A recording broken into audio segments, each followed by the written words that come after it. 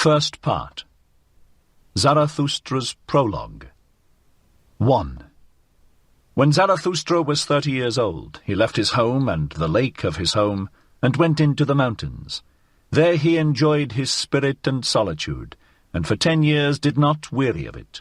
But at last his heart changed, and rising one morning with the rosy dawn, he went before the sun, and spake thus unto it, Thou great star, what would be thy happiness if thou hadst not those for whom thou shinest?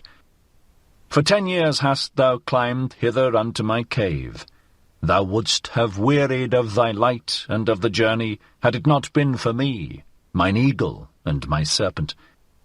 But we awaited thee every morning, took from thee thine overflow, and blessed thee for it. Lo, I am weary of my wisdom. Like the bee that hath gathered too much honey, I need hands outstretched to take it. I would fain bestow and distribute, until the wise have once more become joyous in their folly, and the poor happy in their riches. Therefore must I descend into the deep, as thou doest in the evening, when thou goest behind the sea, and givest light also to the netherworld, thou exuberant star. Like thee must I go down, as men say, to whom I shall descend. Bless me then, thou tranquil eye, that canst behold even the greatest happiness without envy. Bless the cup that is about to overflow, that the water may flow golden out of it, and carry everywhere the reflection of thy bliss. Lo, this cup is again going to empty itself, and Zarathustra is again going to be a man. Thus began Zarathustra's down-going. 2. Zarathustra went down the mountain alone, no one meeting him. When he entered the forest, however, there suddenly stood before him an old man, who had left his holy cot to seek roots, and thus spake the old man to Zarathustra. No stranger to me is this wanderer. Many years ago passed he by. Zarathustra he was called, but he hath altered. Then thou carriedst thine ashes into the mountains. Wilt thou now carry thy fire into the valleys? Fearest thou not the incendiary's doom? Yea, I recognize Zarathustra. Pure is his eye, and no loathing lurketh about his mouth. Goeth he not along like a dancer? Altered is Zarathustra. A child hath Zarathustra become. An awakened one is Zarathustra. What wilt thou do in the land of the sleepers? As in the sea hast thou lived in solitude, and it hath borne thee up. Alas, wilt thou now go ashore?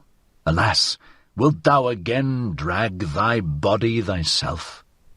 Zarathustra answered, I love mankind.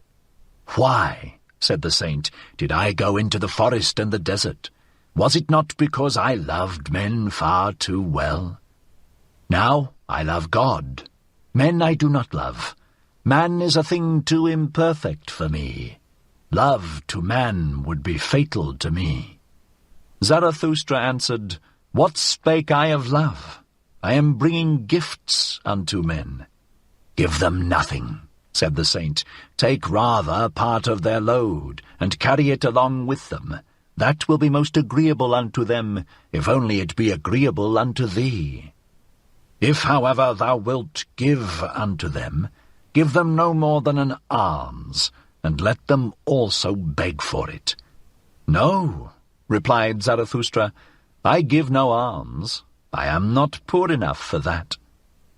The saint laughed at Zarathustra, and spake thus, Then see to it that they accept thy treasures. They are distrustful of anchorites, and do not believe that we come with gifts. The fall of our footsteps ringeth too hollow through their streets, and just as at night, when they are in bed and hear a man abroad long before sunrise, so they ask themselves concerning us, Where goeth the thief? Go not to men, but stay in the forest. Go rather to the animals. Why not be like me, a bear amongst bears, a bird amongst birds? "And what doeth the saint in the forest?" asked Zarathustra. The saint answered, "I make hymns and sing them, and in making hymns I laugh and weep and mumble. Thus do I praise God. With singing, weeping, laughing, and mumbling do I praise the God who is my God. But what dost thou bring us as a gift?" When Zarathustra had heard these words, he bowed to the saint and said, "What should I have to give thee? Let me rather hurry hence, lest I take aught away from thee." And thus they parted from one another, the old man and Zarathustra, laughing like schoolboys. When Zarathustra was alone, however, he said to his heart, "Could it be possible? This old saint in the forest hath not yet heard of it, that God is dead." 3. When Zarathustra arrived at the nearest town which adjoineth the forest, he found many people assembled in the marketplace, for it had been announced that a rope-dancer would give a performance, and Zarathustra spake thus unto the people, "I teach you the Superman. Man is something that is to be surpassed. What have ye done to surpass man?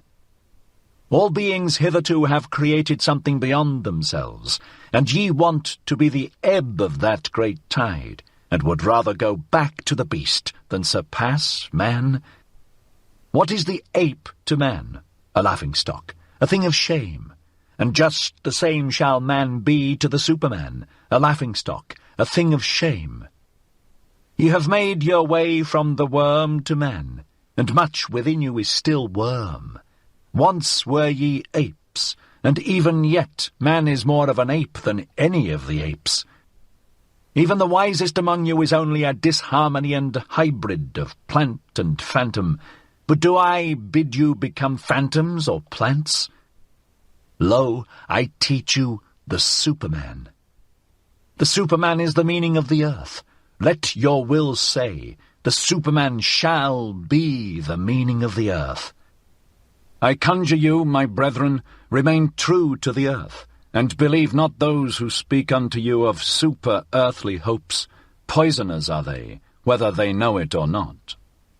Despisers of life are they, decaying ones and poisoned ones themselves, of whom the earth is weary, so away with them. Once blasphemy against God was the greatest blasphemy, but God died, and therewith also those blasphemers. To blaspheme the earth is now the dreadfulest sin, and to rate the heart of the unknowable higher than the meaning of the earth. Once the soul looked contemptuously on the body, and then that contempt was the supreme thing. The soul wished the body meagre, ghastly, and famished. Thus it thought to escape from the body and the earth. Oh, that soul was itself meagre, ghastly, and famished, and cruelty was the delight of that soul. But ye also, my brethren, tell me, what doth your body say about your soul? Is your soul not poverty and pollution and wretched self-complacency? Verily, a polluted stream is man. One must be a sea to receive a polluted stream without becoming impure. Lo, I teach you the Superman. He is that sea. In him can your great contempt be submerged. What is the greatest thing ye can experience?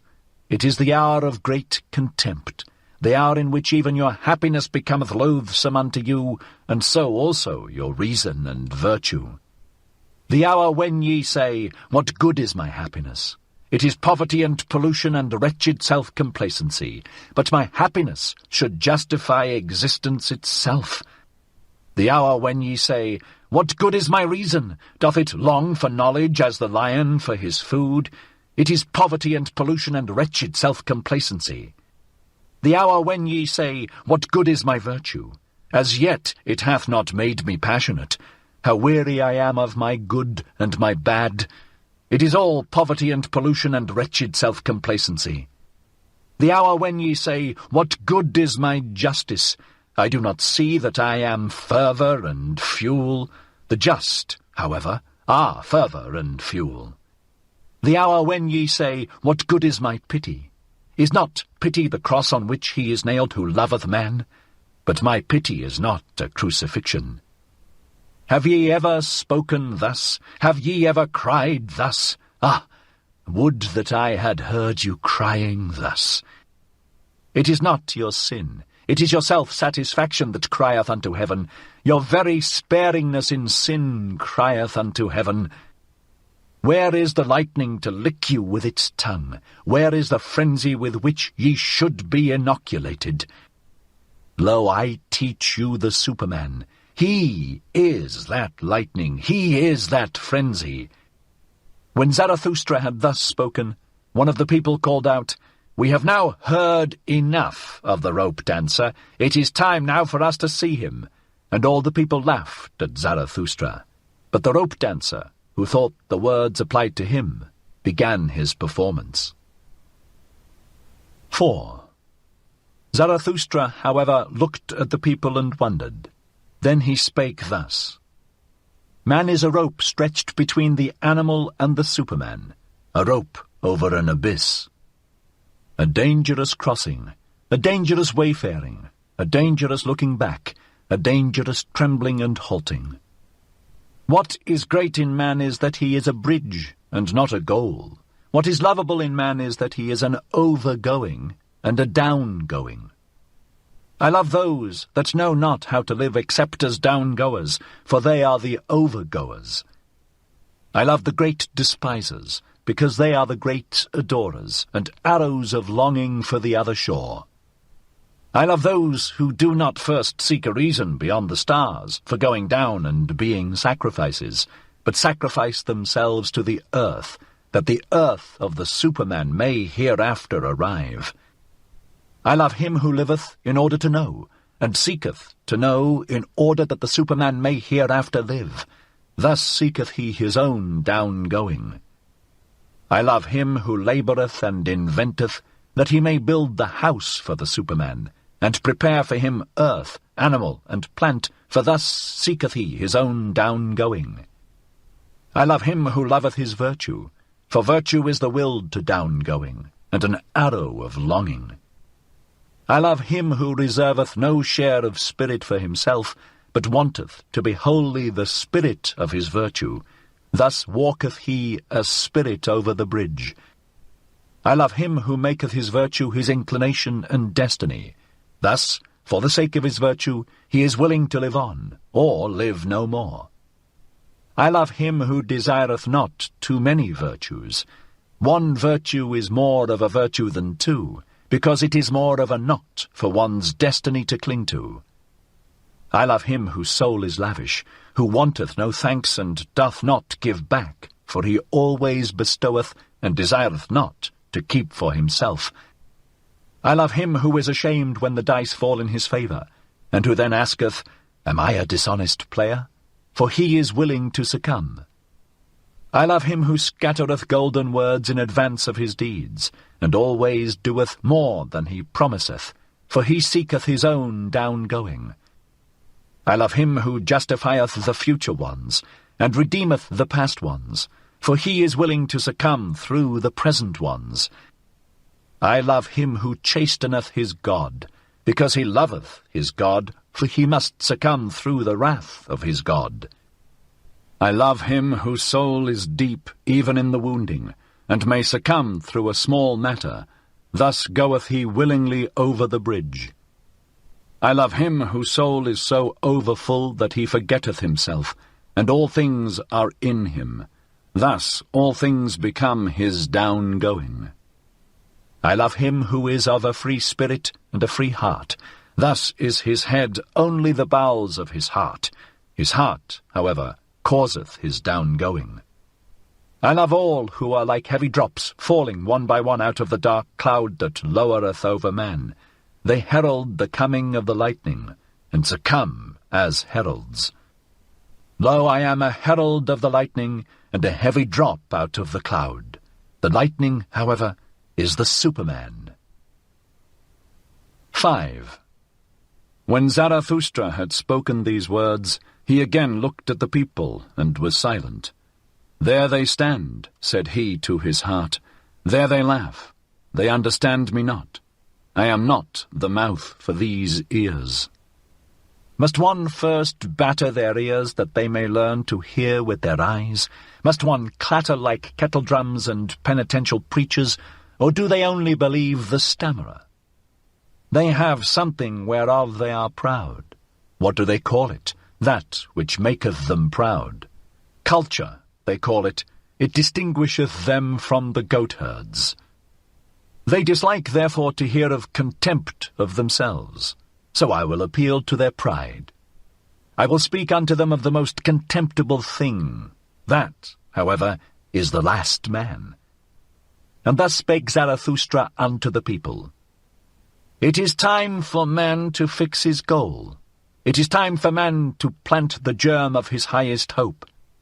Still is his soil rich enough for it, but that soil will one day be poor and exhausted, and no lofty tree will any longer be able to grow thereon. Alas, there cometh the time when man will no longer launch the arrow of his longing beyond man, and the string of his bow will have unlearned to whiz. I tell you, one must still have chaos in one, to give birth to a dancing star. I tell you, ye have still chaos in you. Alas, there cometh the time when man will no longer give birth to any star. Alas, there cometh the time of the most despicable man, who can no longer despise himself.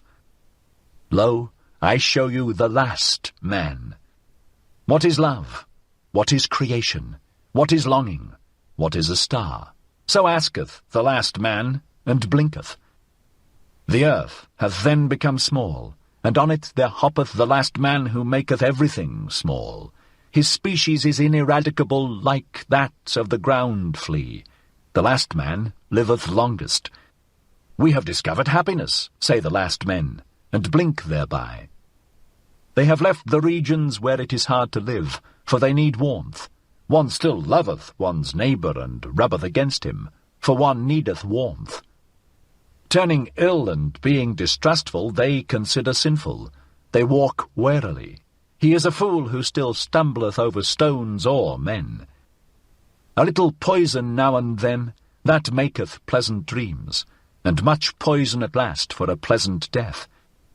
One still worketh, for work is a pastime, but one is careful lest the pastime should hurt one. One no longer becometh poor or rich. Both are too burdensome. Who still wanteth to rule? Who still wanteth to obey? Both are too burdensome. No shepherd and one herd. Every one wanteth the same. Every one is equal. He who hath other sentiments goeth voluntarily into the madhouse. Formerly all the world was insane, say the subtlest of them, and blink thereby. They are clever and know all that hath happened, so there is no end to their raillery. People still fall out, but are soon reconciled. Otherwise it spoileth their stomachs. They have their little pleasures for the day, and their little pleasures for the night, but they have a regard for health. We have discovered happiness, say the last men, and blink thereby. And here ended the first discourse of Zarathustra, which is also called the prologue, for at this point the shouting and mirth of the multitude interrupted him. "Give us this last man, O Zarathustra," they called out. "Make us into these last men. Then will we make thee a present of the Superman." And all the people exulted and smacked their lips. Zarathustra, however, turned sad, and said to his heart, "They understand me not. I am not the mouth for these ears. Too long perhaps have I lived in the mountains, too much have I hearkened unto the brooks and trees. Now do I speak unto them as unto the goatherds. Calm is my soul, and clear, like the mountains in the morning. But they think me cold, and a mocker with terrible jests. And now do they look at me and laugh, and while they laugh they hate me too. There is ice in their laughter." 6. Then, however, something happened which made every mouth mute and every eye fixed. In the meantime, of course, the rope dancer had commenced his performance. He had come out at a little door, and was going along the rope, which was stretched between two towers, so that it hung above the marketplace and the people. When he was just midway across, the little door opened once more, and a gaudily dressed fellow like a buffoon sprang out, and went rapidly after the first one. "Go on, halt-foot," cried his frightful voice. "Go on, lazy bones, interloper, sallow face, lest I tickle thee with my heel. What dost thou here between the towers? In the tower is the place for thee. Thou shouldst be locked up. To one better than thyself thou blockest the way." And with every word he came nearer and nearer the first one. When, however, he was but a step behind, there happened the frightful thing which made every mouth mute, and every eye fixed. He uttered a yell like a devil, and jumped over the other who was in his way. The latter, however, when he thus saw his rival triumph, lost at the same time his head and his footing on the rope. He threw his pole away, and shot downwards faster than it, like an eddy of arms and legs, into the depth. The marketplace and the people were like the sea when the storm cometh on. They all flew apart and in disorder, especially where the body was about to fall. Zarathustra, however, remained standing, and just beside him fell the body, badly injured and disfigured, but not yet dead. After a while consciousness returned to the shattered man, and he saw Zarathustra kneeling beside him. "What art thou doing there?" said he at last. "I knew long ago that the devil would trip me up. Now he draggeth me to hell. Wilt thou prevent him?" "On mine honour, my friend," answered Zarathustra, "there is nothing of all that whereof thou speakest. There is no devil, and no hell. Thy soul will be dead even sooner than thy body. Fear, therefore, nothing any more." The man looked up distrustfully. "If thou speakest the truth," said he, "I lose nothing when I lose my life. I am not much more than an animal which hath been taught to dance by blows and scanty fare." "Not at all," said Zarathustra.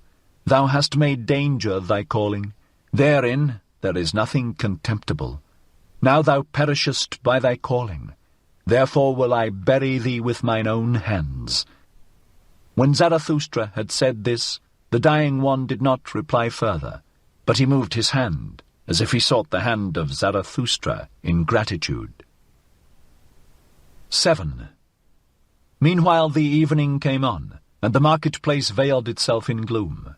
Then the people dispersed, for even curiosity and terror become fatigued. Zarathustra, however, still sat beside the dead man on the ground, absorbed in thought, so he forgot the time. But at last it became night, and a cold wind blew upon the lonely one. Then arose Zarathustra and said to his heart, "Verily, a fine catch of fish hath Zarathustra made today. It is not a man he hath caught, but a corpse. Sombre is human life, and as yet without meaning. A buffoon may be fateful to it. I want to teach men the sense of their existence, which is the Superman, the lightning out of the dark cloud, man. But still am I far from them, and my sense speaketh not unto their sense. To men I am still something between a fool and a corpse. Gloomy is the night. Gloomy are the ways of Zarathustra. Come, thou cold and stiff companion, I carry thee to the place where I shall bury thee with mine own hands. 8. When Zarathustra had said this to his heart, he put the corpse upon his shoulders and set out on his way. Yet had he not gone 100 steps, when there stole a man up to him and whispered in his ear, and lo! He that spake was the buffoon from the tower. "Leave this town, O Zarathustra," said he. "There are too many here who hate thee. The good and just hate thee, and call thee their enemy and despiser. The believers in the orthodox belief hate thee, and call thee a danger to the multitude. It was thy good fortune to be laughed at, and verily thou spakest like a buffoon. It was thy good fortune to associate with the dead dog. By so humiliating thyself, thou hast saved thy life today. Depart, however, from this town, or tomorrow I shall jump over thee, a living man over a dead one." And when he had said this, the buffoon vanished. Zarathustra, however, went on through the dark streets. At the gate of the town the grave-diggers met him. They shone their torch on his face, and, recognizing Zarathustra, they sorely derided him. "Zarathustra is carrying away the dead dog. A fine thing that Zarathustra hath turned a grave-digger, for our hands are too cleanly for that roast.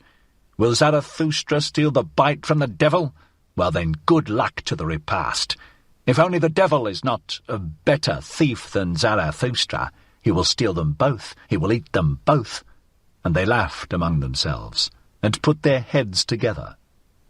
Zarathustra made no answer thereto, but went on his way. When he had gone on for 2 hours, past forests and swamps, he had heard too much of the hungry howling of the wolves, and he himself became a-hungry. So he halted at a lonely house in which a light was burning. "Hunger attacketh me," said Zarathustra, "like a robber. Among forests and swamps my hunger attacketh me, and late in the night.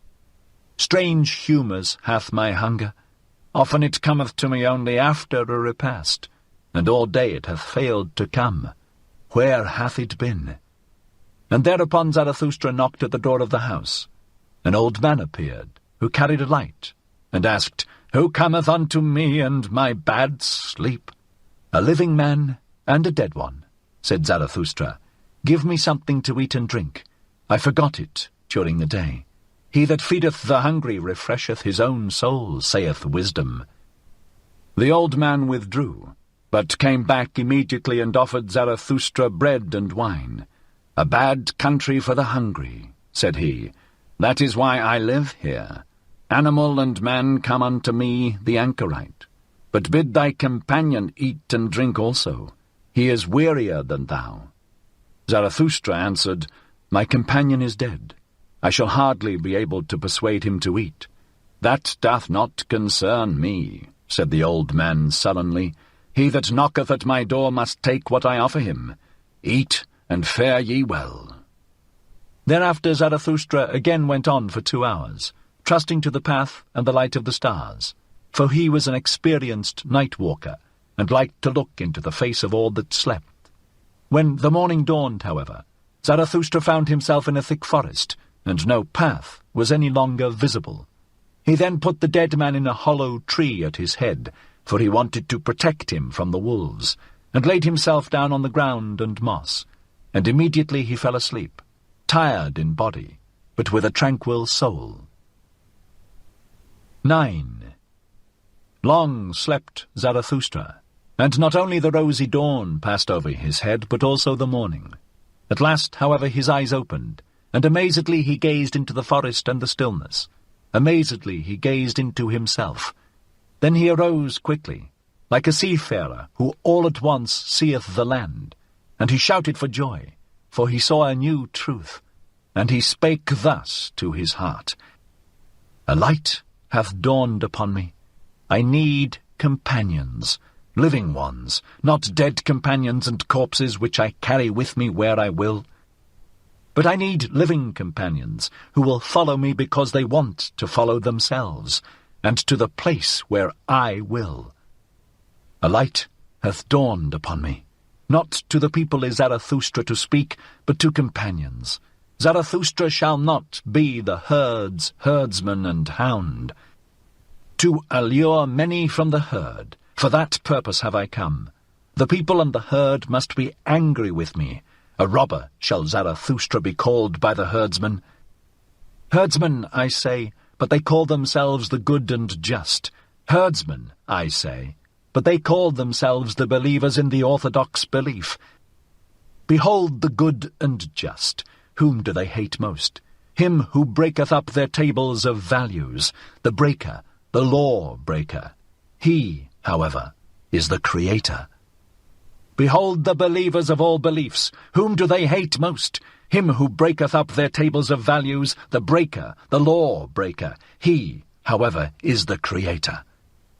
Companions the Creator seeketh, not corpses, and not herds or believers either. Fellow creators the Creator seeketh, those who grave new values on new tables. Companions the Creator seeketh, and fellow reapers, for everything is ripe for the harvest with him. But he lacketh the 100 sickles, so he plucketh the ears of corn and is vexed. Companions the Creator seeketh, and such as know how to whet their sickles. Destroyers will they be called, and despisers of good and evil, but they are the reapers and rejoicers. Fellow creators Zarathustra seeketh, fellow reapers and fellow rejoicers. Zarathustra seeketh. What hath he to do with herds and herdsmen and corpses? And thou, my first companion, rest in peace. Well have I buried thee in thy hollow tree. Well have I hid thee from the wolves. But I part from thee. The time hath arrived. 'Twixt rosy dawn and rosy dawn there came unto me a new truth. I am not to be a herdsman. I am not to be a grave digger. Not any more will I discourse unto the people, for the last time have I spoken unto the dead. With the creators, the reapers, and the rejoicers will I associate, the rainbow will I show them, and all the stairs to the Superman. To the lone dwellers will I sing my song, and to the twain dwellers, and unto him who hath still ears for the unheard, will I make the heart heavy with my happiness. I make for my goal, I follow my course. Over the loitering and tardy will I leap. Thus let my ongoing be their downgoing. 10. This had Zarathustra said to his heart when the sun stood at noontide. Then he looked inquiringly aloft, for he heard above him the sharp call of a bird. And behold, an eagle swept through the air in wide circles, and on it hung a serpent, not like a prey, but like a friend, for it kept itself coiled round the eagle's neck. They are mine animals, said Zarathustra, and rejoiced in his heart. The proudest animal under the sun, and the wisest animal under the sun. They have come out to reconnoitre. They want to know whether Zarathustra still liveth. Verily, do I still live? More dangerous have I found it among men than among animals. In dangerous paths goeth Zarathustra. Let mine animals lead me. When Zarathustra had said this, he remembered the words of the saint in the forest, and he sighed and spake thus to his heart. Would that I were wiser. Would that I were wise from the very heart, like my serpent. But I am asking the impossible. Therefore do I ask my pride to go always with my wisdom. And if my wisdom should some day forsake me, alas, it loveth to fly away, may my pride then fly with my folly. Thus began Zarathustra's down-going. Zarathustra's Discourses. 1. The Three Metamorphoses. 3 metamorphoses of the spirit do I designate to you.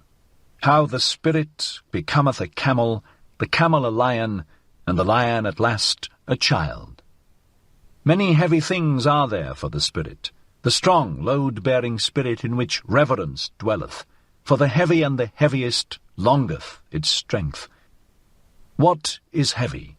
So asketh the load-bearing spirit, then kneeleth it down like the camel, and wanteth to be well laden. What is the heaviest thing, ye heroes, asketh the load-bearing spirit, that I may take it upon me and rejoice in my strength? Is it not this, to humiliate oneself in order to mortify one's pride, to exhibit one's folly in order to mock at one's wisdom? Or is it this, to desert our cause when it celebrateth its triumph, to ascend high mountains, to tempt the tempter? Or is it this, to feed on the acorns and grass of knowledge, and for the sake of truth to suffer hunger of soul? Or is it this, to be sick and dismiss comforters, and make friends of the deaf, who never hear thy requests? Or is it this, to go into foul water when it is the water of truth, and not disclaim cold frogs and hot toads? Or is it this: to love those who despise us, and give one's hand to the phantom when it is going to frighten us? All these heaviest things the load-bearing spirit taketh upon itself, and, like the camel, which, when laden, hasteneth into the wilderness, so hasteneth the spirit into its wilderness. But in the loneliest wilderness happeneth the second metamorphosis. Here the spirit becometh a lion. Freedom will it capture, and lordship in its own wilderness. Its last lord it here seeketh. Hostile will it be to him, and to its last god. For victory will it struggle with the great dragon. What is the great dragon which the spirit is no longer inclined to call Lord and God? Thou shalt is the great dragon called, but the spirit of the lion saith, I will. Thou shalt lieth in its path, sparkling with gold, a scale-covered beast, and on every scale glittereth golden, Thou shalt. The values of 1,000 years glitter on those scales, and thus speaketh the mightiest of all dragons, All the values of things glitter on me. All values have already been created, and all created values do I represent. Verily there shall be no I will any more. Thus speaketh the dragon. My brethren, wherefore is there need of the lion in the spirit? Why sufficeth not the beast of burden, which renounceth and is reverent? To create new values, that even the lion cannot yet accomplish, but to create itself freedom for new creating, that can the might of the lion do. To create itself freedom and give a holy nay, even unto duty, for that, my brethren, there is need of the lion. To assume the right to new values, that is the most formidable assumption for a load-bearing and reverent spirit. Verily, unto such a spirit it is praying, and the work of a beast of prey. At its holiest it once loved, thou shalt. Now it is forced to find illusion and arbitrariness, even in the holiest things, that it may capture freedom from its love. The lion is needed for this capture. But tell me, my brethren, what the child can do, which even the lion could not do. Why hath the praying lion still to become a child? Innocence is the child, and forgetfulness, a new beginning, a game, a self-rolling wheel, a first movement, a holy yea. Aye, for the game of creating, my brethren, there is needed a holy yea unto life. Its own will willeth now the spirit, his own world winneth the world's outcast. 3 metamorphoses of the spirit have I designated to you, how the spirit became a camel, the camel a lion, and the lion at last a child. Thus spake Zarathustra, and at that time he abode in the town which is called the Pied Cow. 2. The academic chairs of virtue. People commended unto Zarathustra a wise man, as one who could discourse well about sleep and virtue. Greatly was he honoured and rewarded for it, and all the youths sat before his chair. To him went Zarathustra, and sat among the youths before his chair, and thus spake the wise man.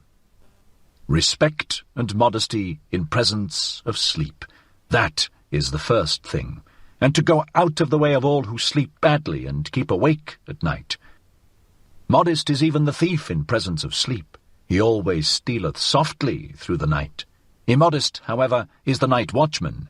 Immodestly he carrieth his horn. No small art is it to sleep. It is necessary for that purpose to keep awake all day. 10 times a day must thou overcome thyself. That causeth wholesome weariness, and is poppy to the soul. 10 times must thou reconcile again with thyself, for overcoming is bitterness, and badly sleep the unreconciled. 10 truths must thou find during the day, otherwise wilt thou seek truth during the night, and thy soul will have been hungry. 10 times must thou laugh during the day, and be cheerful. Otherwise thy stomach, the father of affliction, will disturb thee in the night. Few people know it, but one must have all the virtues in order to sleep well. Shall I bear false witness? Shall I commit adultery? Shall I covet my neighbour's maidservant? All that would ill accord with good sleep. And even if one have all the virtues, there is still one thing needful, to send the virtues themselves to sleep at the right time, that they may not quarrel with one another, the good females. And about thee, thou unhappy one, peace with God and thy neighbour, so desireth good sleep, and peace also with thy neighbour's devil, otherwise it will haunt thee in the night. Honour to the government and obedience, and also to the crooked government, so desireth good sleep. How can I help it, if power like to walk on crooked legs? He who leadeth his sheep to the greenest pasture shall always be for me the best shepherd, so doth it accord with good sleep. Many honours I want not, nor great treasures, they excite the spleen. But it is bad sleeping without a good name and a little treasure. A small company is more welcome to me than a bad one, but they must come and go at the right time. So doth it accord with good sleep. Well also do the poor in spirit please me, they promote sleep. Blessed are they, especially if one always give in to them. Thus passeth the day unto the virtuous. When night cometh, then take I good care not to summon sleep. It disliketh to be summoned. Sleep, the lord of the virtues. But I think of what I have done and thought during the day. Thus ruminating, patient as a cow, I ask myself, what were thy 10 overcomings? And what were the 10 reconciliations, and the 10 truths, and the 10 laughters with which my heart enjoyed itself? Thus pondering and cradled by 40 thoughts, it overtaketh me all at once. Sleep, the unsummoned, the lord of the virtues. Sleep tappeth on mine eye, and it turneth heavy. Sleep toucheth my mouth, and it remaineth open.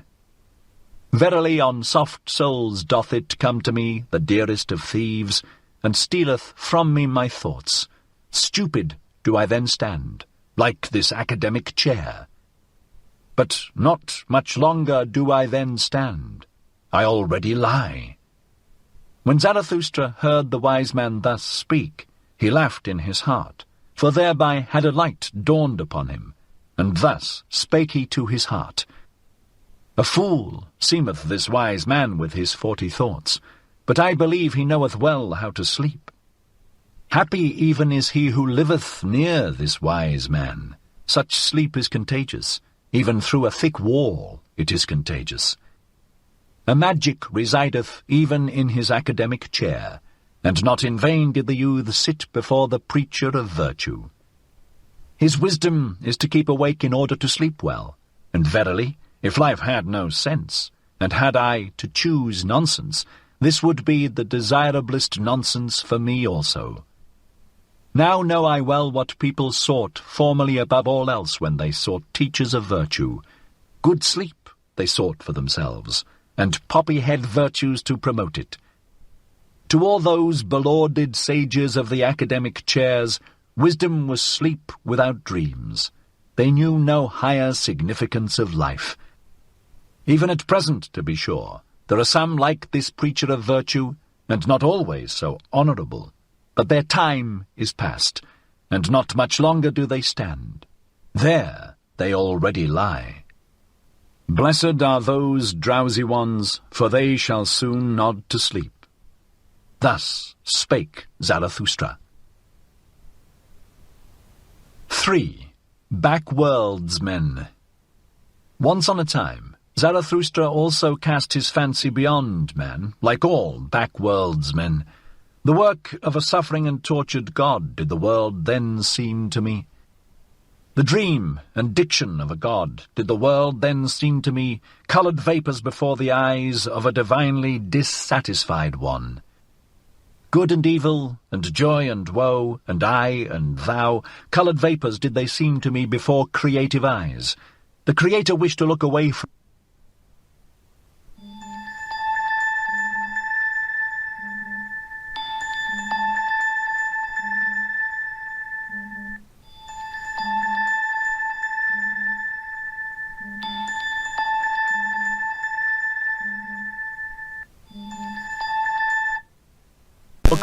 himself. Thereupon he created the world. Intoxicating joy is it for the sufferer to look away from his suffering and forget himself. Intoxicating joy and self-forgetting did the world once seem to me. This world, the eternally imperfect, an eternal contradiction's image and imperfect image, an intoxicating joy to its imperfect creator, thus did the world once seem to me. Thus, once on a time, did I also cast my fancy beyond man, like all backworldsmen. Beyond man, forsooth? Ah, ye brethren, that God whom I created was human work and human madness, like all the gods. A man was he, and only a poor fragment of a man, and ego. Out of mine own ashes and glow it came unto me, that phantom, and verily it came not unto me from the beyond. What happened, my brethren?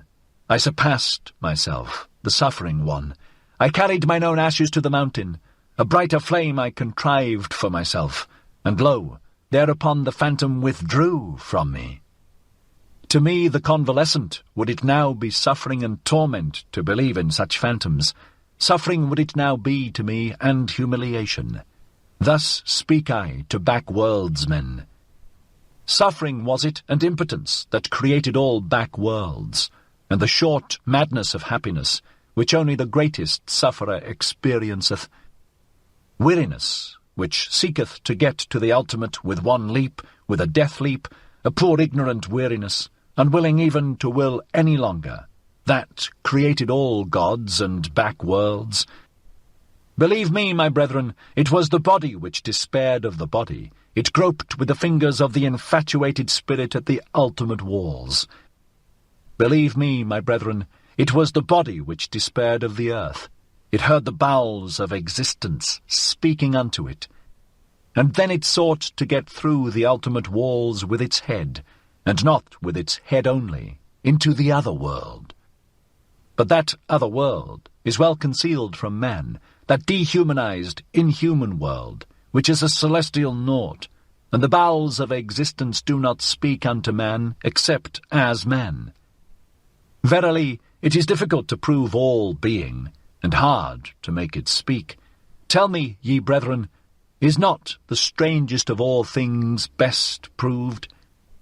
Yea, this ego, with its contradiction and perplexity, speaketh most uprightly of its being, this creating, willing, evaluing ego, which is the measure and value of things. And this most upright existence, the ego, it speaketh of the body, and still implieth the body, even when it museth and raveth and fluttereth with broken wings. Always more uprightly learneth it to speak, the ego, and the more it learneth, the more doth it find titles and honours for the body and the earth.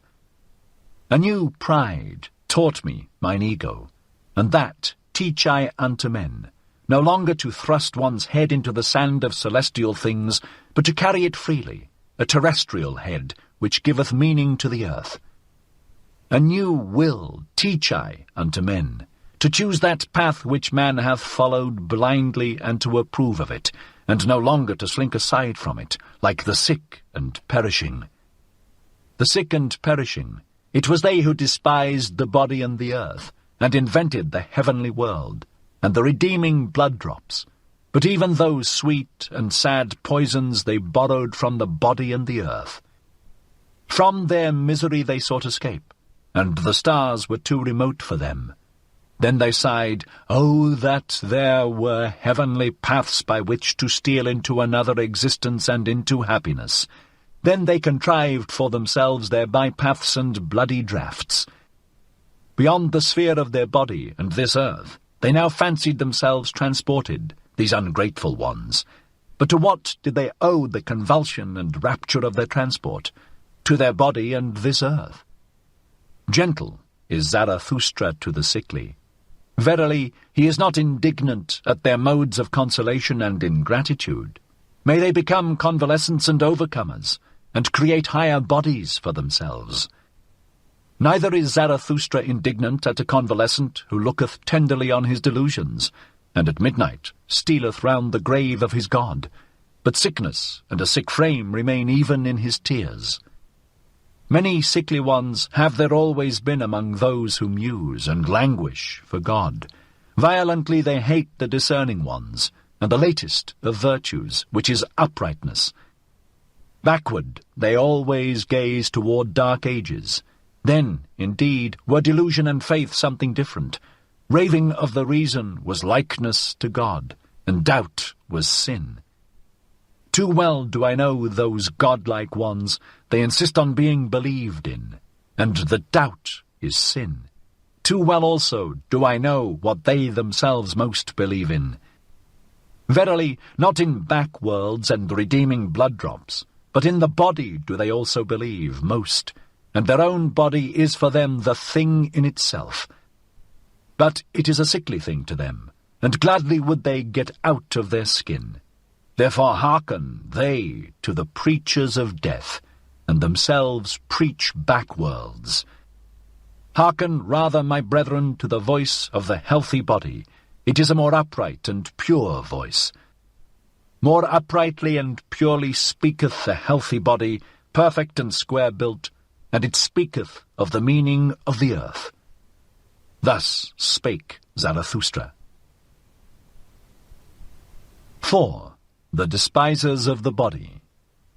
To the despisers of the body will I speak my word. I wish them neither to learn afresh nor teach anew, but only to bid farewell to their own bodies, and thus be dumb. Body am I and soul, so saith the child, and why should one not speak like children? But the awakened one, the knowing one, saith, Body am I entirely, and nothing more, and soul is only the name of something in the body. The body is a big sagacity, a plurality with one sense, a war and a peace, a flock and a shepherd. An instrument of thy body is also thy little sagacity, my brother, which thou callest spirit, a little instrument and plaything of thy big sagacity. Ego, sayest thou, and art proud of that word, but the greater thing, in which thou art unwilling to believe, is thy body with its big sagacity. It saith not, ego, but doeth it. What the sense feeleth, what the spirit discerneth, hath never its end in itself. But sense and spirit would fain persuade thee that they are the end of all things. So vain are they. Instruments and playthings are sense and spirit. Behind them there is still the self. The self seeketh with the eyes of the senses. It hearkeneth also with the ears of the spirit. Ever hearkeneth the self, and seeketh. It compareth, mastereth, conquereth, and destroyeth. It ruleth, and is also the ego's ruler. Behind thy thoughts and feelings, my brother, there is a mighty lord, an unknown sage. It is called self. It dwelleth in thy body. It is thy body. There is more sagacity in thy body than in thy best wisdom. And who then knoweth why thy body requireth just thy best wisdom? Thyself laugheth at thine ego, and its proud prancings. What are these prancings and flights of thought unto me? It saith to itself, a byway to my purpose. I am the leading string of the ego and the prompter of its notions. The self saith unto the ego, feel pain, and thereupon it suffereth, and thinketh how it may put an end thereto, and for that very purpose it is meant to think.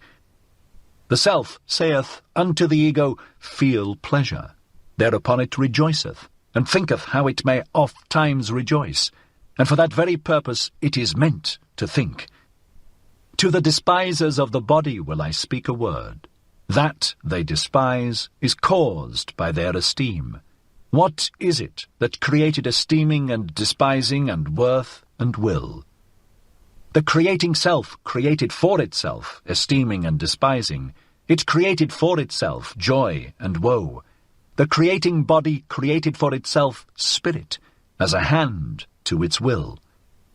Even in your folly and despising, ye each serve yourself, ye despisers of the body. I tell you, your very self wanteth to die, and turneth away from life. No longer can yourself do that which it desireth most, create beyond itself.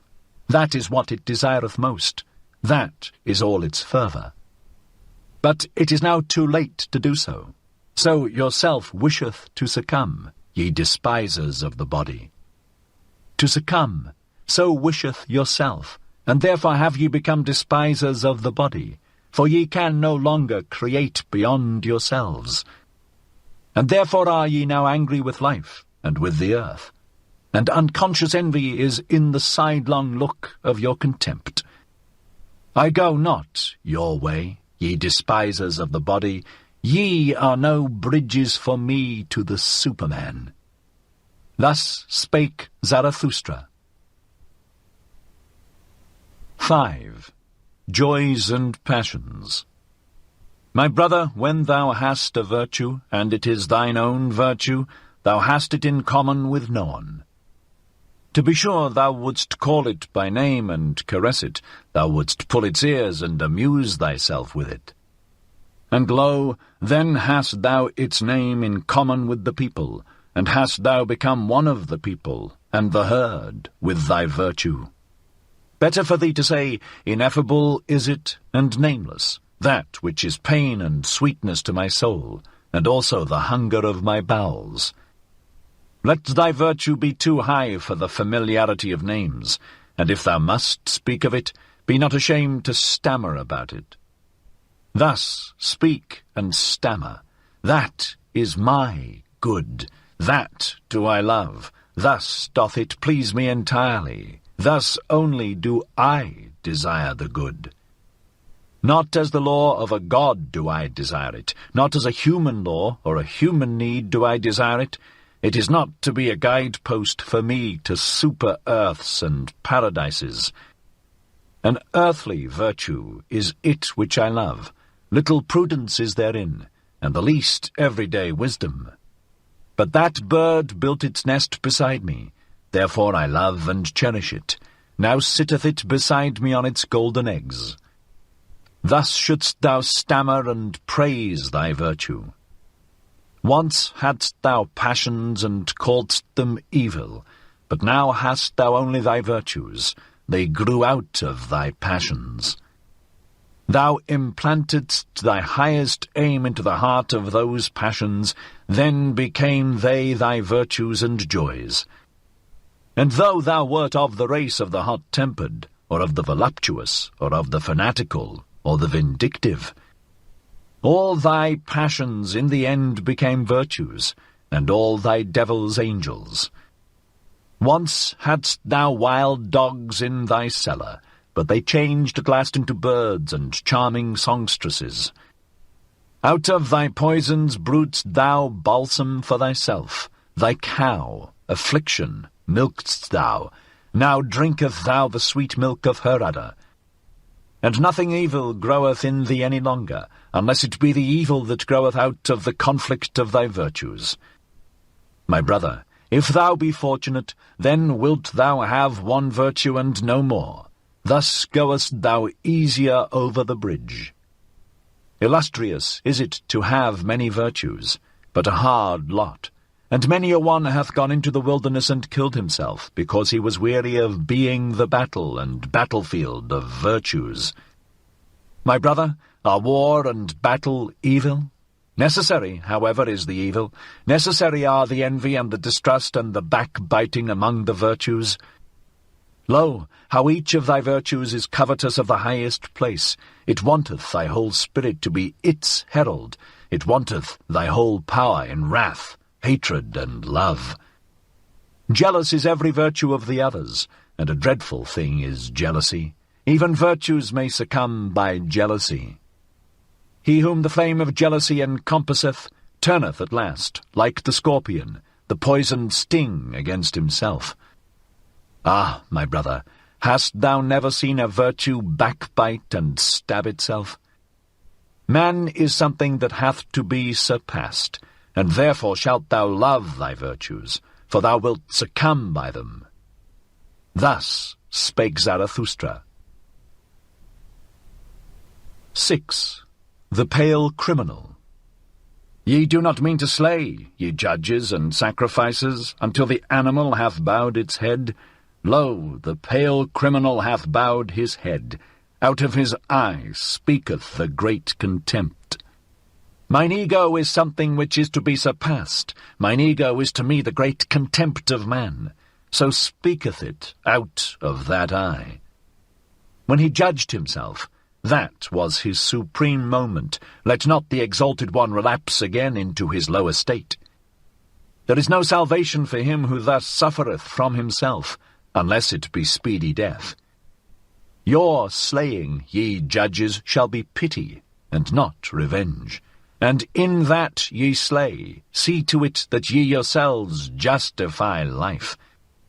It is not enough that ye should reconcile with him whom ye slay.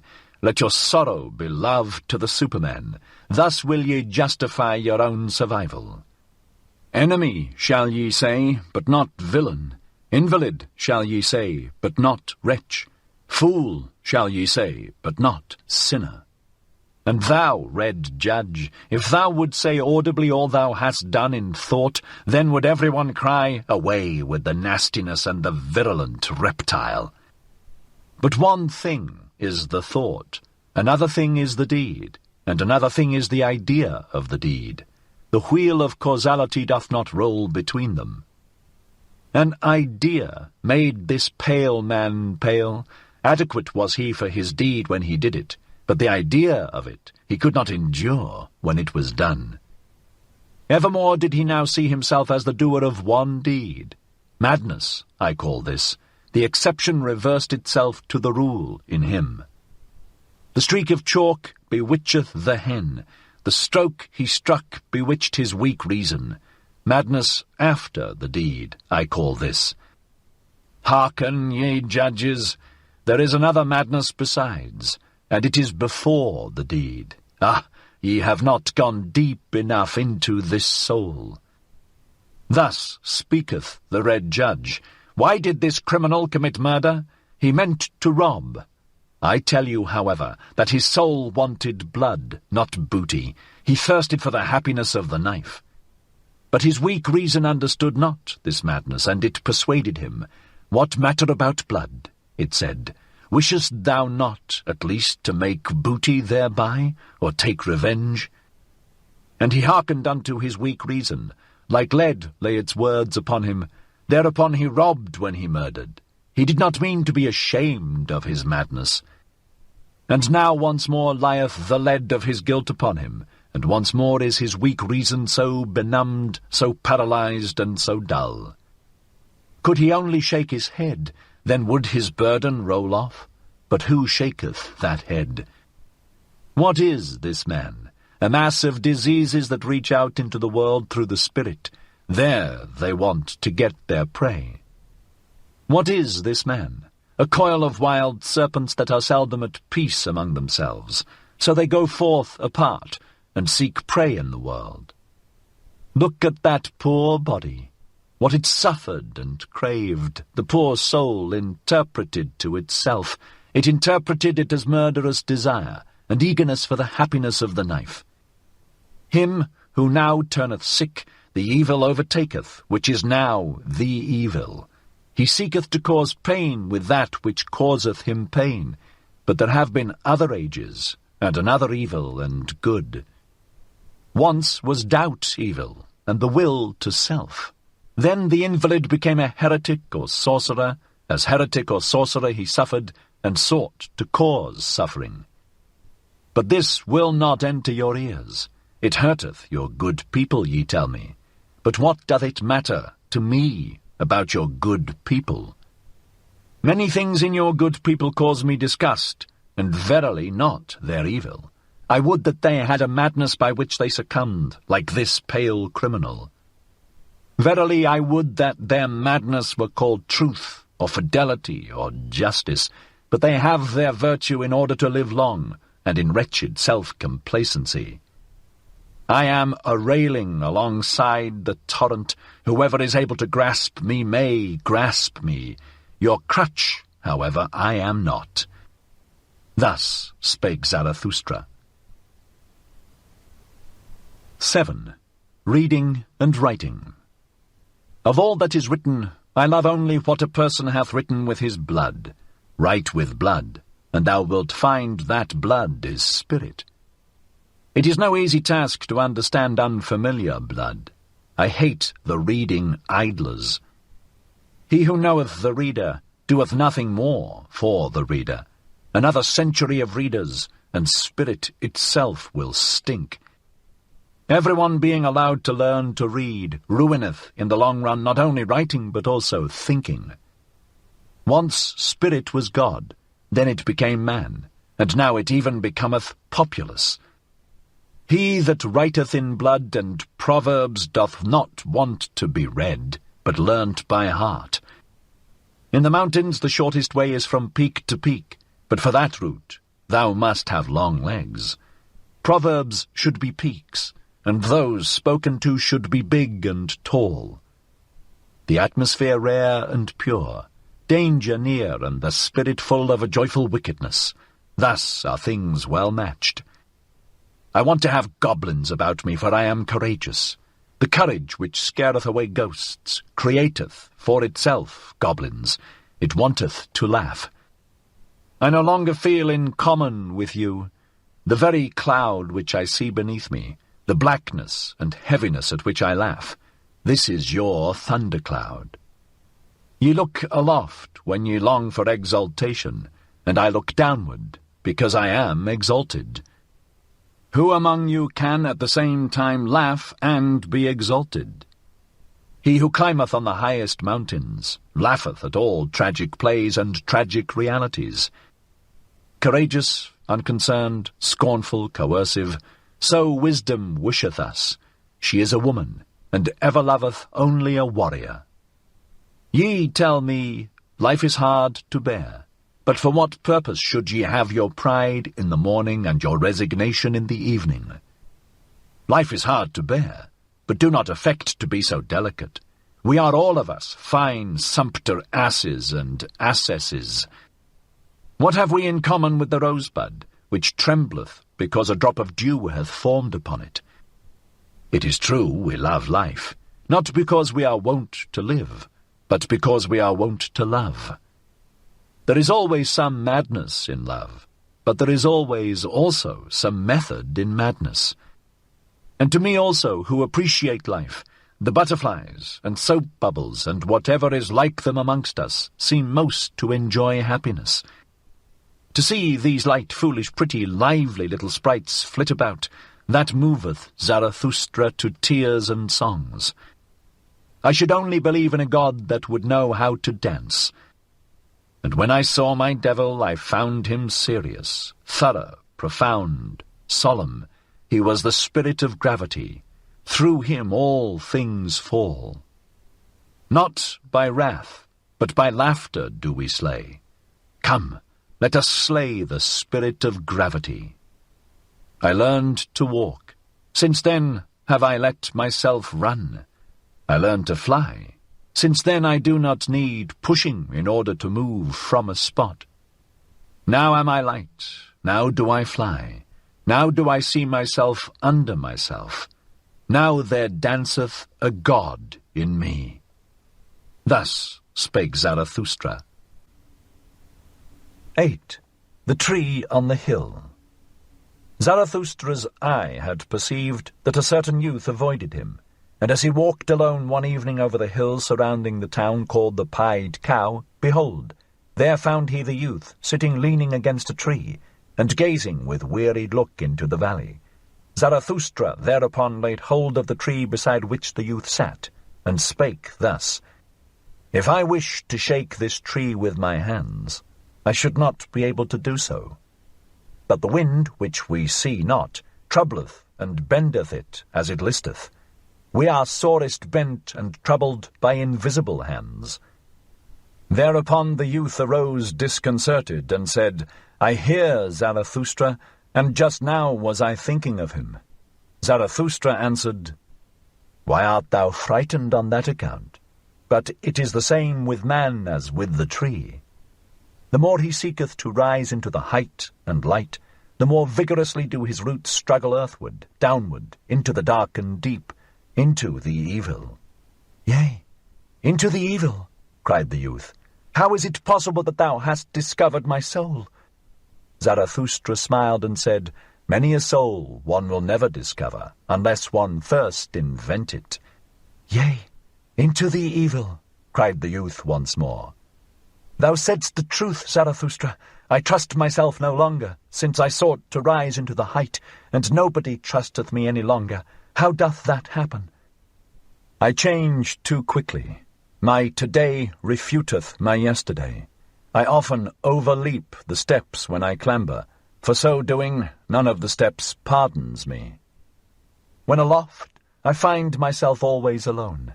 No one speaketh unto me. The frost of solitude maketh me tremble. What do I seek on the height? My contempt and my longing increase together. The higher I clamber, the more do I despise him who clambereth. What doth he seek on the height? How ashamed I am of my clambering and stumbling, how I mock at my violent panting, how I hate him who flieth, how tired I am on the height. Here the youth was silent, and Zarathustra contemplated the tree beside which they stood, and spake thus. This tree standeth lonely here on the hills. It hath grown up high above man and beast. And if it wanted to speak, it would have none who could understand it. So high hath it grown. Now it waiteth and waiteth. For what doth it wait? It dwelleth too close to the seat of the clouds. It waiteth, perhaps, for the first lightning. When Zarathustra had said this, the youth called out with violent gestures, Yea, Zarathustra, thou speakest the truth. My destruction I longed for when I desired to be on the height, and thou art the lightning for which I waited. Lo, what have I been since thou hast appeared amongst us? It is mine envy of thee that hath destroyed me. Thus spake the youth, and wept bitterly. Zarathustra, however, put his arm about him, and led the youth away with him. And when they had walked a while together, Zarathustra began to speak thus. It rendeth my heart. Better than thy words express it, thine eyes tell me all thy danger. As yet thou art not free. Thou still seekest freedom. Too unslept hath thy seeking made thee, and too wakeful. On the open height wouldst thou be, for the stars thirsteth thy soul, but thy bad impulses also thirst for freedom. Thy wild dogs want liberty. They bark for joy in their cellar when thy spirit endeavoureth to open all prison doors. Still art thou a prisoner, it seemeth to me, who deviseth liberty for himself. Ah, sharp becometh the soul of such prisoners, but also deceitful and wicked. To purify himself is still necessary for the freedom of the spirit. Much of the prison and the mould still remaineth in him. Pure hath his eye still to become. Yea, I know thy danger, but by my love and hope I conjure thee, cast not thy love and hope away. Noble thou feelest thyself still, and noble others also feel thee still, though they bear thee a grudge and cast evil looks. Know this, that to everybody a noble one standeth in the way. Also to the good a noble one standeth in the way, and even when they call him a good man, they want thereby to put him aside. The new would the noble man create, and a new virtue. The old wanteth the good man, and that the old should be conserved. But it is not the danger of the noble man to turn a good man, but lest he should become a blusterer, a scoffer, or a destroyer. Ah, I have known noble ones who lost their highest hope, and then they disparaged all high hopes. Then lived they shamelessly in temporary pleasures, and beyond the day had hardly a name. Spirit is also voluptuousness, said they, then broke the wings of their spirit, and now it creepeth about. and defileth where it gnaweth. Once they thought of becoming heroes, but sensualists are they now. A trouble and a terror is the hero to them. But by my love and hope I conjure thee, cast not away the hero in thy soul. Maintain wholly thy highest hope. Thus spake Zarathustra. 9. The Preachers of Death. There are preachers of death, and the earth is full of those to whom desistance from life must be preached. Full is the earth of the superfluous. Marred is life by the many too many. May they be decoyed out of this life by the life eternal. The yellow ones, so are called the preachers of death, or the black ones, but I will show them unto you in other colours besides. There are the terrible ones who carry about in themselves the beast of prey, and have no choice except lusts or self-laceration, and even their lusts are self-laceration. They have not yet become men, those terrible ones. May they preach desistance from life, and pass away themselves. There are the spiritually consumptive ones. Hardly are they born when they begin to die, and long for doctrines of lassitude and renunciation. They would fain be dead, and we should approve of their wish. Let us beware of awakening those dead ones, and of damaging those living coffins. They meet an invalid or an old man or a corpse, and immediately they say, life is refuted. But they only are refuted, and their eye, which seeth only one aspect of existence. Shrouded in thick melancholy and eager for the little casualties that bring death, thus do they wait and clench their teeth. Or else they grasp at sweetmeats and mock at their childishness thereby. They cling to their straw of life, and mock at their still clinging to it. Their wisdom speaketh thus, a fool, he who remaineth alive. But so far are we fools, and that is the foolishest thing in life. Life is only suffering, so say others, and lie not. Then see to it that ye cease. See to it that the life ceaseth, which is only suffering. And let this be the teaching of your virtue. Thou shalt slay thyself. Thou shalt steal away from thyself. Lust is sin, so say some who preach death. Let us go apart and beget no children. Giving birth is troublesome, say others. Why still give birth? One beareth only the unfortunate, and they also are preachers of death.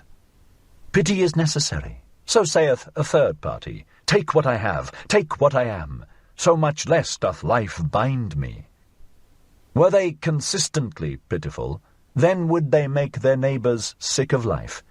To be wicked, that would be their true goodness. But they want to be rid of life. What care they if they bind others still faster with their chains and gifts? And ye also, to whom life is rough labour and disquiet, are ye not very tired of life? Are ye not very ripe for the sermon of death?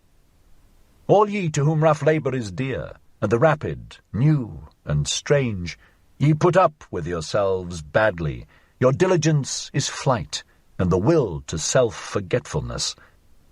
If ye believed more in life, then would ye devote yourselves less to the momentary. But for waiting ye have not enough of capacity in you, nor even for idling. Everywhere resoundeth the voices of those who preach death, and the earth is full of those to whom death hath to be preached. Or life eternal. It is all the same to me, if only they pass away quickly. Thus spake Zarathustra. 10. War and Warriors. By our best enemies we do not want to be spared, nor by those either whom we love from the very heart. So let me tell you the truth. My brethren in war, I love you from the very heart. I am and was ever your counterpart, and I am also your best enemy. So let me tell you the truth. I know the hatred and envy of your hearts. Ye are not great enough not to know of hatred and envy. then be great enough not to be ashamed of them. And if ye cannot be saints of knowledge, then I pray you be at least its warriors. They are the companions and forerunners of such saintship. I see many soldiers. Could I but see many warriors! Uniform, one calleth what they wear. May it not be uniform what they therewith hide. Ye shall be those whose eyes ever seek for an enemy, for your enemy. And with some of you there is hatred at first sight. Your enemy shall ye seek, your war shall ye wage, and for the sake of your thoughts. And if your thoughts succumb, your uprightness shall still shout triumph thereby. Ye shall love peace as a means to new wars, and the short peace more than the long. You I advise not to work, but to fight. You I advise not to peace, but to victory. Let your work be a fight. Let your peace be a victory. One can only be silent and sit peacefully when one hath arrow and bow. Otherwise one prateth and quarrelleth. Let your peace be a victory. Ye say it is the good cause which halloweth even war. I say unto you, it is the good war which halloweth every cause. War and courage have done more great things than charity. Not your sympathy, but your bravery have hitherto saved the victims. What is good, ye ask? To be brave is good. Let the little girls say, to be good is what is pretty, and at the same time touching. They call you heartless, but your heart is true, and I love the bashfulness of your goodwill. Ye are ashamed of your flow, and others are ashamed of their ebb. Ye are ugly? Well then, my brethren, take the sublime about you, the mantle of the ugly. And when your soul becometh great, then doth it become haughty, and in your sublimity there is wickedness. I know you. In wickedness the haughty man and the weakling meet, but they misunderstand one another. I know you. Ye shall only have enemies to be hated, but not enemies to be despised. Ye must be proud of your enemies. Then the success of your enemies are also your successes. Resistance, that is the distinction of the slave. Let your distinction be obedience. Let your commanding itself be obeying. To the good warrior soundeth thou shalt pleasanter than I will, and all that is dear unto you ye shall first have it commanded unto you. Let your love to life be love to your highest hope, and let your highest hope be the highest thought of life. Your highest thought, however, ye shall have it commanded unto you by me, and it is this: man is something that is to be surpassed. So live your life of obedience and of war. What matter about long life? What warrior wisheth to be spared? I spare you not. I love you from my very heart, my brethren in war. Thus spake Zarathustra. 11. The New Idol. Somewhere there are still peoples and herds, but not with us, my brethren. Here there are states. A state? What is that? Well, open now your ears unto me, for now will I say unto you my word concerning the death of peoples. A state is called the coldest of all cold monsters. Coldly lieth it also, and this lie creepeth from its mouth. I, the state, am the people. It is a lie.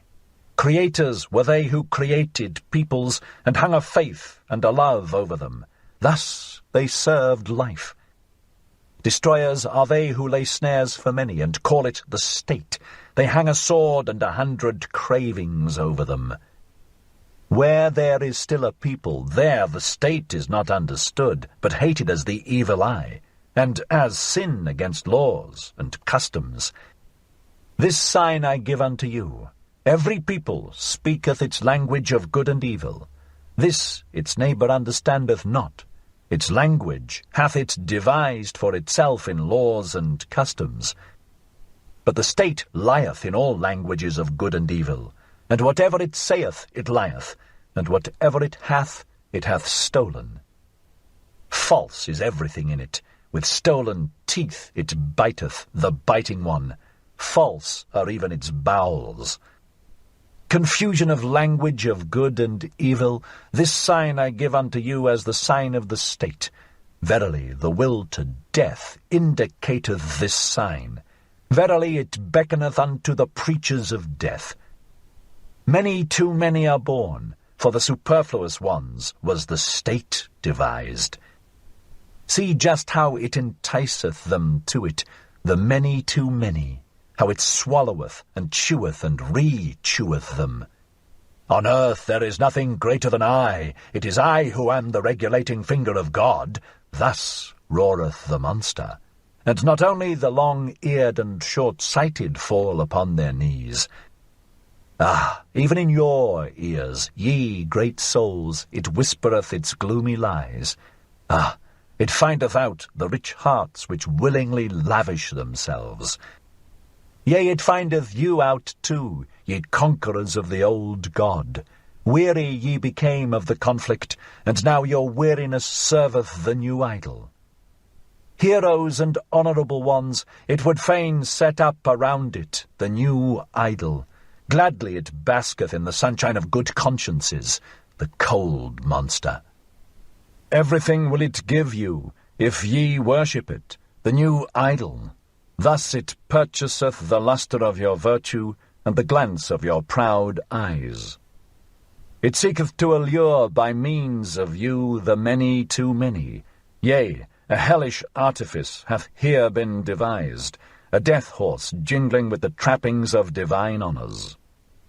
Yea, a dying for many hath here been devised, which glorifieth itself as life. Verily a hearty service unto all preachers of death. The state, I call it, where all are poison drinkers, the good and the bad. The state, where all lose themselves, the good and the bad. The state where the slow suicide of all is called life. Just see these superfluous ones. They steal the works of the inventors and the treasures of the wise. Culture they call their theft, and everything becometh sickness and trouble unto them. Just see these superfluous ones. Sick are they always. They vomit their bile and call it a newspaper. They devour one another, and cannot even digest themselves. Just see these superfluous ones. Wealth they acquire and become poorer thereby. Power they seek for, and above all, the lever of power, much money, these impotent ones. See them clamber, these nimble apes. They clamber over one another, and thus scuffle into the mud and the abyss. Towards the throne they all strive. It is their madness, as if happiness sat on the throne. Oft-times sitteth filth on the throne, and oft-times also the throne on filth.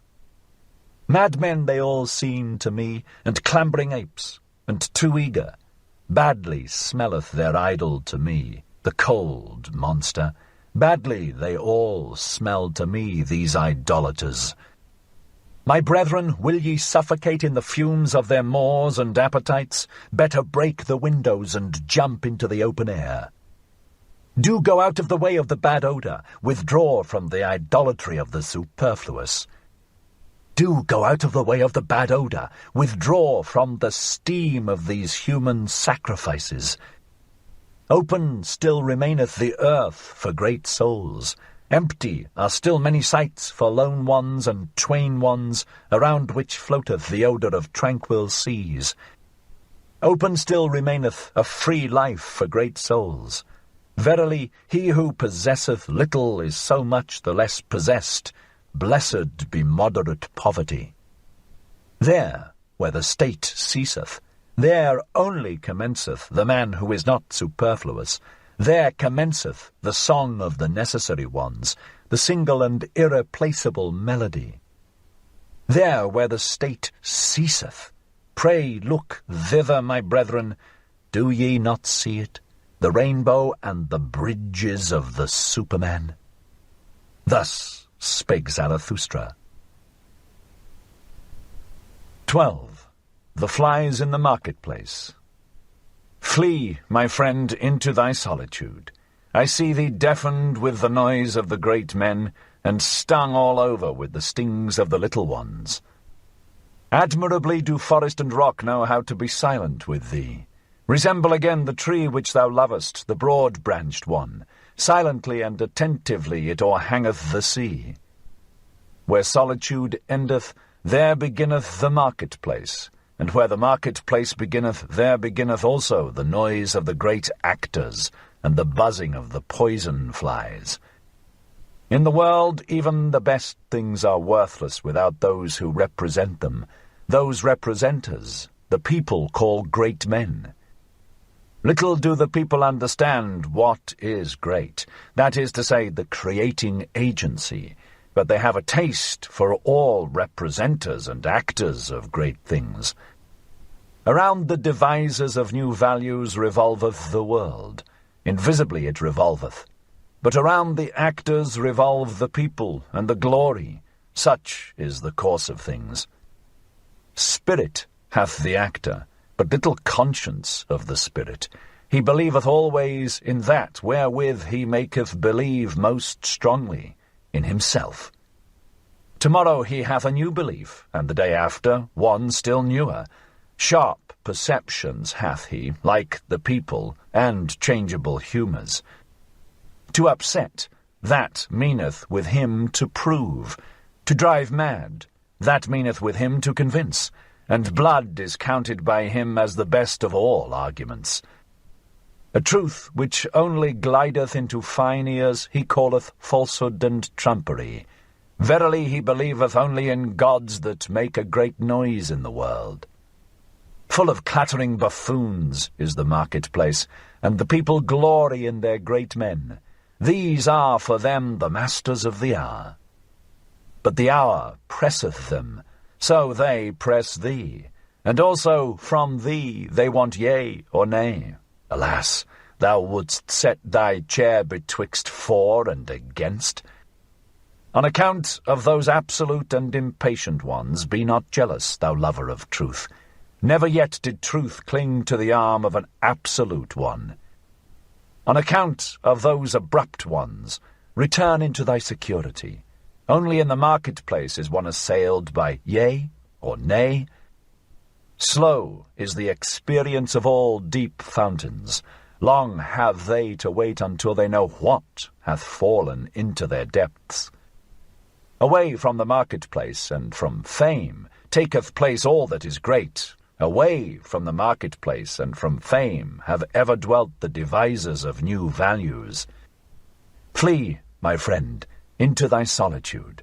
I see thee stung all over by the poisonous flies. Flee thither where a rough, strong breeze bloweth. Flee into thy solitude. Thou hast lived too closely to the small and the pitiable. Flee from their invisible vengeance. Towards thee they have nothing but vengeance. Raise no longer an arm against them. Innumerable are they, and it is not thy lot to be a fly-flap. Innumerable are the small and pitiable ones, and of many a proud structure raindrops and weeds have been the ruin. Thou art not stone, but already hast thou become hollow by the numerous drops. Thou wilt yet break and burst by the numerous drops. Exhausted I see thee by poisonous flies. Bleeding I see thee, and torn at 100 spots, and thy pride will not even upbraid. Blood they would have from thee in all innocence. Blood their bloodless souls crave for, and they sting, therefore, in all innocence.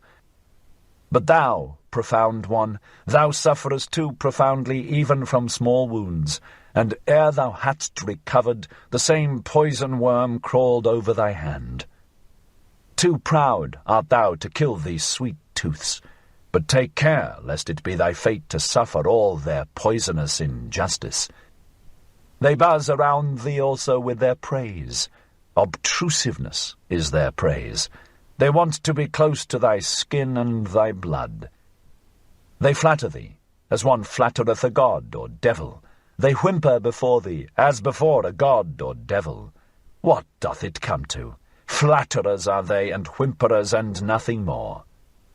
Often also do they show themselves to thee as amiable ones, but that hath ever been the prudence of the cowardly. Yea, the cowardly are wise. They think much about thee with their circumscribed souls. Thou art always suspected by them. Whatever is much thought about is at last thought suspicious. They punish thee for all thy virtues. They pardon thee in their inmost hearts only for thine errors. Because thou art gentle and of upright character, thou sayest, blameless are they for their small existence. But their circumscribed souls think blamable is all great existence. Even when thou art gentle towards them, they still feel themselves despised by thee, and they repay thy beneficence with secret maleficence. Thy silent pride is always counter to their taste.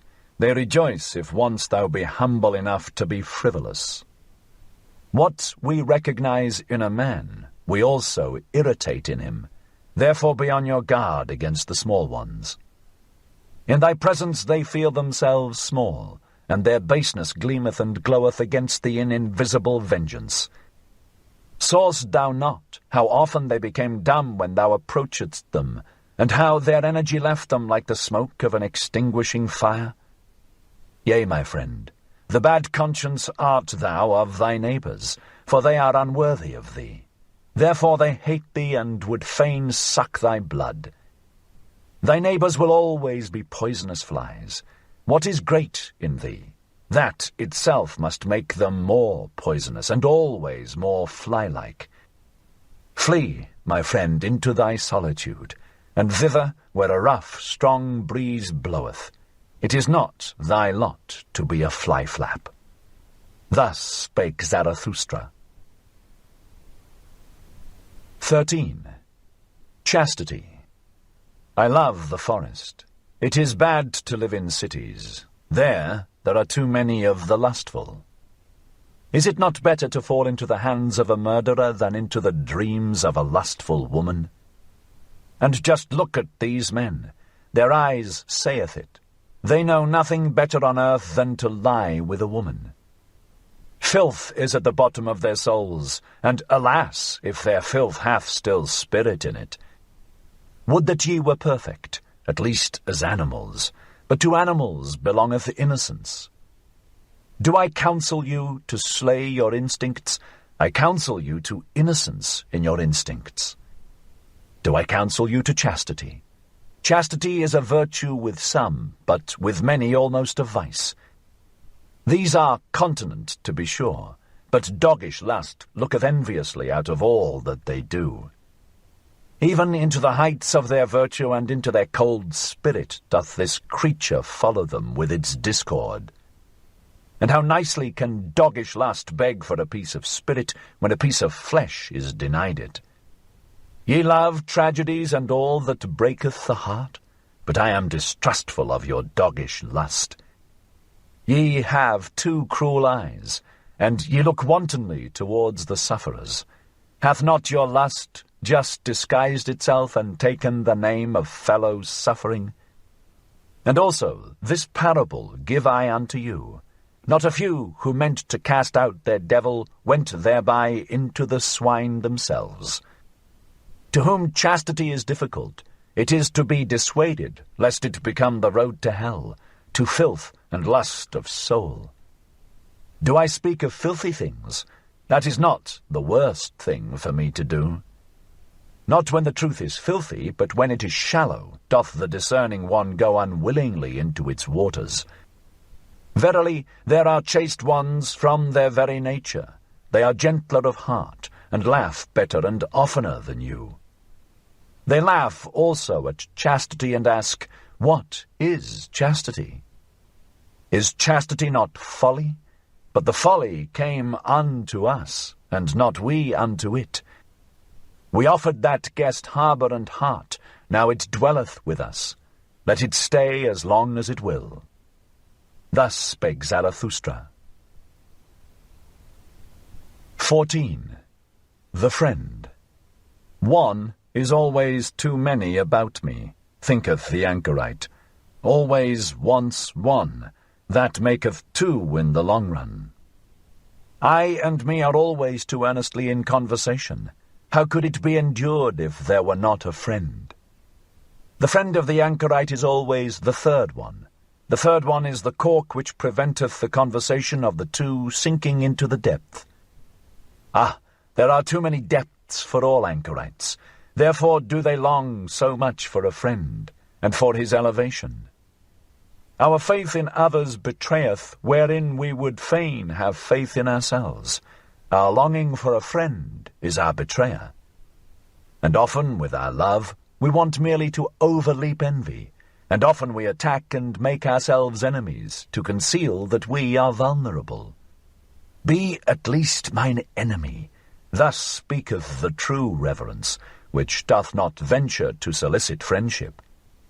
If one would have a friend, then must one also be willing to wage war for him, and in order to wage war, one must be capable of being an enemy. One ought still to honour the enemy in one's friend. Canst thou go nigh unto thy friend, and not go over to him? In one's friend one shall have one's best enemy. Thou shalt be closest unto him with thy heart when thou withstandest him. Thou wouldst wear no raiment before thy friend? It is in honour of thy friend that thou showest thyself to him as thou art, but he wisheth thee to the devil on that account. He who maketh no secret of himself shocketh. So much reason have ye to fear nakedness. Aye, if ye were gods, ye could then be ashamed of clothing. Thou canst not adorn thyself fine enough for thy friend, for thou shalt be unto him an arrow, and a longing for the Superman. Sawest thou ever thy friend asleep, to know how he looketh? What is usually the countenance of thy friend? It is thine own countenance in a coarse and imperfect mirror.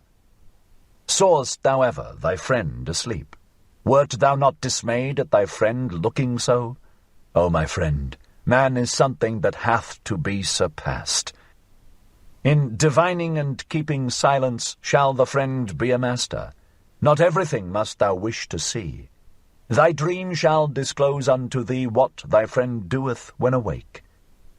Let thy pity be a divining, to know first if thy friend wanteth pity. Perhaps he loveth in thee the unmoved eye, and the look of eternity. Let thy pity for thy friend be hid under a hard shell. Thou shalt bite out a tooth upon it. Thus will it have delicacy and sweetness. Art thou pure air, and solitude, and bread, and medicine to thy friend? Many a one cannot loosen his own fetters, but is nevertheless his friend's emancipator. Art thou a slave?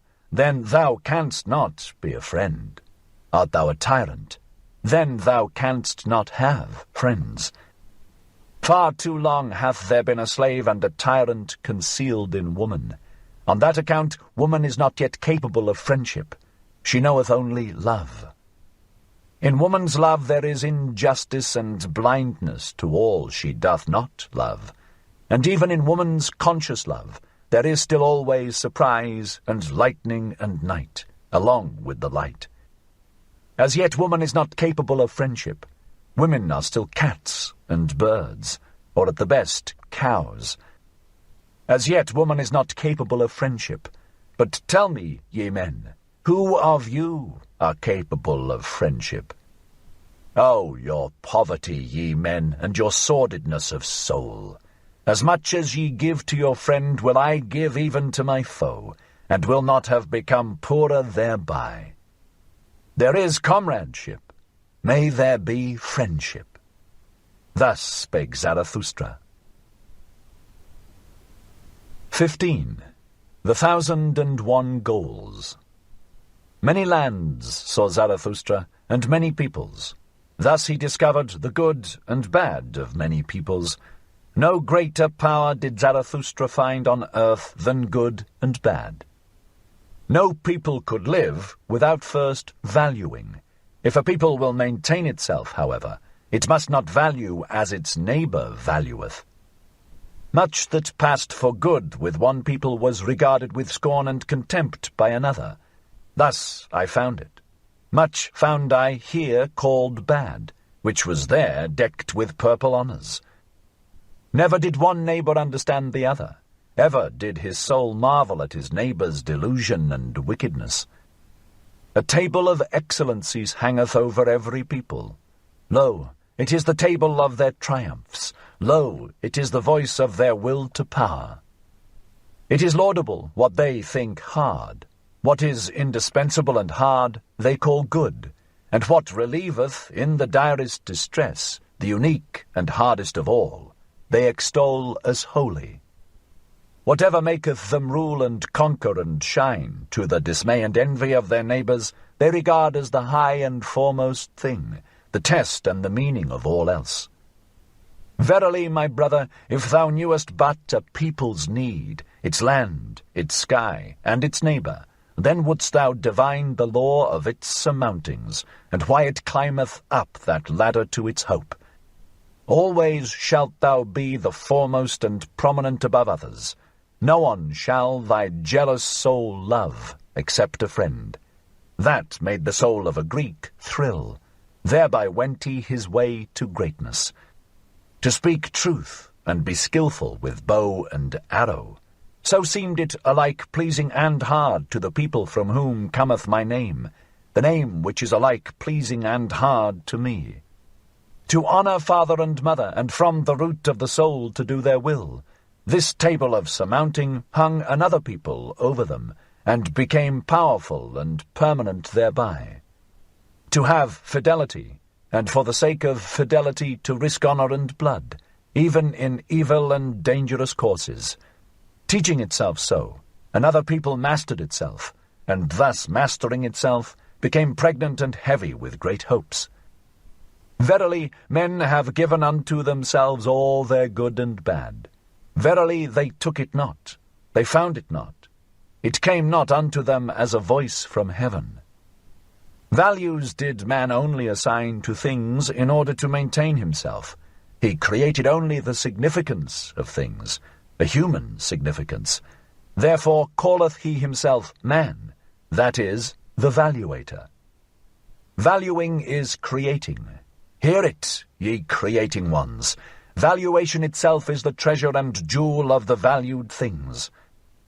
Through valuation only is there value, and without valuation the nut of existence would be hollow. Hear it, ye creating ones. Change of values, that is, change of the creating ones, always doth he destroy who hath to be a creator. Creating ones were first of all peoples, and only in late times individuals. Verily, the individual himself is still the latest creation.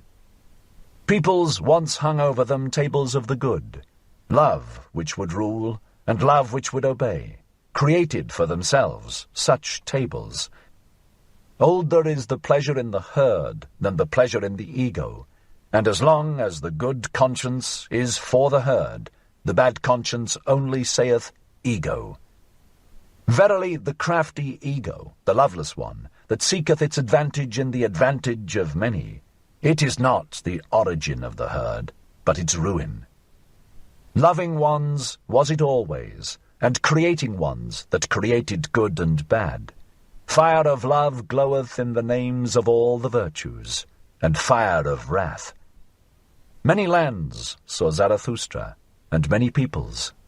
No greater power did Zarathustra find on earth than the creations of the loving ones. Good and bad are they called. Verily a prodigy is this power of praising and blaming. Tell me, ye brethren, who will master it for me?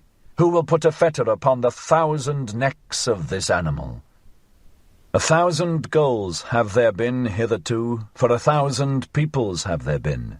Only the fetter for the 1,000 necks is still lacking. There is lacking the one goal. As yet humanity hath not a goal. But pray tell me, my brethren, if the goal of humanity be still lacking, is there not also still lacking humanity itself? Thus spake Zarathustra. 16. Neighbor love. Ye crowd around your neighbor, and have fine words for it.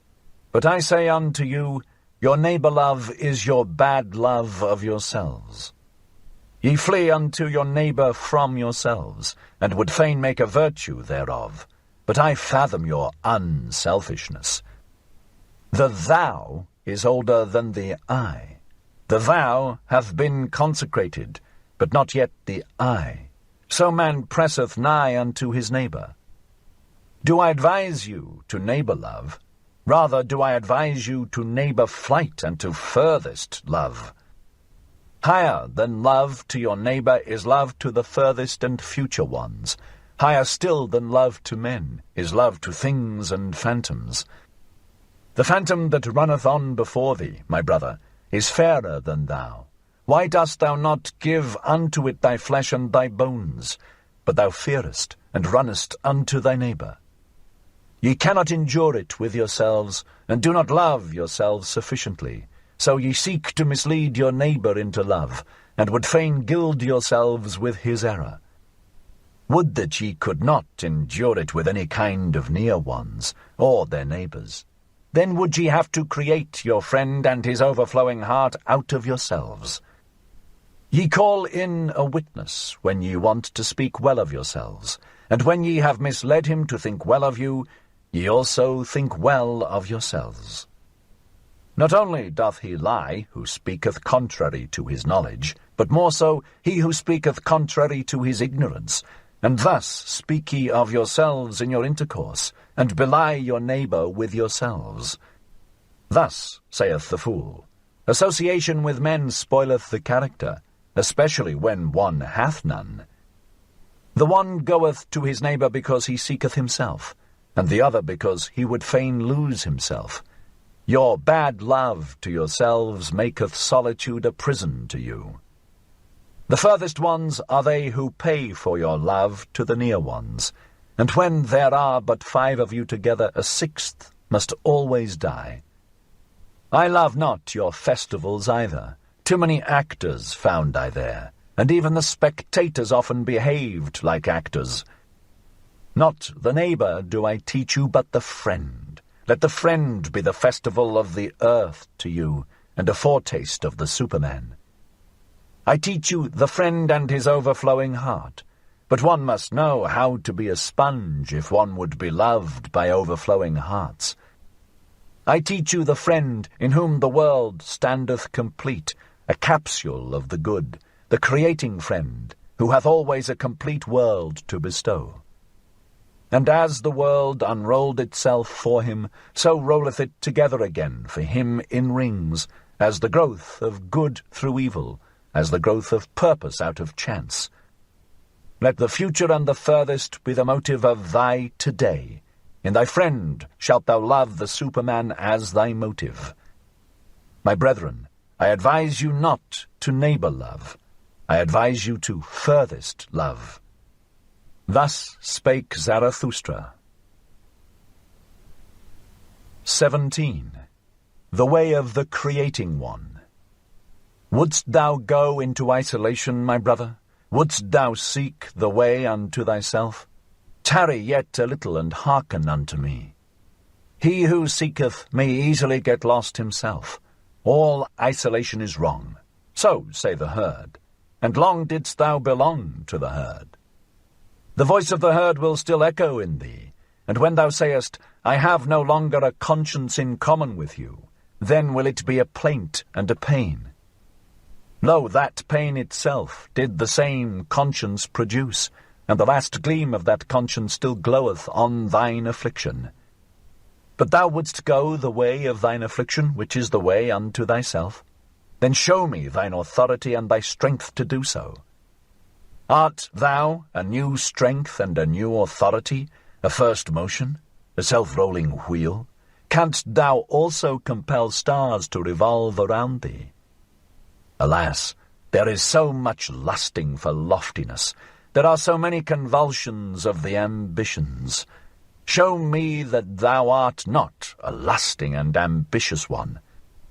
Alas, there are so many great thoughts that do nothing more than the bellows. They inflate and make emptier than ever.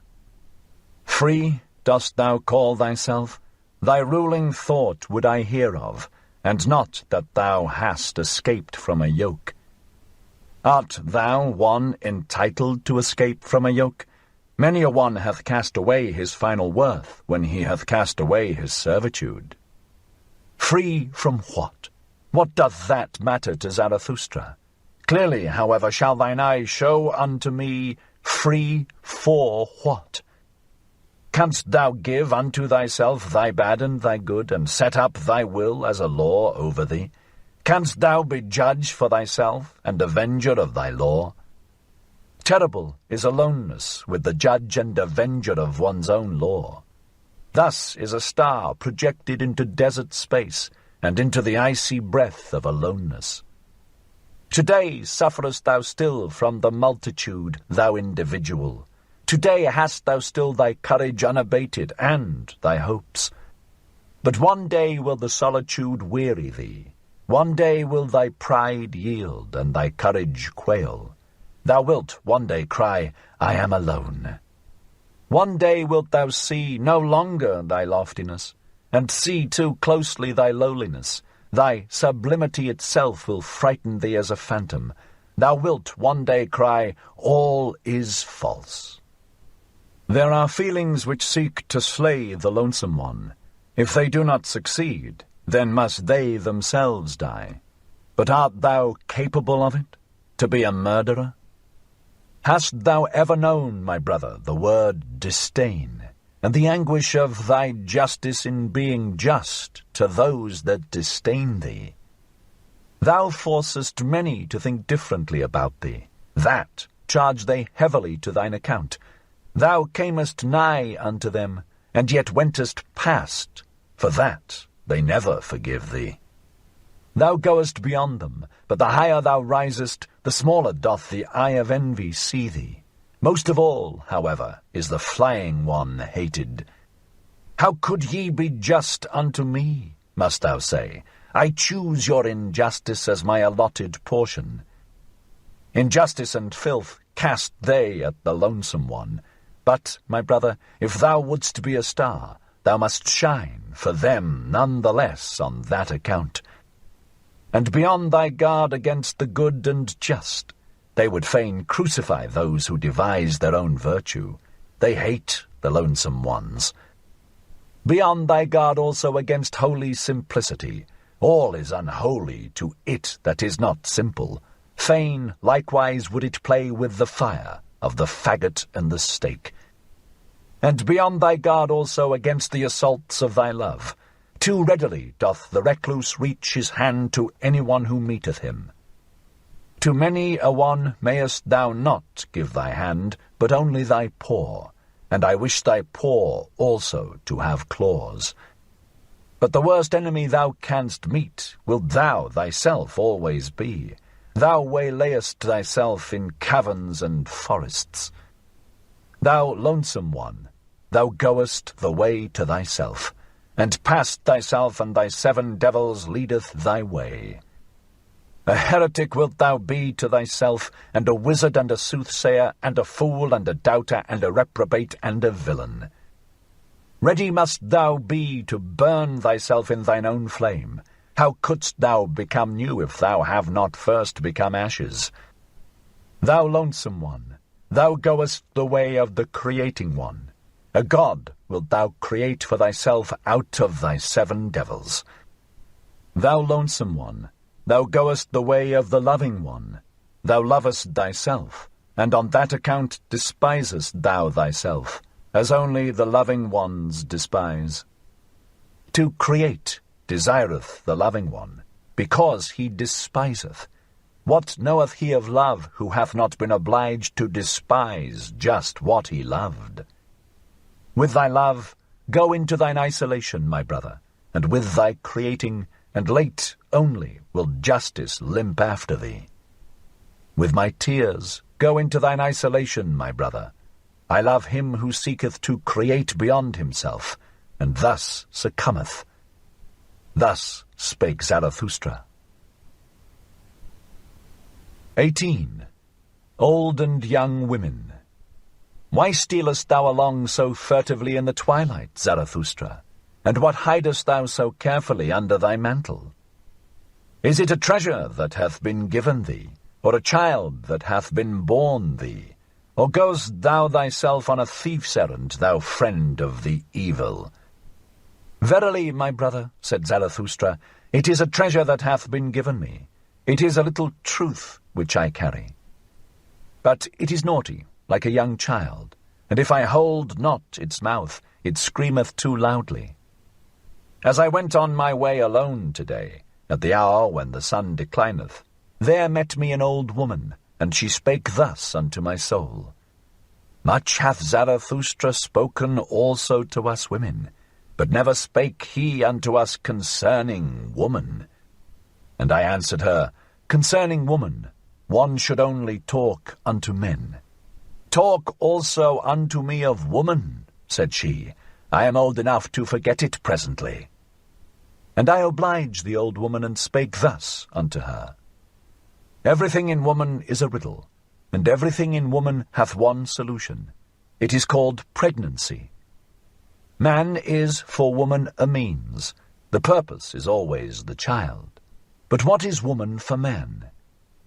Two different things wanteth the true man, danger and diversion. Therefore wanteth he woman as the most dangerous plaything.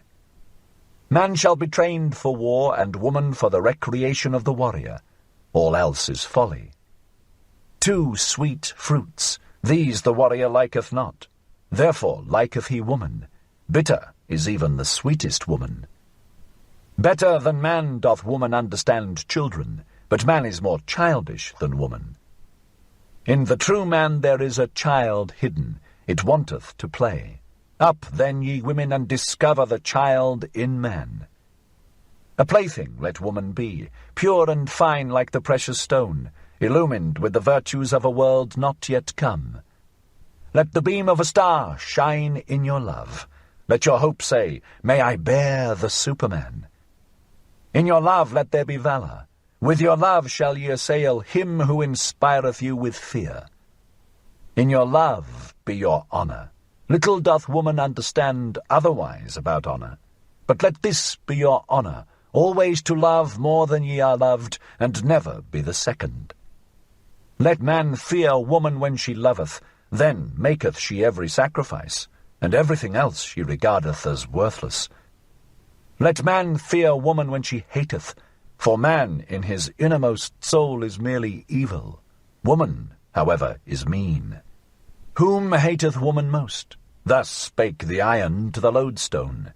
I hate thee most, because thou attractest, but art too weak to draw unto thee. The happiness of man is, I will. The happiness of woman is, he will. Lo, now hath the world become perfect. Thus thinketh every woman when she obeyeth with all her love. Obey must the woman, and find a depth for her surface. Surface is woman's soul, a mobile stormy film on shallow water. Man's soul, however, is deep. Its current gusheth in subterranean caverns. Woman surmiseth its force, but comprehendeth it not. Then answered me the old woman, Many fine things hath Zarathustra said, especially for those who are young enough for them. Strange, Zarathustra knoweth little about woman, and yet he is right about them. Doth this happen because with women nothing is impossible? And now accept a little truth by way of thanks. I am old enough for it. Swaddle it up and hold its mouth. Otherwise it will scream too loudly, the little truth. Give me, woman, thy little truth, said I, and thus spake the old woman. Thou goest to women, do not forget thy whip. Thus spake Zarathustra. 19. The Bite of the Adder. One day had Zarathustra fallen asleep under a fig tree, owing to the heat, with his arms over his face, and there came an adder and bit him in the neck, so that Zarathustra screamed with pain. When he had taken his arm from his face, he looked at the serpent, and then did it recognize the eyes of Zarathustra, wriggled awkwardly, and tried to get away. "Not at all," said Zarathustra. "As yet hast thou not received my thanks. Thou hast awakened me in time. My journey is yet long." "Thy journey is short," said the adder sadly. "My poison is fatal." Zarathustra smiled. "When did ever a dragon die of a serpent's poison?" said he. "But take thy poison back. Thou art not rich enough to present it to me." Then fell the adder again on his neck, and licked his wound. When Zarathustra once told this to his disciples, they asked him, "And what, O Zarathustra, is the moral of thy story?" And Zarathustra answered them thus: "The destroyer of morality, the good and just call me. My story is immoral. When, however, ye have an enemy, then return him not good for evil, for that would abash him, but prove that he hath done something good to you. And rather be angry than abash anyone. And when ye are cursed, it pleaseth me not that ye should then desire to bless. Rather curse a little also. And should a great injustice befall you, then do quickly 5 small ones besides. Hideous to behold is he on whom injustice presseth alone. Did ye ever know this? Shared injustice is half justice, and he who can bear it shall take the injustice upon himself. A small revenge is humaner than no revenge at all, and if the punishment be not also a right and an honor to the transgressor, I do not like your punishing. Nobler is it to own oneself in the wrong than to establish one's right, especially if one be in the right. Only one must be rich enough to do so. I do not like your cold justice. Out of the eye of your judges there always glanceth the executioner and his cold steel. Tell me, where find we justice, which is love with seeing eyes? Devise me then the love, which not only beareth all punishment, but also all guilt. Devise me then the justice which acquitteth everyone except the judge. And would ye hear this likewise? To him who seeketh to be just from the heart, even the lie becometh philanthropy. But how could I be just from the heart? How can I give everyone his own? Let this be enough for me. I give unto every one mine own. Finally, my brethren, guard against doing wrong to any anchorite. How could an anchorite forget? How could he requite? Like a deep well is an anchorite. Easy is it to throw in a stone. If it should sink to the bottom, however, tell me who will bring it out again. Guard against injuring the anchorite. If ye have done so, however, well then, kill him also. Thus spake Zarathustra. 20. Child and Marriage. I have a question for thee alone, my brother. Like a sounding lead, cast I this question into thy soul, that I may know its depth. Thou art young, and desirous child and marriage. But I ask thee, art thou a man entitled to desire a child?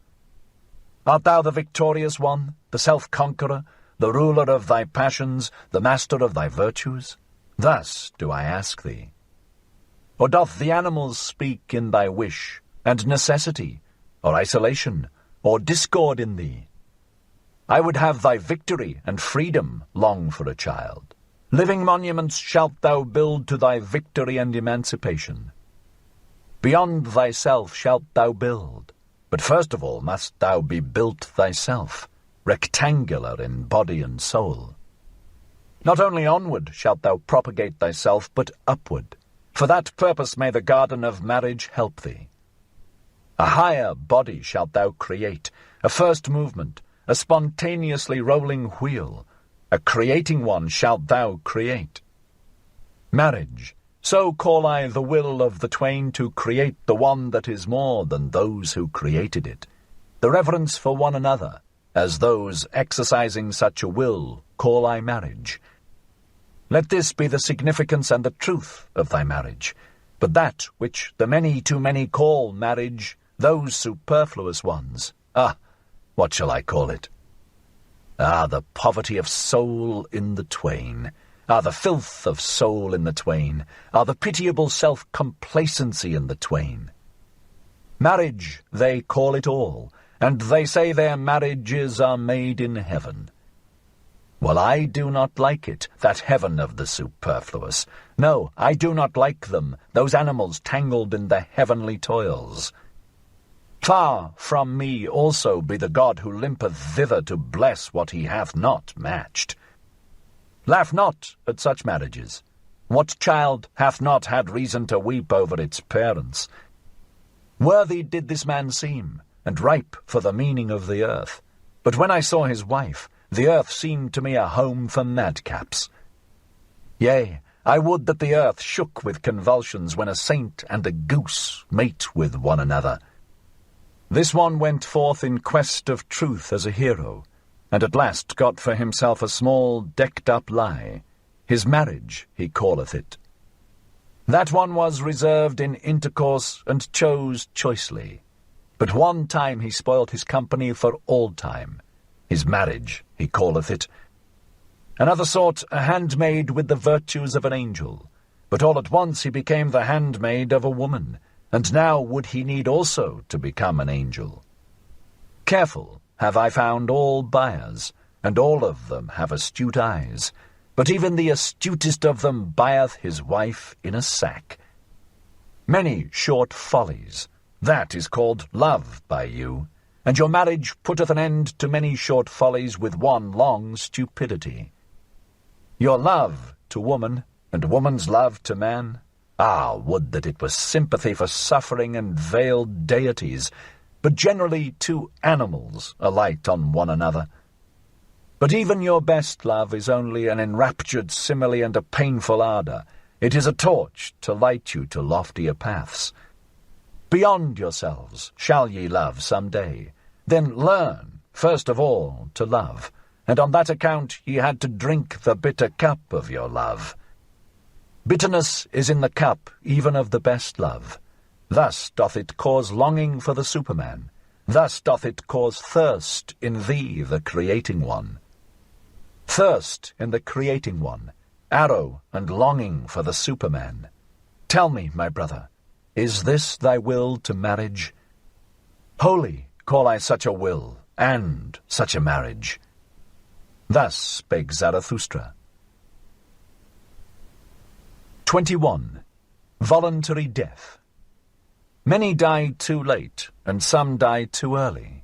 Yet strange soundeth the precept, die at the right time. Die at the right time, so teacheth Zarathustra.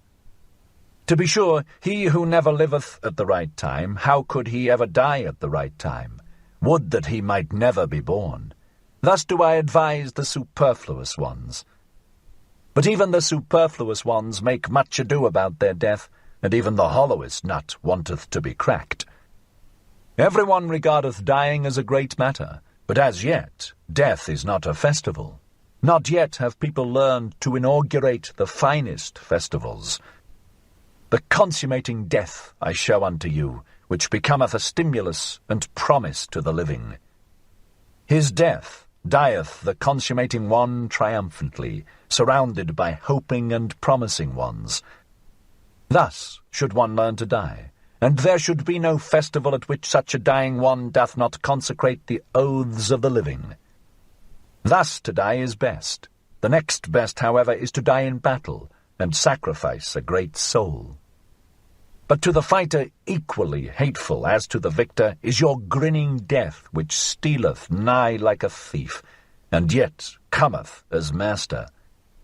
My death praise I unto you, the voluntary death, which cometh unto me because I want it. And when shall I want it?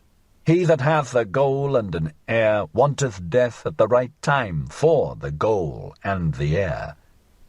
and out of reverence for the goal and the air he will hang up no more withered wreaths in the sanctuary of life. Verily not the rope-makers will I resemble, they lengthen out their cord, and thereby go ever backward. Many a one also waxeth too old for his truths and triumphs, a toothless mouth hath no longer the right to every truth. And whoever wanteth to have fame must take leave of honour betimes, and practise the difficult art of going at the right time. One must discontinue being feasted upon when one tasteth best. That is known by those who want to be long loved. Sour apples are there, no doubt, whose lot is to wait until the last day of autumn, and at the same time they become ripe, yellow, and shrivelled.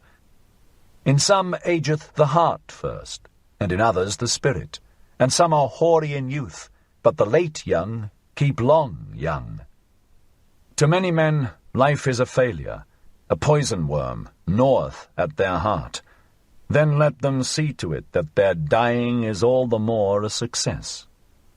Many never become sweet, they rot even in the summer. It is cowardice that holdeth them fast to their branches. Far too many live, and far too long hang they on their branches. Would that a storm came and shook all this rottenness and worm-eatenness from the tree. Would that there came preachers of speedy death. Those would be the appropriate storms and agitators of the trees of life. But I hear only slow death preached, and patience with all that is earthly. Ah, ye preach patience with what is earthly? This earthly is it that hath too much patience with you, ye blasphemers.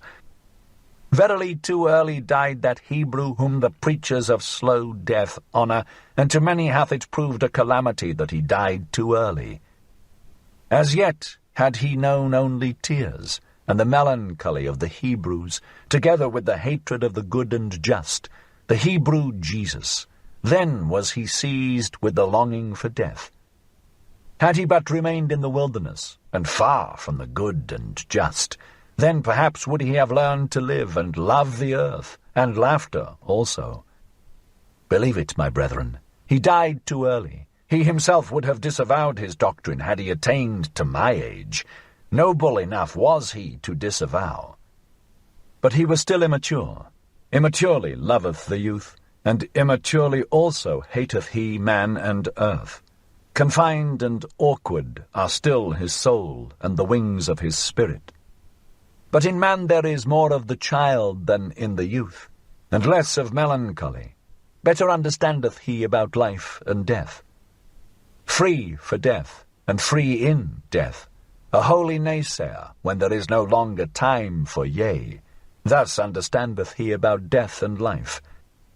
That your dying may not be a reproach to man and the earth, my friends, that do I solicit from the honey of your soul. In your dying shall your spirit and your virtue still shine like an evening afterglow around the earth. Otherwise your dying hath been unsatisfactory. Thus will I die myself, that ye friends may love the earth more for my sake, and earth will I again become, to have rest in her that bore me. Verily a goal had Zarathustra, he threw his ball. Now be ye friends the heirs of my goal, to you throw I the golden ball. Best of all do I see you, my friends, throw the golden ball, and so tarry I still a little while on the earth. Pardon me for it. Thus spake Zarathustra. 22. The bestowing virtue. 1. When Zarathustra had taken leave of the town to which his heart was attached, the name of which is the Pied Cow, there followed him many people who called themselves his disciples, and kept him company. Thus came they to a crossroad. Then Zarathustra told them that he now wanted to go alone, for he was fond of going alone. His disciples, however, presented him at his departure with a staff, on the golden handle of which a serpent twined round the sun. Zarathustra rejoiced on account of the staff, and supported himself thereon. Then spake he thus to his disciples, Tell me, pray, How came gold to the highest value? Because it is uncommon and unprofiting and beaming and soft in lustre. It always bestoweth itself. Only as image of the highest virtue came gold to the highest value. Gold-like beameth the glance of the bestower. Gold lustre maketh peace between moon and sun. Uncommon is the highest virtue, and unprofiting, beaming is it, and soft of lustre. A bestowing virtue is the highest virtue. Verily, I divine you well, my disciples. Ye strive, like me, for the bestowing virtue. What should ye have in common with cats and wolves? It is your thirst to become sacrifices and gifts yourselves, and therefore have ye the thirst to accumulate all riches in your soul. Insatiably striveth your soul for treasures and jewels, because your virtue is insatiable in desiring to bestow.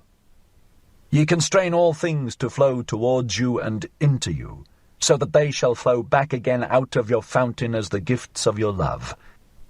Verily, an appropriator of all values must such bestowing love become, but healthy and holy call I this selfishness.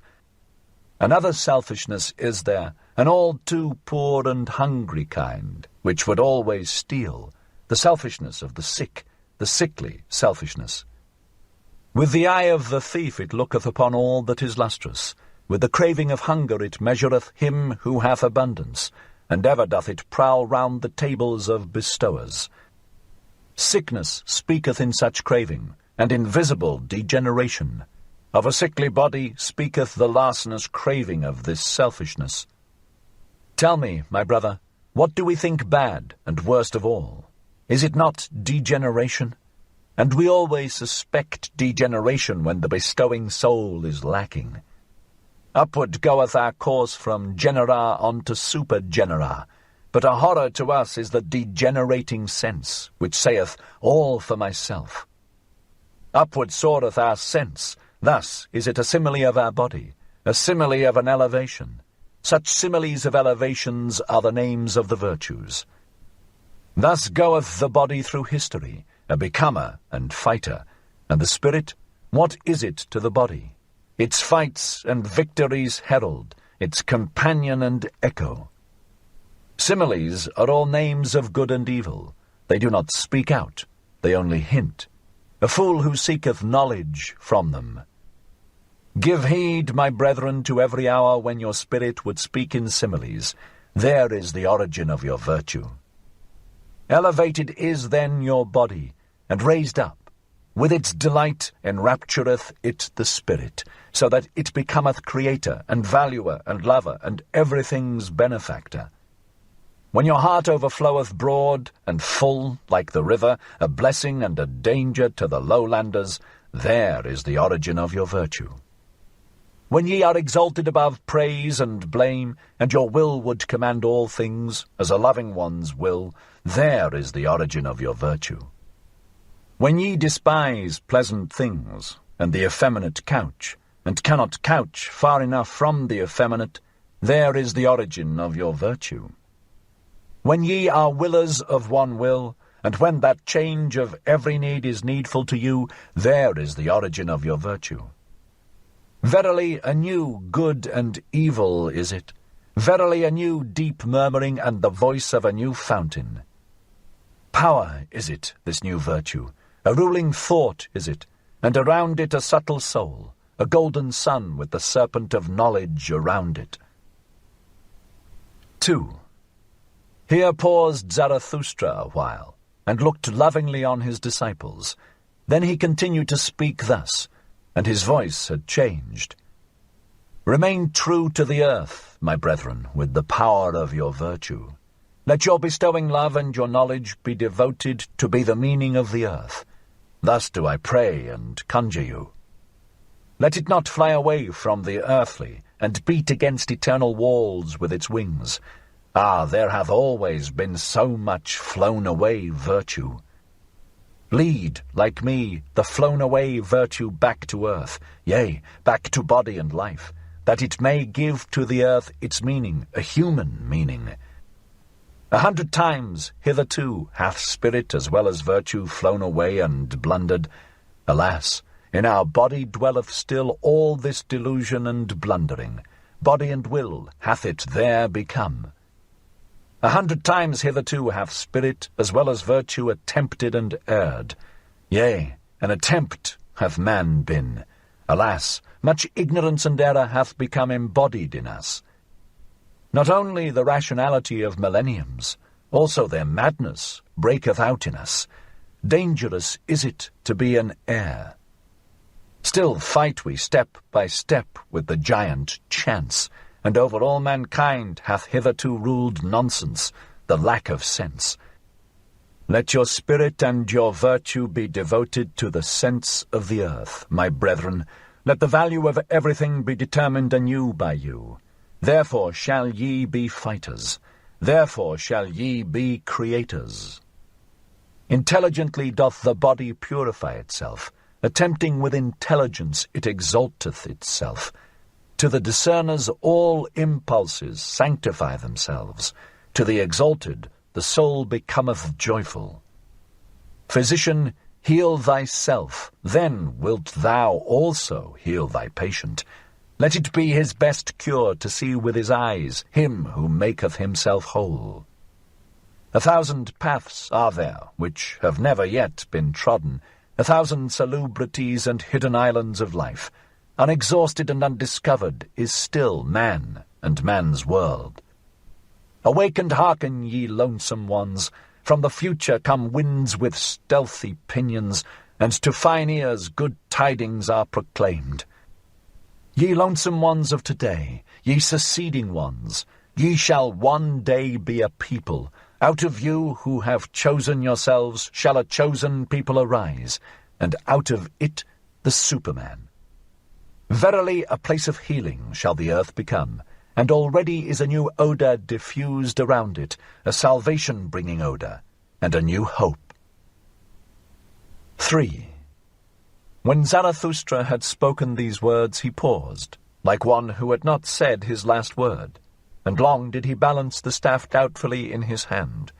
At last he spake thus, and his voice had changed.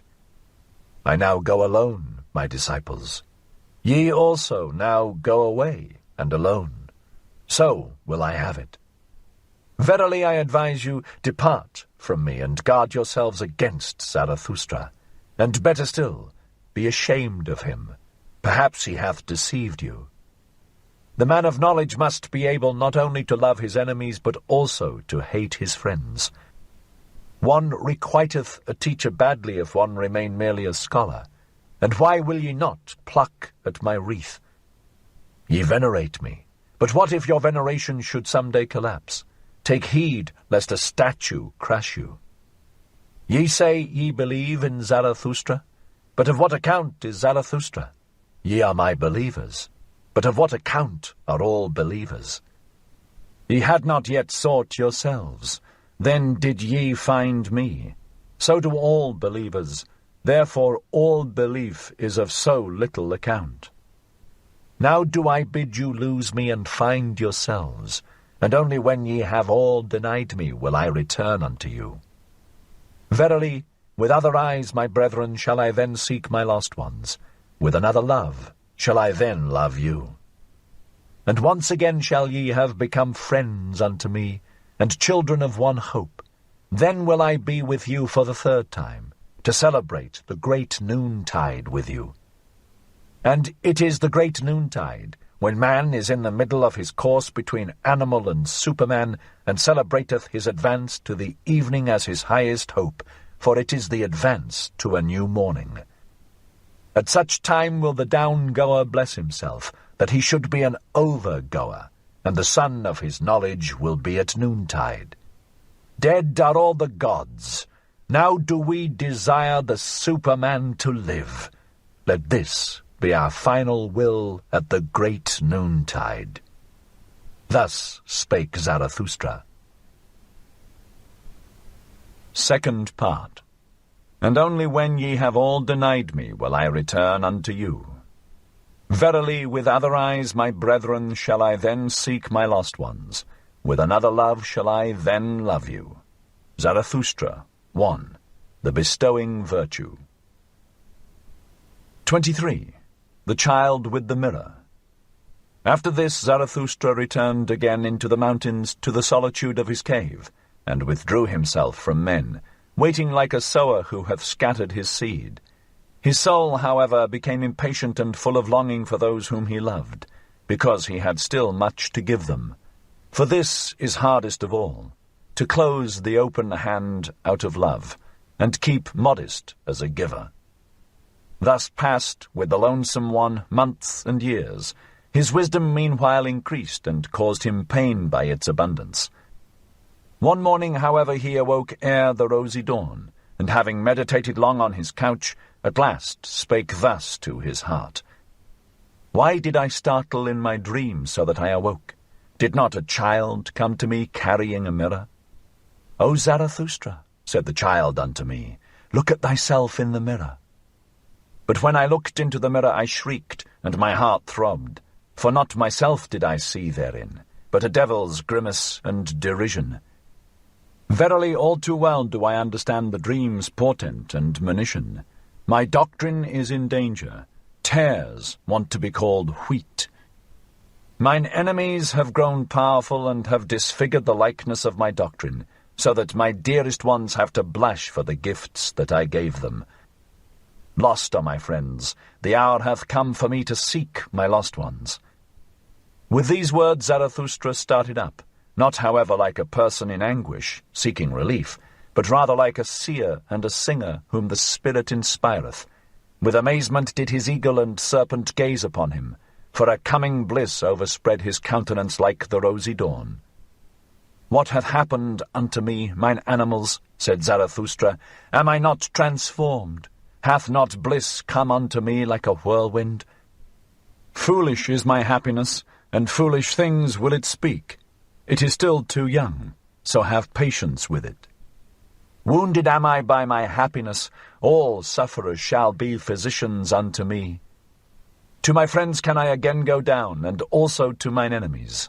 Zarathustra can again speak and bestow, and show his best love to his loved ones.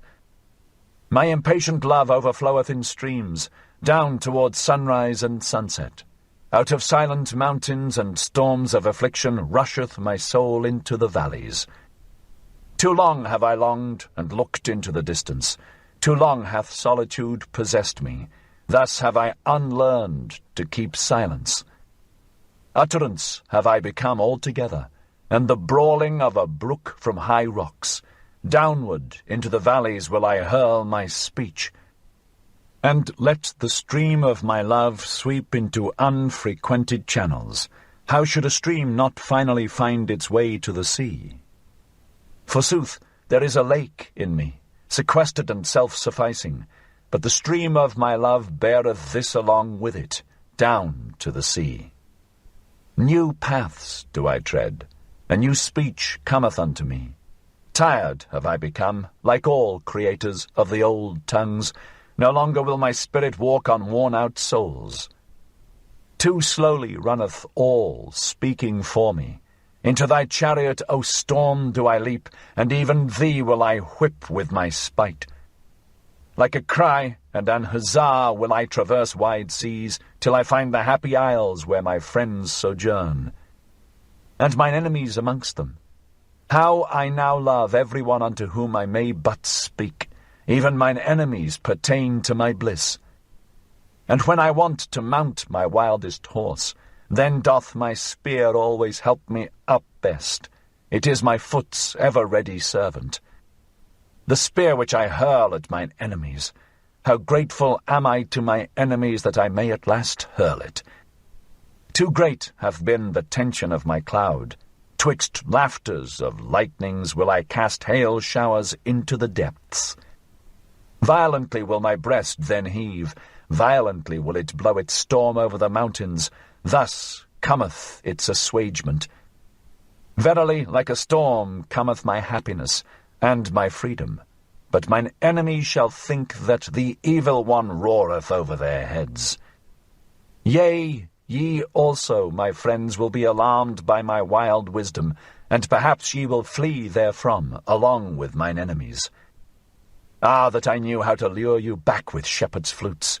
Ah, that my lioness wisdom would learn to roar softly! And much have we already learned with one another. My wild wisdom became pregnant on the lonesome mountains. On the rough stones did she bear the youngest of her young. Now runneth she foolishly in the arid wilderness, and seeketh the soft sward, mine old wild wisdom.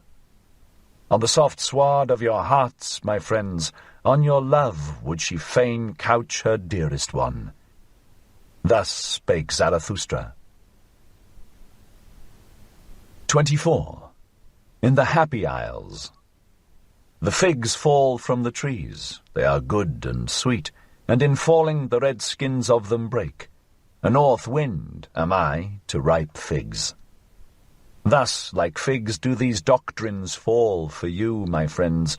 Imbibe now their juice and their sweet substance.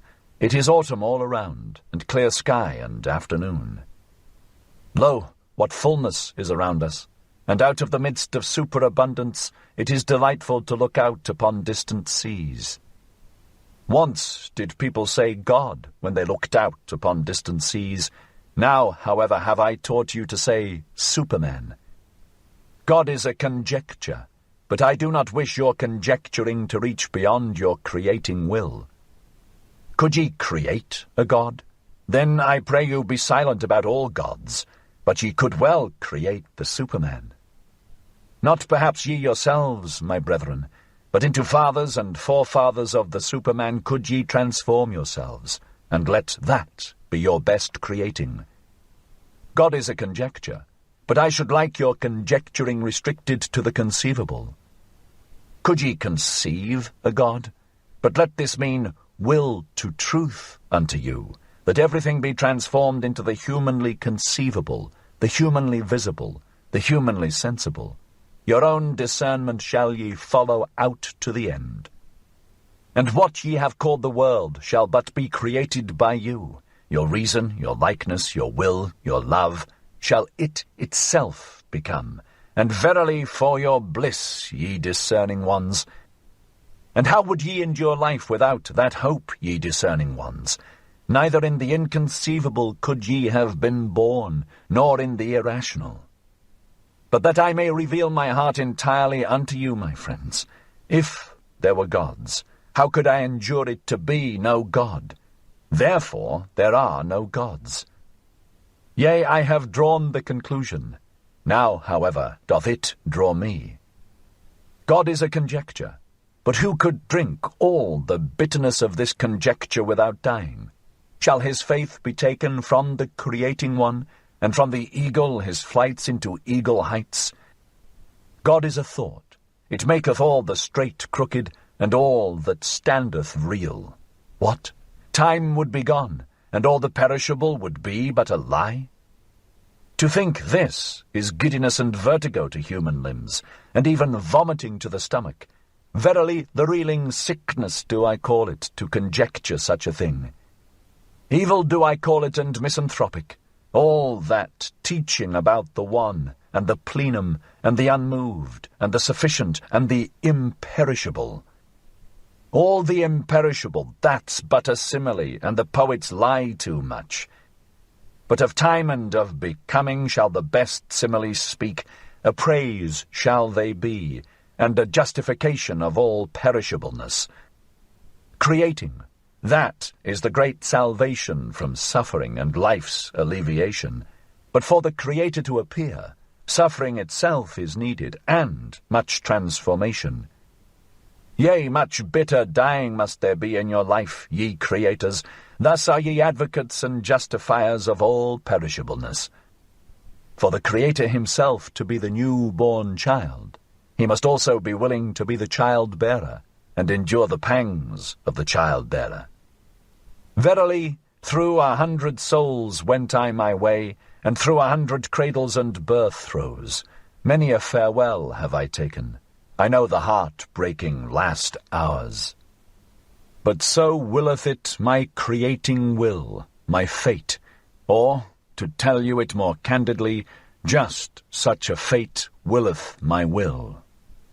All feeling suffereth in me, and is in prison, but my willing ever cometh to me as mine emancipator and comforter. Willing emancipateth. That is the true doctrine of will and emancipation, so teacheth you Zarathustra. No longer willing, and no longer valuing, and no longer creating, that great debility may ever be far from me. And also in discerning do I feel only my will's procreating and evolving delight, and if there be innocence in my knowledge, it is because there is will to procreation in it. Away from God and gods did this will allure me. What would there be to create if there were gods? But to man doth it ever impel me anew, my fervent creative will. Thus impelleth it the hammer to the stone. Ah, ye men, within the stone slumbereth an image for me, the image of my visions. Ah, that it should slumber in the hardest, ugliest stone. Now rageth my hammer ruthlessly against its prison. From the stone fly the fragments. What's that to me? I will complete it, for a shadow came unto me. The stillest and lightest of all things once came unto me. The beauty of the Superman came unto me as a shadow. Ah, my brethren, of what account now are the gods to me? Thus spake Zarathustra. 25. The Pitiful. My friends, there hath arisen a satire on your friend. Behold, Zarathustra, walketh he not amongst us as if amongst animals? But it is better said in this wise, the discerning one walketh amongst men, as amongst animals. Man himself is to the discerning one, the animal with red cheeks. How hath that happened unto him? Is it not because he hath had to be ashamed too oft? O my friends, thus speaketh the discerning one. Shame, shame, shame, that is the history of man. And on that account doth the noble one enjoin upon himself not to abash. Bashfulness doth he enjoin on himself in presence of all sufferers. Verily I like them not, the merciful ones, whose bliss is in their pity. Too destitute are they of bashfulness. If I must be pitiful, I dislike to be called so, and if I be so, it is preferably at a distance. Preferably also do I shroud my head and flee before being recognized, and thus do I bid you do, my friends. May my destiny ever lead unafflicted ones like you across my path, and those with whom I may have hope and repast and honey in common. Verily I have done this and that for the afflicted, but something better did I always seem to do when I had learned to enjoy myself better. Since humanity came into being, man hath enjoyed himself too little. That alone, my brethren, is our original sin. And when we learn better to enjoy ourselves, then do we unlearn best to give pain unto others and to contrive pain. Therefore do I wash the hand that hath helped the sufferer, therefore do I wipe also my soul. For in seeing the sufferer suffering, thereof was I ashamed on account of his shame, and in helping him sorely did I wound his pride. Great obligations do not make grateful, but revengeful, and when a small kindness is not forgotten, it becometh a gnawing worm. Be shy in accepting, distinguish by accepting. Thus do I advise those who have naught to bestow. I, however, am a bestower. Willingly do I bestow as friend to friends. Strangers, however, and the poor may pluck for themselves the fruit from my tree. Thus doth it cause less shame. Beggars, however, one should entirely do away with. Verily it annoyeth one to give unto them, and it annoyeth one not to give unto them. And likewise sinners and bad consciences. Believe me, my friends, the sting of conscience teacheth one to sting. The worst things, however, are the petty thoughts. Verily better to have done evilly than to have thought pettily. To be sure, ye say, the delight in petty evils spareth one many a great evil deed. But here one should not wish to be sparing. Like a boil is the evil deed. It itcheth and irritateth and breaketh forth. It speaketh honourably. Behold, I am disease, saith the evil deed. That is its honourableness. But like infection is the petty thought. It creepeth and hideth and wanteth to be nowhere, until the whole body is decayed and withered by the petty infection. To him, however, who is possessed of a devil, I would whisper this word in the ear. Better for thee to rear up thy devil. Even for thee there is still a path to greatness. Ah, my brethren, one knoweth a little too much about everyone, and many a one becometh transparent to us, but still we can by no means penetrate him. It is difficult to live among men because silence is so difficult. And not to him who is offensive to us are we most unfair, but to him who doth not concern us at all. If, however, thou hast a suffering friend, then be a resting place for his suffering, like a hard bed, however, a camp bed. Thus wilt thou serve him best. And if a friend doeth thee wrong, then say, I forgive thee what thou hast done unto me. That thou hast done it unto thyself, however, how could I forgive that? Thus speaketh all great love. It surpasseth even forgiveness and pity. One should hold fast one's heart, for when one letteth it go, how quickly doth one's head run away. Ah, where in the world have there been greater follies than with the pitiful? And what in the world hath caused more suffering than the follies of the pitiful? Woe unto all loving ones who have not an elevation which is above their pity. Thus spake the devil unto me once on a time. Even God hath his hell. It is his love for man. And lately did I hear him say these words, God is dead. Of his pity for man hath God died. So be ye warned against pity. From thence there yet cometh unto men a heavy cloud. Verily I understand weather signs. But attend also to this word. All great love is above all its pity, for it seeketh to create what is loved. Myself do I offer unto my love, and my neighbour as myself. Such is the language of all creators. All creators, however, are hard. Thus spake Zarathustra. 26. The Priests. And one day Zarathustra made a sign to his disciples, and spake these words unto them. Here are priests, but although they are mine enemies, pass them quietly and with sleeping swords. Even among them there are heroes. Many of them have suffered too much, so they want to make others suffer. Bad enemies are they. Nothing is more revengeful than their meekness, and readily doth he soil himself who toucheth them. But my blood is related to theirs, and I want withal to see my blood honoured in theirs. And when they had passed, a pain attacked Zarathustra, but not long had he struggled with the pain when he began to speak thus. It moveth my heart for those priests. They also go against my taste, but that is the smallest matter unto me, since I am among men. But I suffer and have suffered with them. Prisoners are they unto me, and stigmatized ones. He whom they call Saviour put them in fetters of false values and fatuous words. Oh, that someone would save them from their Saviour. On an isle they once thought they had landed, when the sea tossed them about, but behold, it was a slumbering monster. False values and fatuous words, these are the worst monsters for mortals. Long slumbereth and waiteth the fate that is in them. But at last it cometh and awaketh, and devoureth and engulfeth whatever hath built tabernacles upon it. Oh, just look at those tabernacles which those priests have built themselves. Churches they call their sweet-smelling caves. Oh, that falsified light, that mustified air, where the soul may not fly aloft to its height. But so enjoineth their belief. On your knees, up the stair, ye sinners.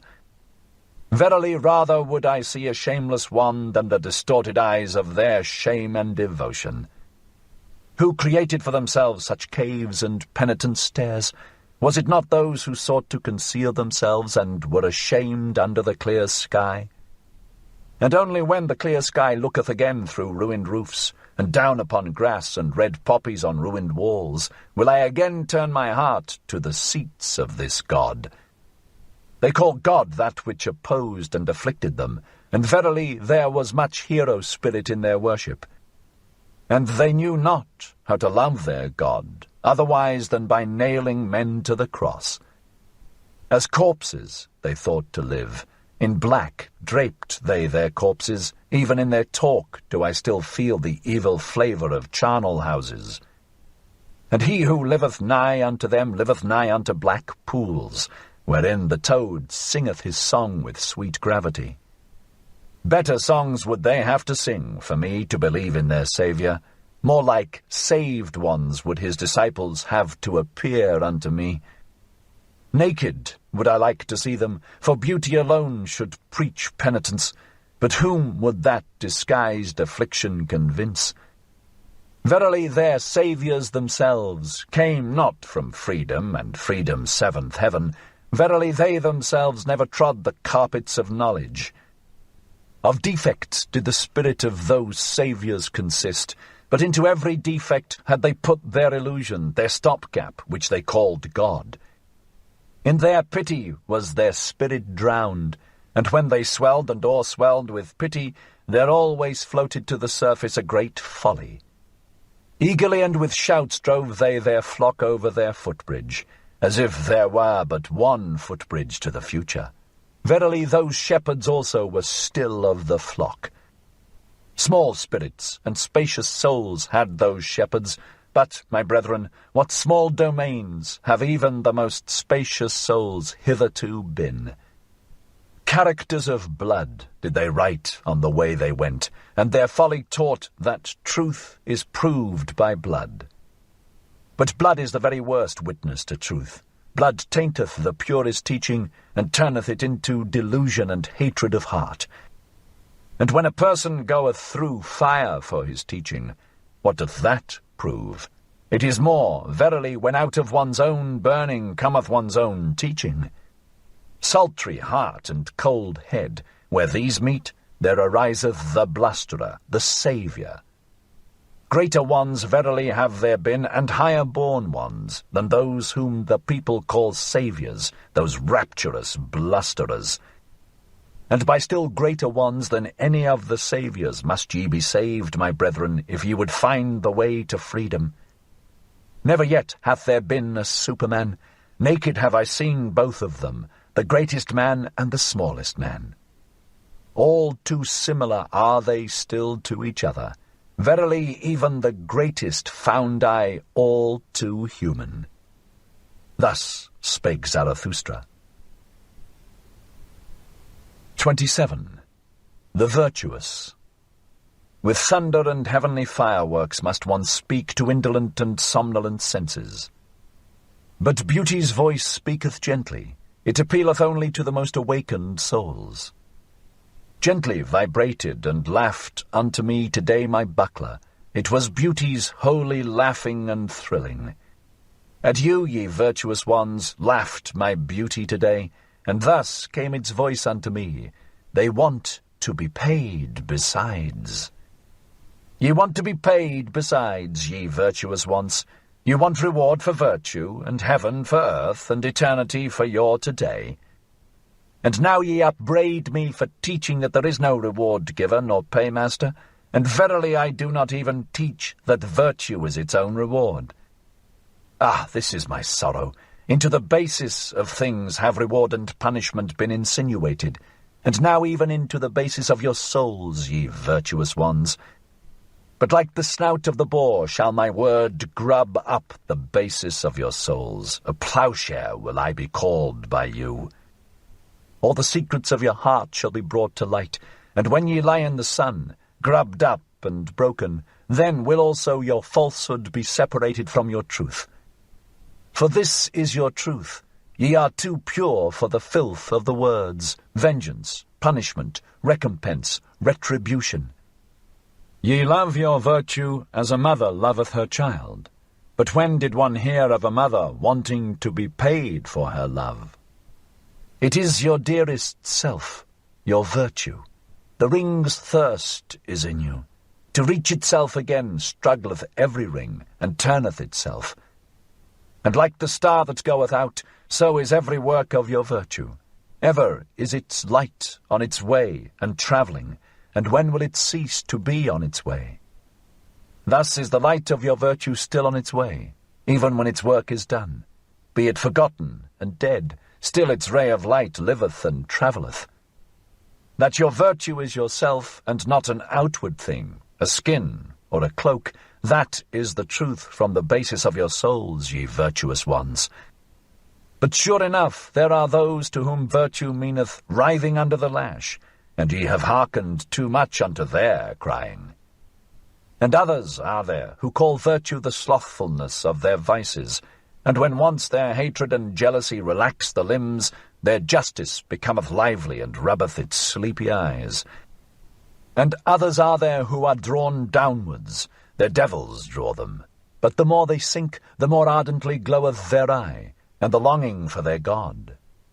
Ah, their crying also hath reached your ears, ye virtuous ones. What I am not, that is God to me, and virtue. And others are there who go along heavily and creakingly, like carts taking stones downhill. They talk much of dignity and virtue. Their drag they call virtue. And others are there who are like 8-day clocks when wound up. They tick and want people to call ticking virtue. Verily, in those have I mine amusement. Wherever I find such clocks, I shall wind them up with my mockery, and they shall even whir thereby. And others are proud of their modicum of righteousness, and for the sake of it do violence to all things, so that the world is drowned in their unrighteousness. Ah, how ineptly cometh the word virtue out of their mouth, and when they say, I am just, it always soundeth like, I am just revenged. With their virtues they want to scratch out the eyes of their enemies, and they elevate themselves only that they may lower others. And again there are those who sit in their swamp and speak thus from among the bulrushes, virtue, that is to sit quietly in the swamp. We bite no one, and go out of the way of him who would bite, and in all matters we have the opinion that is given us. And again there are those who love attitudes, and think that virtue is a sort of attitude. Their knees continually adore, and their hands are eulogies of virtue, but their heart knoweth naught thereof. And again there are those who regard it as virtue to say, virtue is necessary, but after all they believe only that policemen are necessary. And many a one who cannot see men's loftiness calleth it virtue to see their baseness far too well. Thus calleth he his evil eye virtue. And some want to be edified and raised up, and call it virtue. And others want to be cast down, and likewise call it virtue. And thus do almost all think that they participate in virtue, and at least every one claimeth to be an authority on good and evil. But Zarathustra came not to say unto all those liars and fools, What do ye know of virtue? What could ye know of virtue? But that ye, my friends, might become weary of the old words which ye have learned from the fools and liars. That ye might become weary of the words reward, retribution, punishment, righteous vengeance. That ye might become weary of saying that an action is good is because it is unselfish. Ah, my friends, that your very self be in your action as the mother is in the child, let that be your formula of virtue. Verily I have taken from you 100 formulae, and your virtue's favourite playthings, and now ye upbraid me as children upbraid. They played by the sea. Then came there a wave and swept their playthings into the deep, and now do they cry. But the same wave shall bring them new playthings, and spread before them new speckled shells. Thus will they be comforted, and like them shall ye also, my friends, have your comforting, and new speckled shells. Thus spake Zarathustra. 28. The Rabble. Life is a well of delight, but where the rabble also drink, there all fountains are poisoned. To everything cleanly am I well disposed, but I hate to see the grinning mouths and the thirst of the unclean. They cast their eye down into the fountain, and now glanceth up to me their odious smile out of the fountain. The holy water have they poisoned with their lustfulness, and when they called their filthy dreams delight, then poisoned they also the words. Indignant becometh the flame when they put their damp hearts to the fire. The spirit itself bubbleth and smoketh when the rabble approach the fire. Mawkish and over-mellow becometh the fruit in their hands. Unsteady and withered at the top doth their look make the fruit tree. And many a one who hath turned away from life hath only turned away from the rabble. He hated to share with them fountain, flame, and fruit. And many a one who hath gone into the wilderness and suffered thirst with beasts of prey disliked only to sit at the cistern with filthy camel-drivers. And many a one who hath come along as a destroyer and as a hailstorm to all cornfields wanted merely to put his foot into the jaws of the rabble, and thus stop their throat. And it is not the mouthful which hath most choked me, to know that life itself requireth enmity and death and torture crosses. But I asked once, and suffocated almost with my question, what? Is the rabble also necessary for life? Are poisoned fountains necessary, and stinking fires, and filthy dreams, and maggots in the bread of life? Not my hatred, but my loathing gnawed hungrily at my life. Ah, oft times became I weary of spirit, when I found even the rabble spiritual. And on the rulers turned I my back, when I saw what they now call ruling, to traffic and bargain for power with the rabble. Amongst peoples of a strange language did I dwell, with stopped ears, so that the language of their trafficking might remain strange unto me, and their bargaining for power. And holding my nose, I went morosely through all yesterdays and todays, verily badly smell all yesterdays and todays of the scribbling rabble. Like a cripple become deaf and blind and dumb, thus have I lived long, that I might not live with the power rabble, the scribe rabble, and the pleasure rabble. Toilsomely did my spirit mount stairs, and cautiously. Arms of delight were its refreshment. On the staff did life creep along with the blind one. What hath happened unto me? How have I freed myself from loathing? Who hath rejuvenated mine eye? How have I flown to the height where no rabble any longer sit at the wells? Did my loathing itself create for me wings and fountain divining powers? Verily to the loftiest height had I to fly, to find again the well of delight. Oh, I have found it, my brethren. Here on the loftiest height bubbleth up for me the well of delight, and there is a life at whose waters none of the rabble drink with me. Almost too violently dost thou flow for me, thou fountain of delight, and often emptiest thou the goblet again in wanting to fill it. And yet must I learn to approach thee more modestly. Far too violently doth my heart still flow towards thee. My heart on which my summer burneth, my short, hot, melancholy, over-happy summer, how my summer heart longeth for thy coolness. Past the lingering distress of my spring, past the wickedness of my snowflakes in June, summer have I become entirely, and summer noontide. A summer on the loftiest height, with cold fountains and blissful stillness. Oh, come, my friends, that the stillness may become more blissful. For this is our height and our home. too high and steep do we here dwell for all uncleanly ones and their thirst. Cast but your pure eyes into the well of my delight, my friends. How could it become turbid thereby? It shall laugh back to you with its purity. On the tree of the future build we our nest. Eagles shall bring us lone ones food in their beaks. Verily no food of which the impure could be fellow partakers. Fire would they think they devoured, and burn their mouths. Verily no abodes do we here keep ready for the impure. An ice cave to their bodies would our happiness be, and to their spirits. And as strong winds will we live above them, neighbours to the eagles, neighbours to the snow, neighbours to the sun. Thus live the strong winds. And like a wind will I one day blow amongst them, and with my spirit take the breath from their spirit. Thus willeth my future. Verily a strong wind is Zarathustra to all low places, and this counsel counselleth he to his enemies, and to whatever spitteth and speweth, take care not to spit against the wind. Thus spake Zarathustra. 29.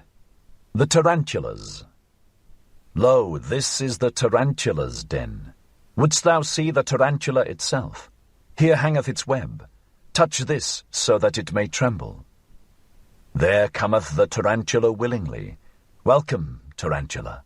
Black on thy back is thy triangle and symbol, and I know also what is in thy soul. Revenge is in thy soul. Wherever thou bitest, there ariseth black scab. With revenge thy poison maketh the soul giddy. Thus do I speak unto you in parable, ye who make the soul giddy, ye preachers of equality. Tarantulas are ye unto me, and secretly revengeful ones. But I will soon bring your hiding places to the light, therefore do I laugh in your face, my laughter of the height. Therefore do I tear at your web, that your rage may lure you out of your den of lies, and that your revenge may leap forth from behind your word justice. Because for man to be redeemed from revenge, that is for me the bridge to the highest hope and a rainbow after long storms. Otherwise, however, would the tarantulas have it. Let it be very justice for the world to become full of the storms of our vengeance. Thus do they talk to one another. Vengeance will we use, and insult against all who are not like us. Thus do the tarantula hearts pledge themselves. And will to equality, that itself shall henceforth be the name of virtue, and against all that hath power will we raise an outcry. Ye preachers of equality, the tyrant frenzy of impotence crieth thus in you for equality. Your most secret tyrant longings disguise themselves thus in virtue words. Fretted conceit and suppressed envy, perhaps your father's conceit and envy, in you break they forth as flame and frenzy of vengeance. What the Father hath hid cometh out in the Son, and oft have I found in the Son the Father's revealed secret. Inspired ones they resemble, but it is not the heart that inspireth them, but vengeance. And when they become subtle and cold, it is not spirit, but envy that maketh them so. Their jealousy leadeth them also into thinkers' paths, and this is the sign of their jealousy.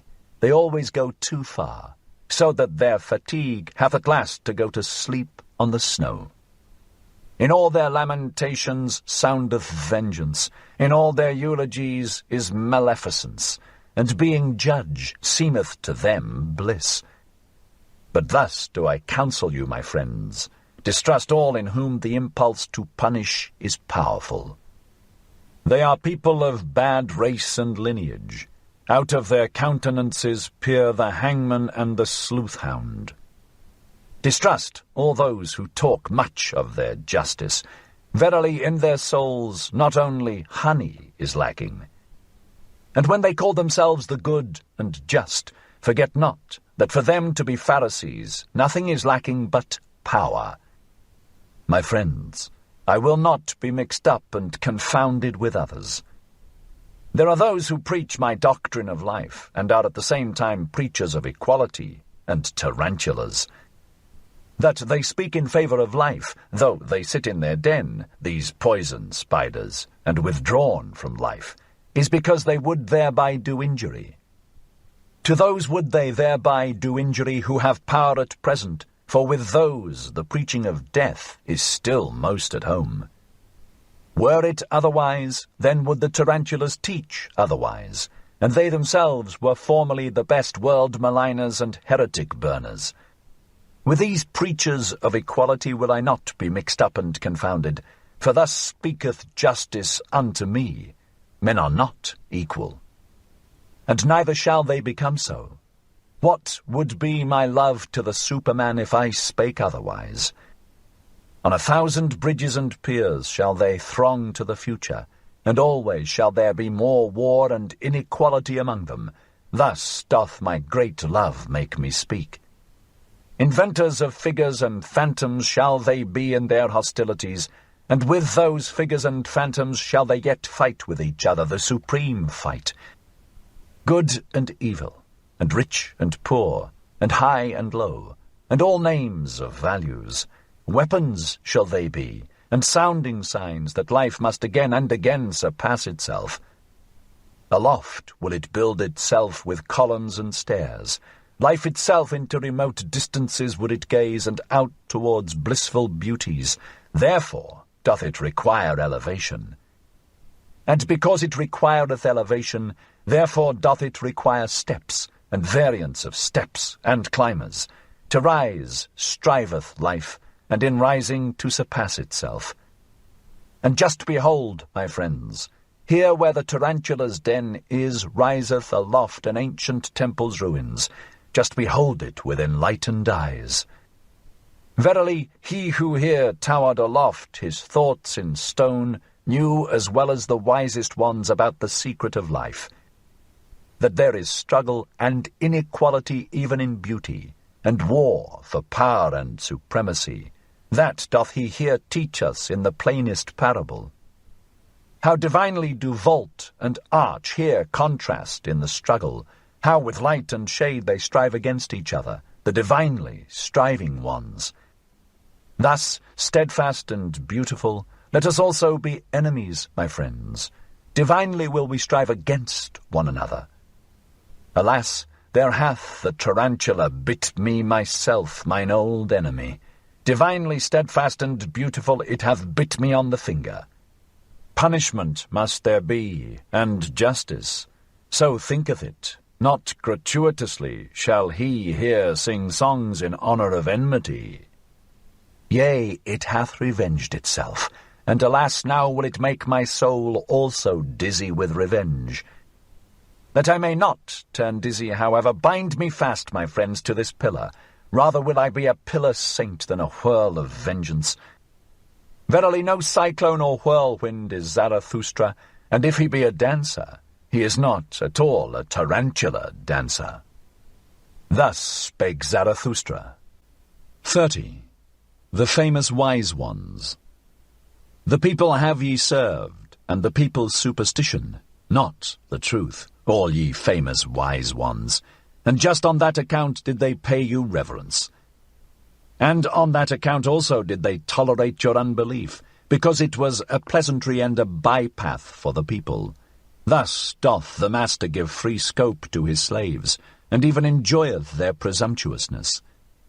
But he who is hated by the people, as the wolf by the dogs, is the free spirit, the enemy of fetters, the non-adorer, the dweller in the woods. To hunt him out of his lair, that was always called sense of right by the people. On him do they still hound their sharpest-toothed dogs. For there the truth is, where the people are. Woe, woe to the seeking ones! Thus hath it echoed through all time. Your people would ye justify in their reverence, that called ye will to truth, ye famous wise ones. And your heart hath always said to itself, From the people have I come. From thence came to me also the voice of God. Stiff-necked and artful, like the ass, have ye always been as the advocates of the people. And many a powerful one who wanted to run well with the people hath harnessed in front of his horses a donkey, a famous wise man. And now, ye famous wise ones, I would have you finally throw off entirely the skin of the lion. The skin of the beast of prey, the speckled skin, and the dishevelled locks of the investigator, the searcher, and the conqueror. Ah, for me to learn to believe in your conscientiousness, you would first have to break your venerating will. Conscientious, so call I him who goeth into God-forsaken wildernesses, and hath broken his venerating heart. In the yellow sands and burnt by the sun, he doubtless peereth thirstily at the isles rich in fountains, where life reposeth under shady trees. But his thirst doth not persuade him to become like those comfortable ones, for where there are oases, there are also idols. Hungry, fierce, lonesome, God-forsaken, so doth the lion will wish itself. Free from the happiness of slaves, redeemed from deities and adorations, fearless and fear-inspiring, grand and lonesome, so is the will of the conscientious. In the wilderness have ever dwelt the conscientious, the free spirits, as lords of the wilderness. But in the cities dwell the well-foddered, famous wise ones, the draught beasts. For always do they draw, as asses, the people's carts. Not that I, on that account, upbraid them, but serving ones do they remain, and harnessed ones, even though they glitter in golden harness. And often have they been good servants, and worthy of their hire. For thus saith virtue, if thou must be a servant, seek him unto whom thy service is most useful. The spirit and virtue of thy master shall advance by thou being his servant. Thus wilt thou thyself advance with his spirit and virtue.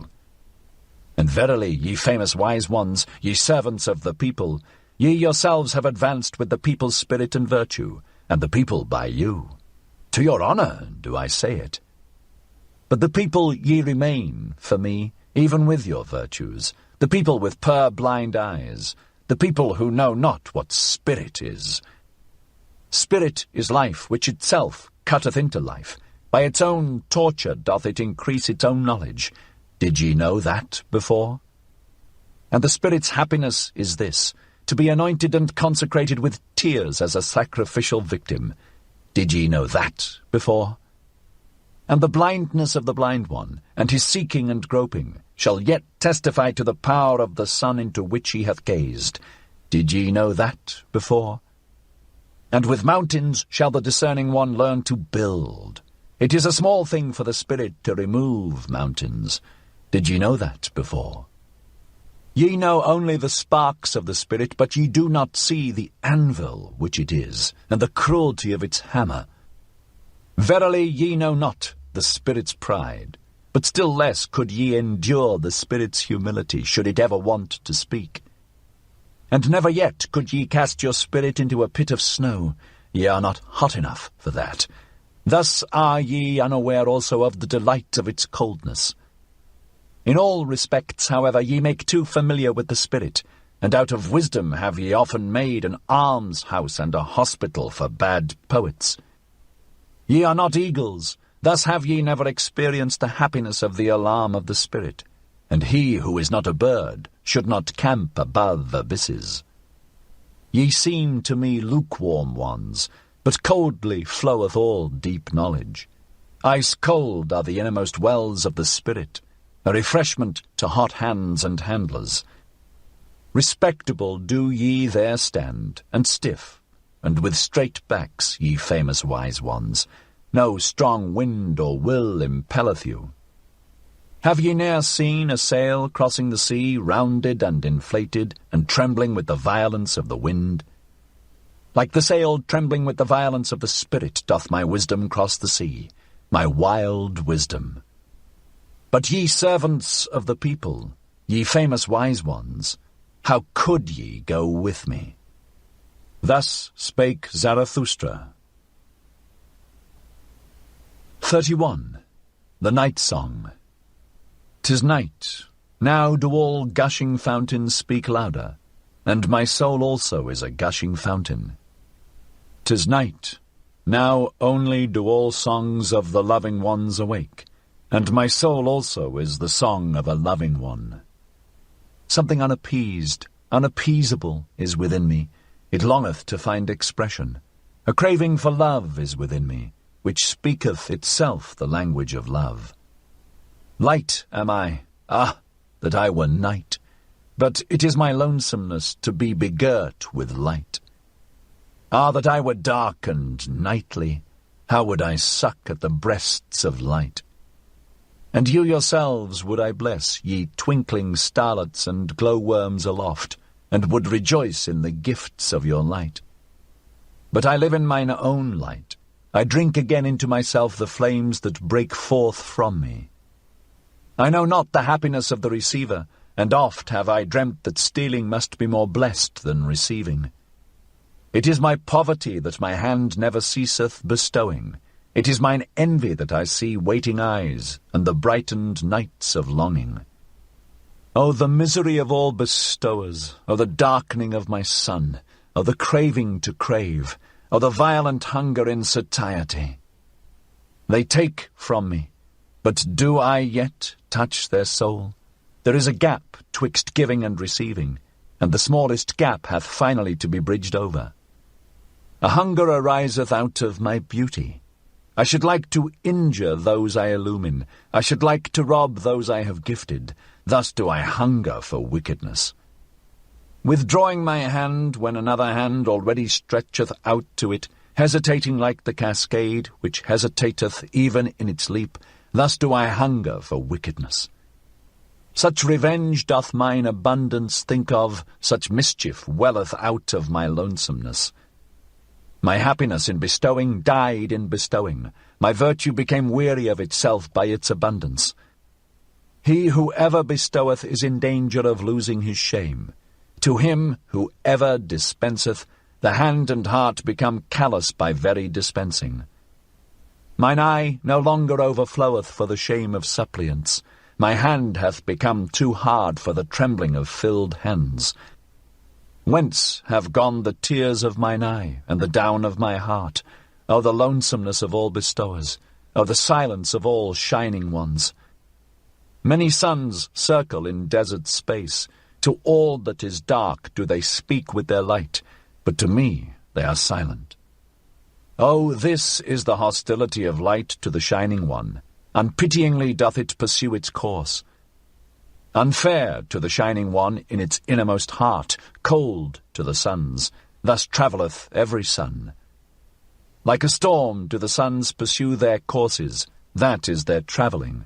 Their inexorable will do they follow, that is their coldness. O ye only is it, ye dark nightly ones, that extract warmth from the shining ones.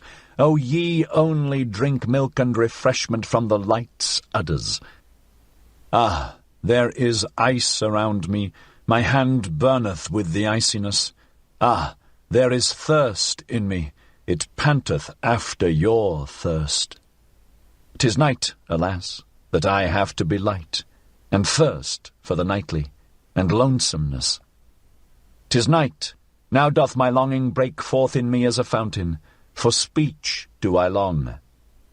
'Tis night, now do all gushing fountains speak louder, and my soul also is a gushing fountain. 'Tis night, now do all songs of loving ones awake, and my soul also is the song of a loving one. Thus sang Zarathustra. 32. The Dance Song. One evening went Zarathustra and his disciples through the forest, and when he sought for a well, lo, he lighted upon a green meadow peacefully surrounded with trees and bushes, where maidens were dancing together. As soon as the maidens recognized Zarathustra, they ceased dancing. Zarathustra, however, approached them with friendly mien, and spake these words. Cease not your dancing, ye lovely maidens. No game spoiler hath come to you with evil eye, no enemy of maidens. God's advocate am I with the devil. He, however, is the spirit of gravity. How could I, ye light-footed ones, be hostile to divine dances, or to maidens' feet with fine ankles? To be sure, I am a forest, and a night of dark trees, but he who is not afraid of my darkness will find banks full of roses under my cypresses. And even the little god may he find who is dearest to maidens. Beside the well lieth he quietly with closed eyes. Verily in broad daylight did he fall asleep, the sluggard. Had he perhaps chased butterflies too much? Upbraid me not, ye beautiful dancers, when I chasten the little god somewhat. He will cry, certainly, and weep, but he is laughable even when weeping. And with tears in his eyes shall he ask you for a dance, and I myself will sing a song to his dance. A dance song and satire on the spirit of gravity, my supremest, powerfulest devil, who is said to be lord of the world. And this is the song that Zarathustra sang when Cupid and the maidens danced together. Of late did I gaze into thine eye, O life, and into the unfathomable did I there seem to sink. But thou pulledst me out with a golden angle. Derisively didst thou laugh when I called the unfathomable. Such is the language of all fish, saidst thou. What they do not fathom is unfathomable. But changeable am I only, and wild, and altogether a woman, and no virtuous one. Though I be called by you men the profound one, or the faithful one, the eternal one, the mysterious one. But ye men endow us always with your own virtues. Alas, ye virtuous ones! Thus did she laugh, the unbelievable one. But never do I believe her and her laughter when she speaketh evil of herself. And when I talked face to face with my wild wisdom, she said to me angrily, Thou willest, thou cravest, thou lovest.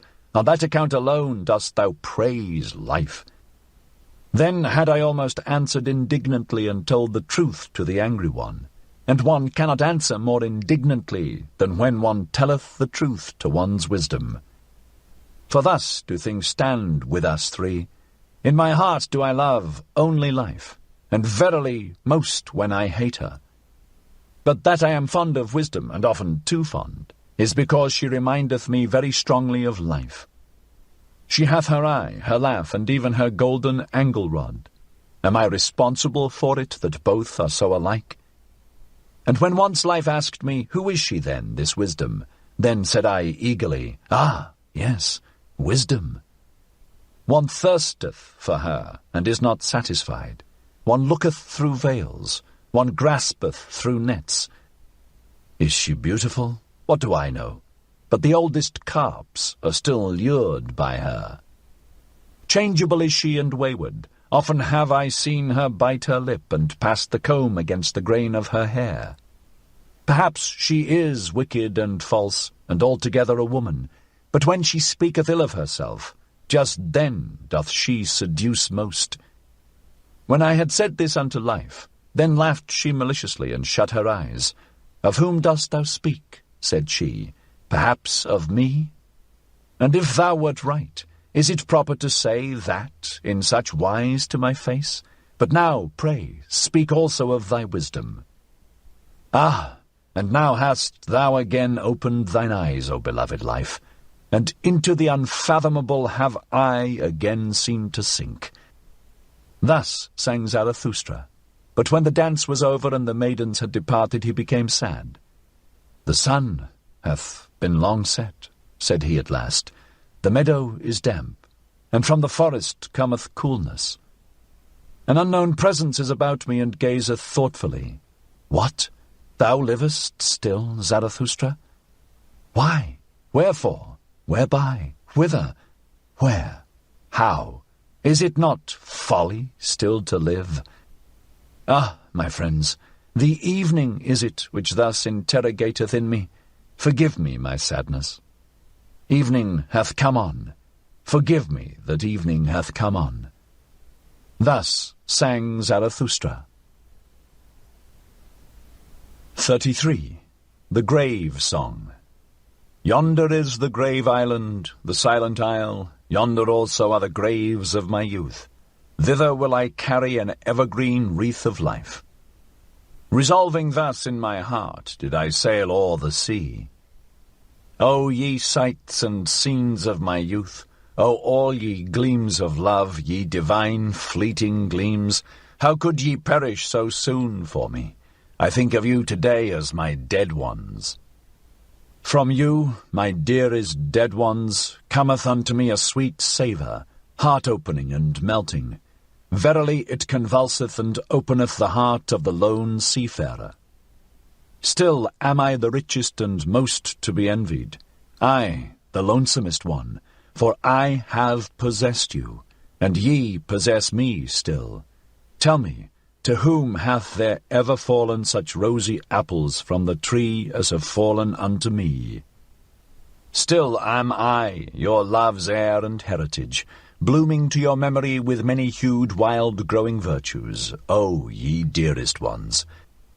Ah, we were made to remain nigh unto each other, ye kindly strange marvels, and not like timid birds did ye come to me and my longing, nay, but as trusting ones to a trusting one. Yea, made for faithfulness like me, and for fond eternities, must I now name you by your faithlessness, ye divine glances and fleeting gleams. No other name have I yet learned. Verily too early did ye die for me, ye fugitives, yet did ye not flee from me, nor did I flee from you. Innocent are we to each other in our faithlessness. To kill me did they strangle you, ye singing birds of my hopes. Yea, at you, ye dearest ones, did malice ever shoot its arrows, to hit my heart. And they hit it, because ye were always my dearest, my possession and my possessedness. On that account had ye to die young and far too early. At my most vulnerable point did they shoot the arrow, namely at you, whose skin is like down, or more like the smile that dieth at a glance. But this word will I say unto mine enemies, what is all manslaughter in comparison with what ye have done unto me? Worse evil did ye do unto me than all manslaughter, the irretrievable did ye take from me. Thus do I speak unto you, mine enemies. Slew ye not my youth's visions and dearest marvels? My playmates took ye from me, the blessed spirits. To their memory do I deposit this wreath and this curse. This curse upon you, mine enemies. Have ye not made mine eternal short, as a tone dieth away in a cold night? Scarcely as the twinkle of divine eyes did it come to me, as a fleeting gleam. Thus spake once in a happy hour my purity, divine shall everything be unto me. Then did ye haunt me with foul phantoms. Ah, whither hath that happy hour now fled? All days shall be holy unto me, so spake once the wisdom of my youth, verily the language of a joyous wisdom. But then did ye enemies steal my nights, and sold them to sleepless torture. Ah, whither hath that joyous wisdom now fled? Once did I long for happy auspices, then did ye lead an owl monster across my path, an adverse sign. Ah, whither did my tender longing then flee? All loathing did I once vow to renounce, then did ye change my nigh ones and nearest ones into ulcerations. Ah, whither did my noblest vow then flee? As a blind one did I once walk in blessed ways, then did ye cast filth on the blind one's course, and now he is disgusted with the old footpath. And when I performed my hardest task, and celebrated the triumph of my victories, then did ye make those who loved me call out that I then grieved them most. Verily it was always your doing. Ye embittered to me my best honey and the diligence of my best bees. To my charity have ye ever sent the most impudent beggars. Around my sympathy have ye ever crowded the incurably shameless. Thus have ye wounded the faith of my virtue. And when I offered my holiest as a sacrifice, immediately did your piety put its fatter gifts beside it, so that my holiest suffocated in the fumes of your fat. And once did I want to dance as I had never yet danced, beyond all heavens did I want to dance. Then did ye seduce my favourite minstrel. And now hath he struck up an awful melancholy air. Alas, he tooted as a mournful horn to mine ear. Murderous minstrel, instrument of evil, most innocent instrument, already did I stand prepared for the best dance, then didst thou slay my rapture with thy tones. Only in the dance do I know how to speak the parable of the highest things, and now hath my grandest parable remained unspoken in my limbs. Unspoken and unrealized hath my highest hope remained, and there have perished for me all the visions and consolations of my youth. How did I ever bear it? How did I survive and surmount such wounds? How did my soul rise again out of these sepulchres? Yea, something invulnerable, unburyable is with me, something that would rend rocks asunder. It is called my will. Silently doth it proceed, and unchanged throughout the years. Its course will it go upon my feet, mine old will. Hard of heart is its nature, and invulnerable. Invulnerable am I only in my heel. Ever livest thou there, and art like thyself, thou most patient one. Ever hast thou burst all shackles of the tomb. In thee still liveth also the unrealizedness of my youth, and as life and youth sittest thou here hopeful on the yellow ruins of graves. Yea, thou art still for me the demolisher of all graves. Hail to thee, my will, and only where there are graves are there resurrections. Thus sang Zarathustra. 34. Self-surpassing. Will to truth do ye call it, ye wisest ones, that which impelleth you and maketh you ardent? Will for the thinkableness of all being, thus do I call your will.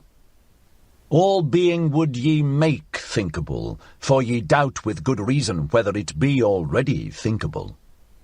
But it shall accommodate and bend itself to you. So willeth your will. Smooth shall it become and subject to the spirit, as its mirror and reflection.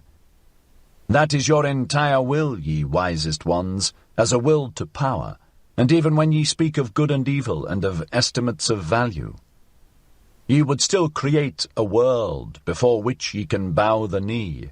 Such is your ultimate hope and ecstasy. The ignorant, to be sure, the people, they are like a river on which a boat floateth along, and in the boat sit the estimates of value, solemn and disguised. Your will and your valuations have ye put on the river of becoming. It betrayeth unto me an old will to power, what is believed by the people as good and evil. It was ye wisest ones, who put such guests in this boat, and gave them pomp and proud names, ye and your ruling will. Onward the river now carrieth your boat, it must carry it, a small matter if the rough wave foameth and angrily resisteth its keel. It is not the river that is your danger, and the end of your good and evil, ye wisest ones, but that will itself, the will to power, the unexhausted procreating life will. But that ye may understand my gospel of good and evil, for that purpose will I tell you my gospel of life, and of the nature of all living things. The living thing did I follow. I walked in the broadest and narrowest paths to learn its nature. With 100-faced mirror did I catch its glance when its mouth was shut, so that its eye might speak unto me, and its eye spake unto me. But wherever I found living things, there heard I also the language of obedience. All living things are obeying things. And this heard I secondly. Whatever cannot obey itself is commanded. Such is the nature of living things. This, however, is the third thing which I heard. namely that commanding is more difficult than obeying, and not only because the commander beareth the burden of all obeyers, and because this burden readily crusheth him. An attempt and a risk seemed all commanding unto me, and whenever it commandeth, the living thing risketh itself thereby. Yea, even when it commandeth itself, then also must it atone for its commanding.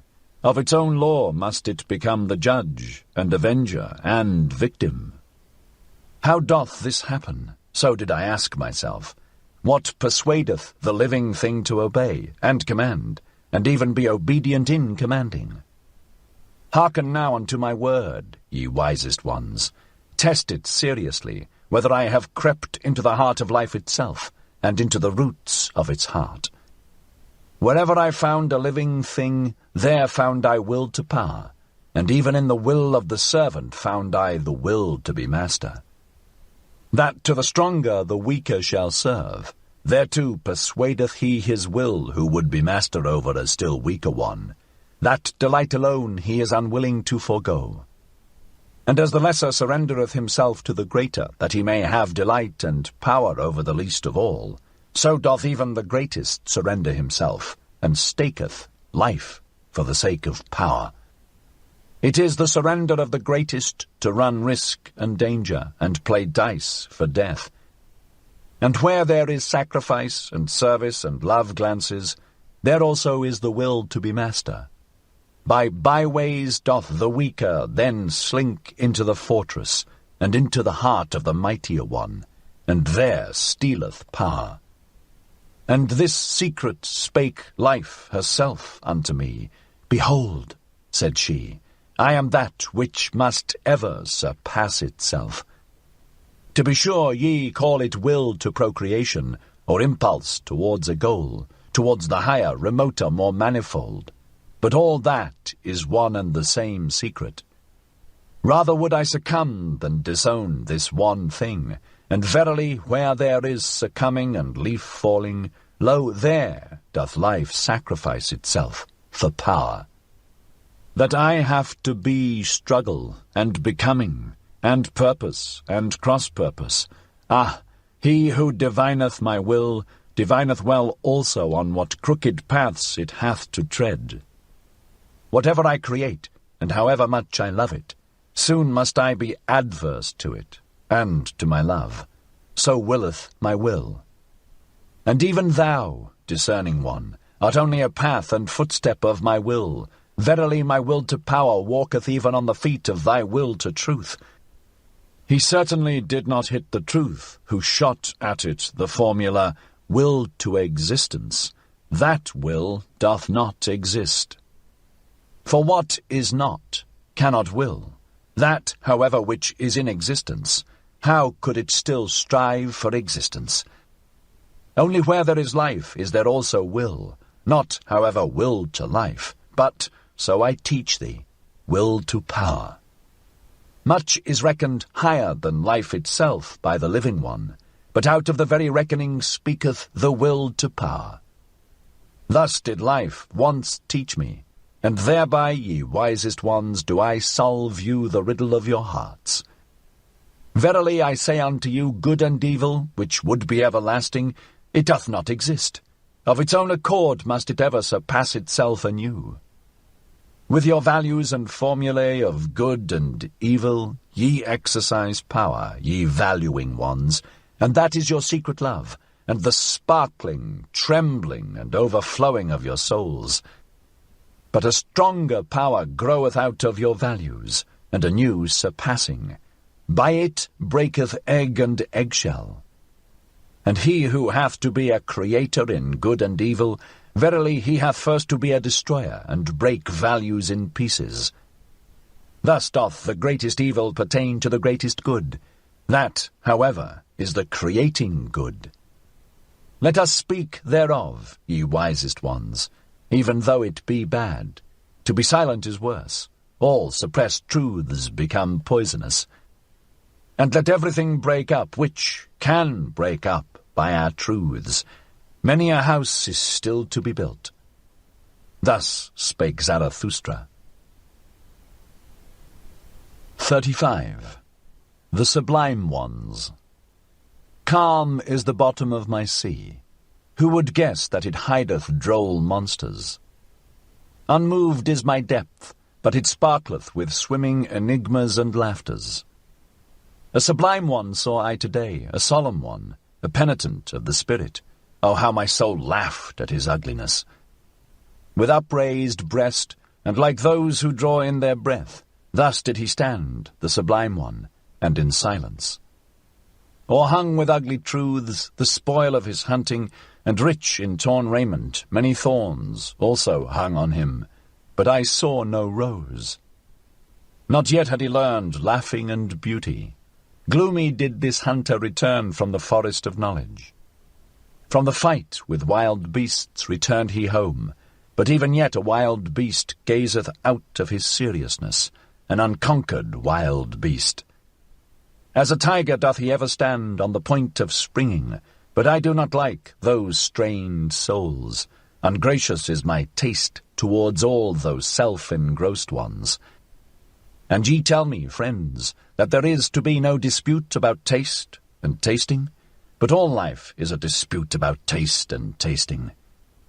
Taste, that is weight at the same time, and scales and wear, and alas for every living thing that would live without dispute about weight and scales and wear. Should he become weary of his sublimeness, this sublime one, then only will his beauty begin, and then only will I taste him and find him savoury.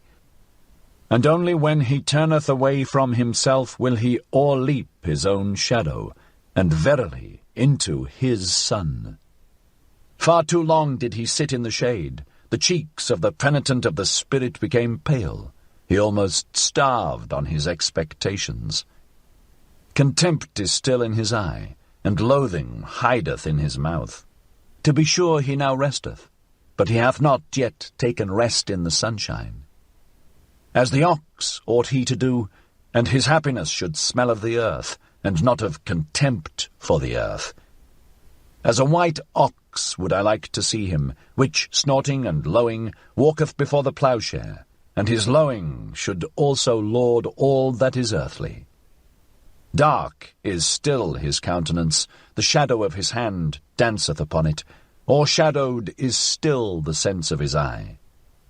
His deed itself is still the shadow upon him, his doing obscureth the doer. Not yet hath he overcome his deed. To be sure I love in him the shoulders of the ox, but now do I want to see also the eye of the angel. Also his hero will hath he still to unlearn. An exalted one shall he be, and not only a sublime one. The ether itself should raise him, the will-less one. He hath subdued monsters, he hath solved enigmas, but he should also redeem his monsters and enigmas. Into heavenly children should he transform them. As yet hath his knowledge not learned to smile, and to be without jealousy. As yet hath his gushing passion not become calm in beauty. Verily, not in satiety shall his longing cease and disappear, but in beauty. Gracefulness belongeth to the munificence of the magnanimous. His arm across his head, thus should the hero repose, thus should he also surmount his repose. But precisely to the hero is beauty the hardest thing of all. Unattainable is beauty by all ardent wills. A little more, a little less. Precisely this is much here, it is the most here. To stand with relaxed muscles and with unharnessed will, that is the hardest for all of you, ye sublime ones.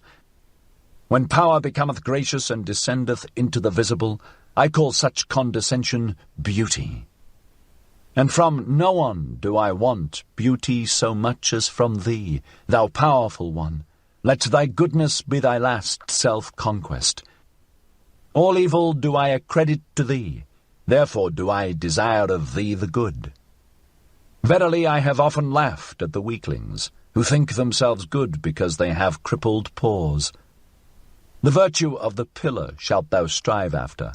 More beautiful doth it ever become, and more graceful, but internally harder and more sustaining, the higher it riseth. Yea, thou sublime one day shalt thou also be beautiful, and hold up the mirror to thine own beauty. Then will thy soul thrill with divine desires, and there will be adoration even in thy vanity. For this is the secret of the soul. When the hero hath abandoned it, then only approacheth it in dreams, the superhero. Thus spake Zarathustra. 36. The land of culture. Too far did I fly into the future. A horror seized upon me. And when I looked around me, lo, there time was my sole contemporary. Then did I fly backwards, homewards, and always faster. Thus did I come unto you, ye present-day men, and into the land of culture. For the first time brought I an eye to see you, and good desire. Verily, with longing in my heart did I come. But how did it turn out with me? Although so alarmed, I had yet to laugh. Never did mine eyes see anything so motley coloured. I laughed and laughed, while my foot still trembled and my heart as well. Here, forsooth, is the home of all the paint-pots, said I. With 50 patches painted on faces and limbs, so sat ye there to mine astonishment, ye present-day men. And with 50 mirrors around you, which flattered your play of colours and repeated it. Verily ye could wear no better masks, ye present-day men, than your own faces. Who could recognize you? Written all over with the characters of the past, and these characters also penciled over with new characters. Thus have ye concealed yourselves well from all decipherers. And though one be a trier of the reins, who still believeth that ye have reins, out of colours ye seem to be baked, and out of glued scraps. All times and people's gaze diverse coloured out of your veils. All customs and beliefs speak diverse coloured out of your gestures. He who would strip you of veils and wrappers and paints and gestures would just have enough left to scare the crows. Verily, I myself am the scared crow that once saw you naked and without paint, and I flew away when the skeleton ogled at me. Rather would I be a day labourer in the netherworld, and among the shades of the bygone. Fatter and fuller than ye are, forsooth, the nether-worldlings. This, yea, this, is bitterness to my bowels, that I can neither endure you naked nor clothed, ye present-day men.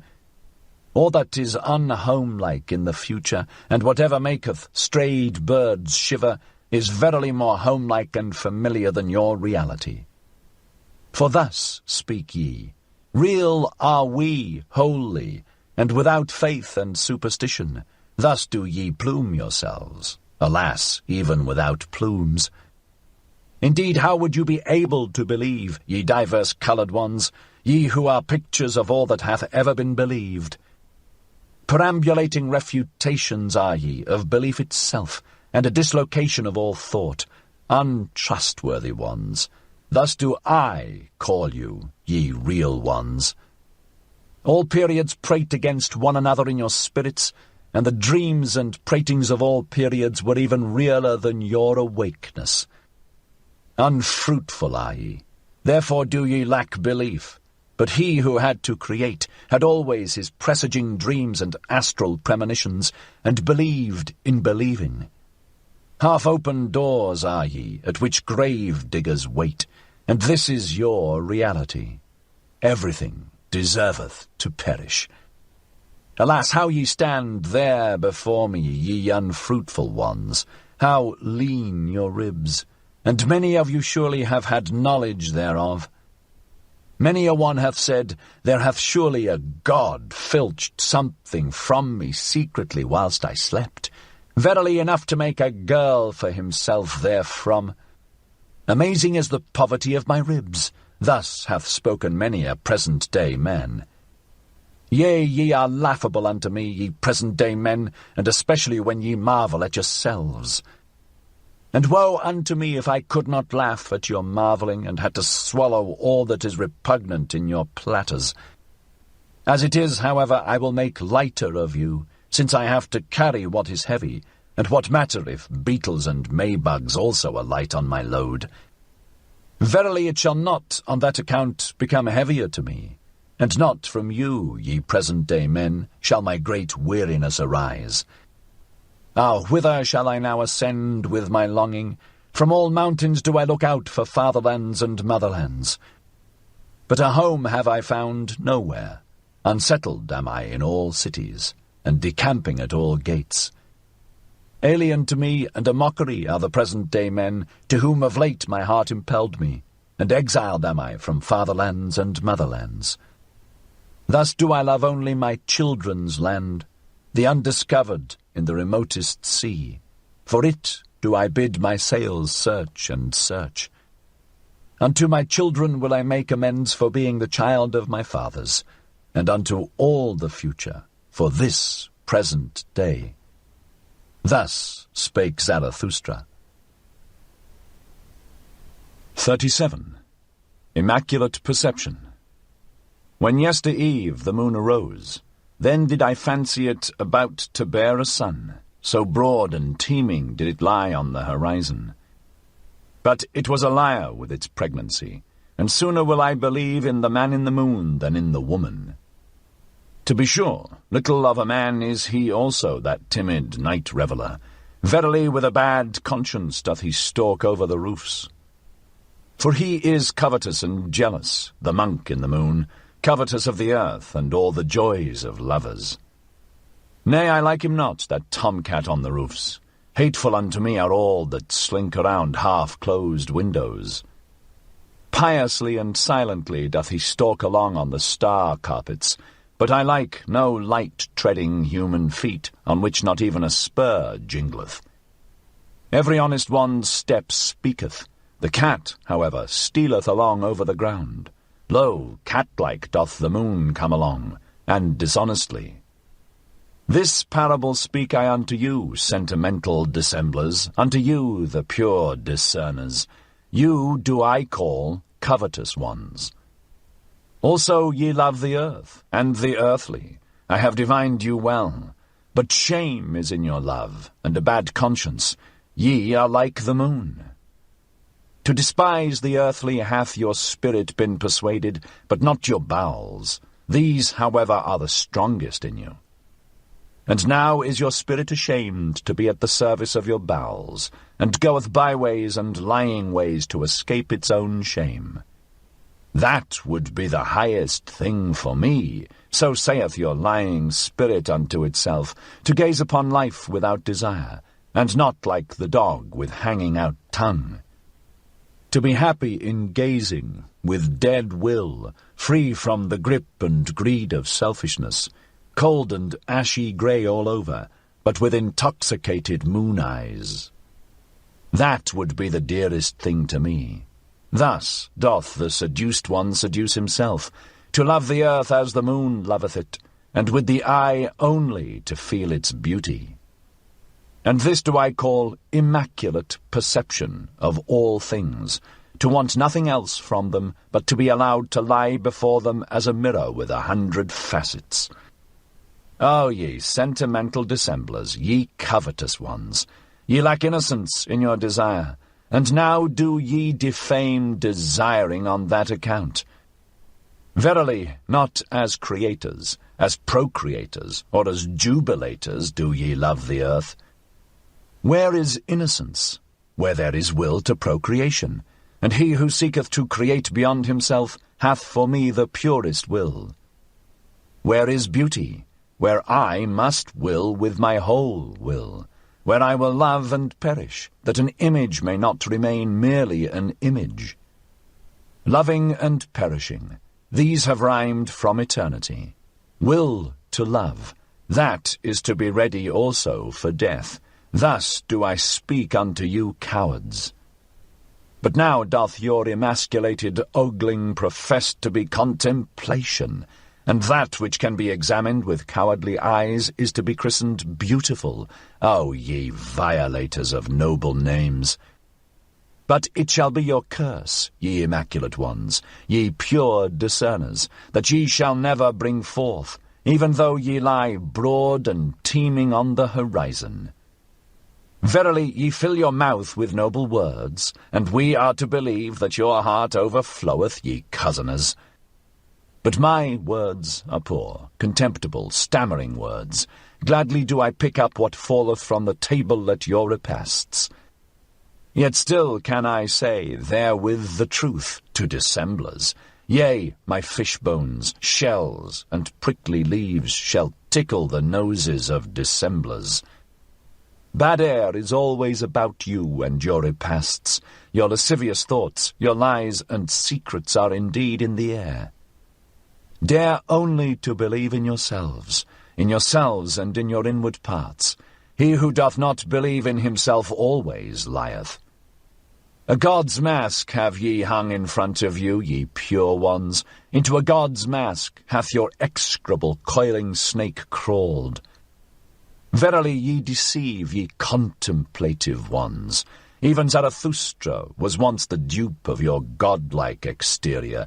He did not divine the serpent's coil with which it was stuffed. A god's soul I once thought I saw, playing in your games, ye pure discerners. No better arts did I once dream of than your arts. Serpent's filth and evil odour the distance concealed from me, and that a lizard's craft prowled thereabouts lasciviously. But I came nigh unto you.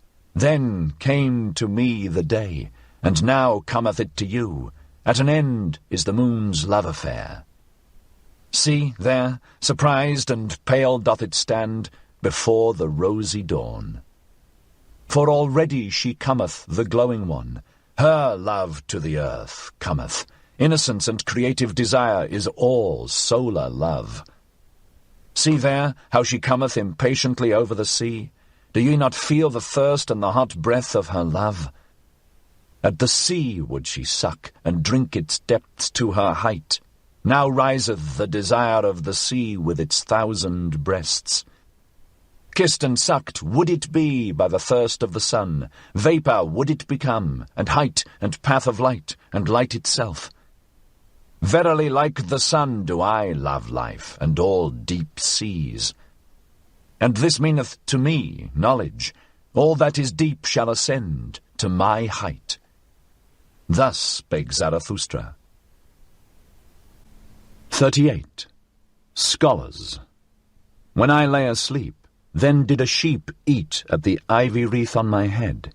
It ate, and said thereby, Zarathustra is no longer a scholar. It said this, and went away clumsily and proudly. A child told it to me.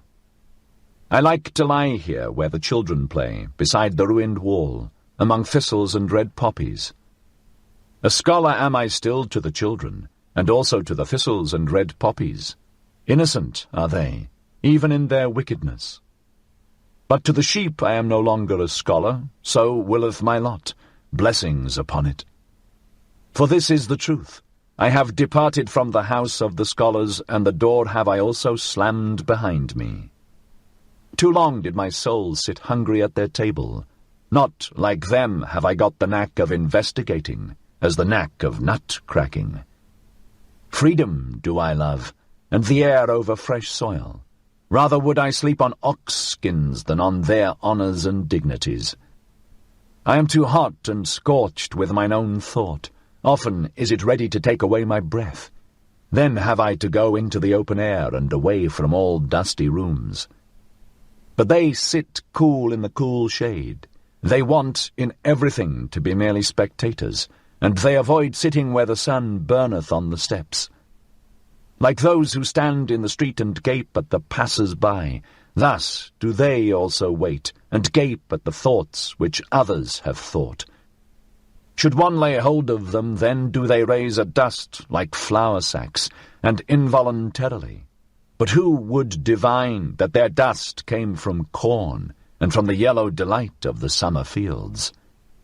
When they give themselves out as wise, then do their petty sayings and truths chill me. In their wisdom there is often an odour as if it came from the swamp, and verily I have even heard the frog croak in it. Clever are they? They have dexterous fingers. What doth my simplicity pretend to beside their multiplicity? All threading and knitting and weaving do their fingers understand. Thus do they make the hose of the spirit. Good clockworks are they, only be careful to wind them up properly. Then do they indicate the hour without mistake, and make a modest noise thereby. Like millstones do they work, and like pestles. Throw only seed corn unto them. They know well how to grind corn small and make white dust out of it. They keep a sharp eye on one another, and do not trust each other the best. Ingenious in little artifices, they wait for those whose knowledge walketh on lame feet. Like spiders do they wait. I saw them always prepare their poison with precaution, and always did they put glass gloves on their fingers in doing so.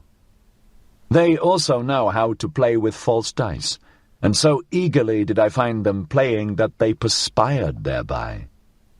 We are alien to each other, and their virtues are even more repugnant to my taste than their falsehoods and false dice. And when I lived with them, then did I live above them, therefore did they take a dislike to me. They want to hear nothing of anyone walking above their heads, and so they put wood and earth and rubbish betwixt me and their heads. Thus did they deafen the sound of my tread, and least have I hitherto been heard by the most learned. All mankind's faults and weaknesses did they put betwixt themselves and me. They call it false ceiling in their houses. But nevertheless I walk with my thoughts above their heads, and even should I walk on mine own errors, still would I be above them and their heads. For men are not equal, so speaketh justice, and what I will, they may not will. Thus spake Zarathustra. 39. Poets. Since I have known the body better, said Zarathustra to one of his disciples, the spirit hath only been to me symbolically spirit, and all the imperishable. That is also but a simile. So have I heard thee say once before, answered the disciple, and then thou addedst, but the poets lie too much. Why didst thou say that the poets lie too much? Why, said Zarathustra, thou askest why. I do not belong to those who may be asked after their why. Is my experience but of yesterday? It is long ago that I experienced the reasons for mine opinions. Should I not have to be a cask of memory if I also wanted to have my reasons with me? It is already too much for me even to retain mine opinions, and many a bird flieth away. And sometimes also do I find a fugitive creature in my dovecote, which is alien to me, and trembleth when I lay my hand upon it.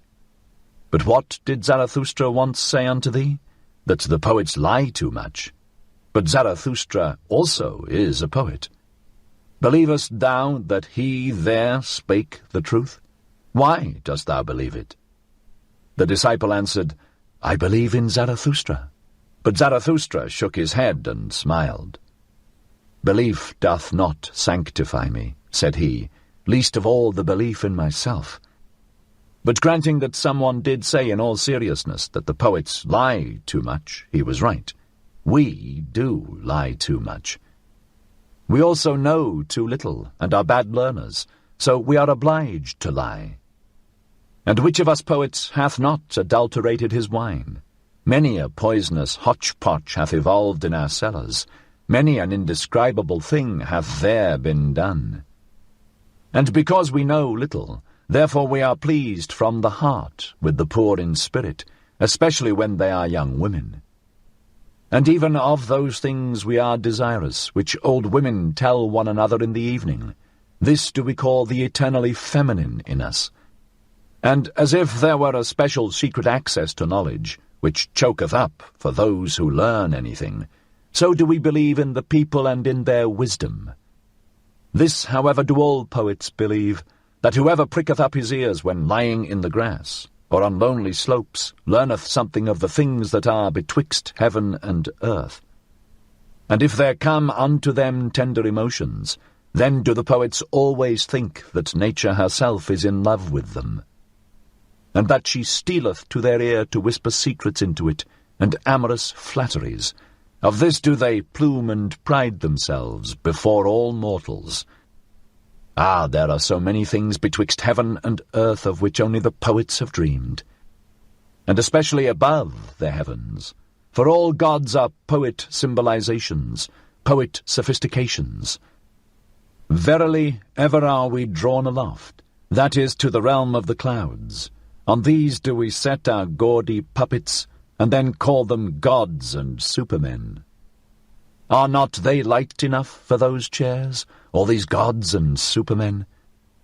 Ah, how I am weary of all the inadequate that is insisted on as actual. Ah, how I am weary of the poets. When Zarathustra so spake, his disciple resented it, but was silent. And Zarathustra also was silent, and his eye directed itself inwardly, as if it gazed into the far distance.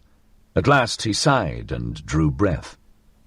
I am of today, and heretofore, said he thereupon, but something is in me that is of the morrow, and the day following, and the hereafter. I became weary of the poets, of the old and of the new. Superficial are they all unto me, and shallow seas. They did not think sufficiently into the depth, therefore their feeling did not reach to the bottom. Some sensation of voluptuousness and some sensation of tedium, these have as yet been their best contemplation. Ghost-breathing and ghost-whisking seemeth to me all the jingle-jangling of their harps. What have they known hitherto of the fervour of tones? They are also not pure enough for me. They all muddle their water that it may seem deep. And fain would they thereby prove themselves reconcilers. But mediaries and mixers are they unto me, and half, and impure. Ah, I cast indeed my net into their sea, and meant to catch good fish, but always did I draw up the head of some ancient god. Thus did the sea give a stone to the hungry one, and they themselves may well originate from the sea. Certainly one findeth pearls in them. Thereby they are the more like hard mollusks, and instead of a soul, I have often found in them salt slime. They have learned from the sea also its vanity. Is not the sea the peacock of peacocks? Even before the ugliest of all buffaloes doth it spread out its tail. Never doth it tire of its lace fan of silver and silk. Disdainfully doth the buffalo glance thereat, nigh to the sand with its soul, nigher still to the thicket, nighest, however, to the swamp. What is beauty and sea and peacock splendour to it? This parable I speak unto the poets. Verily their spirit itself is the peacock of peacocks, and a sea of vanity. Spectators seeketh the spirit of the poet, should they even be buffaloes. But of this spirit became I weary, and I see the time coming when it will become weary of itself. Yea, changed have I seen the poets, and their glance turned towards themselves. Penitents of the spirit have I seen appearing. They grew out of the poets. Thus spake Zarathustra. 40. Great Events. There is an isle in the sea, not far from the happy isles of Zarathustra, on which a volcano ever smoketh, of which isle the people, and especially the old women amongst them, say that it is placed as a rock before the gate of the netherworld, but that through the volcano itself the narrow way leadeth downwards, which conducteth to this gate. Now about the time that Zarathustra sojourned on the Happy Isles, it happened that a ship anchored at the isle on which standeth the smoking mountain, and the crew went ashore to shoot rabbits. About the noontide hour, however, when the captain and his men were together again, they saw suddenly a man coming towards them through the air, and a voice said distinctly, "It is time. It is the highest time." But when the figure was nearest to them, it flew past quickly, however, like a shadow, in the direction of the volcano.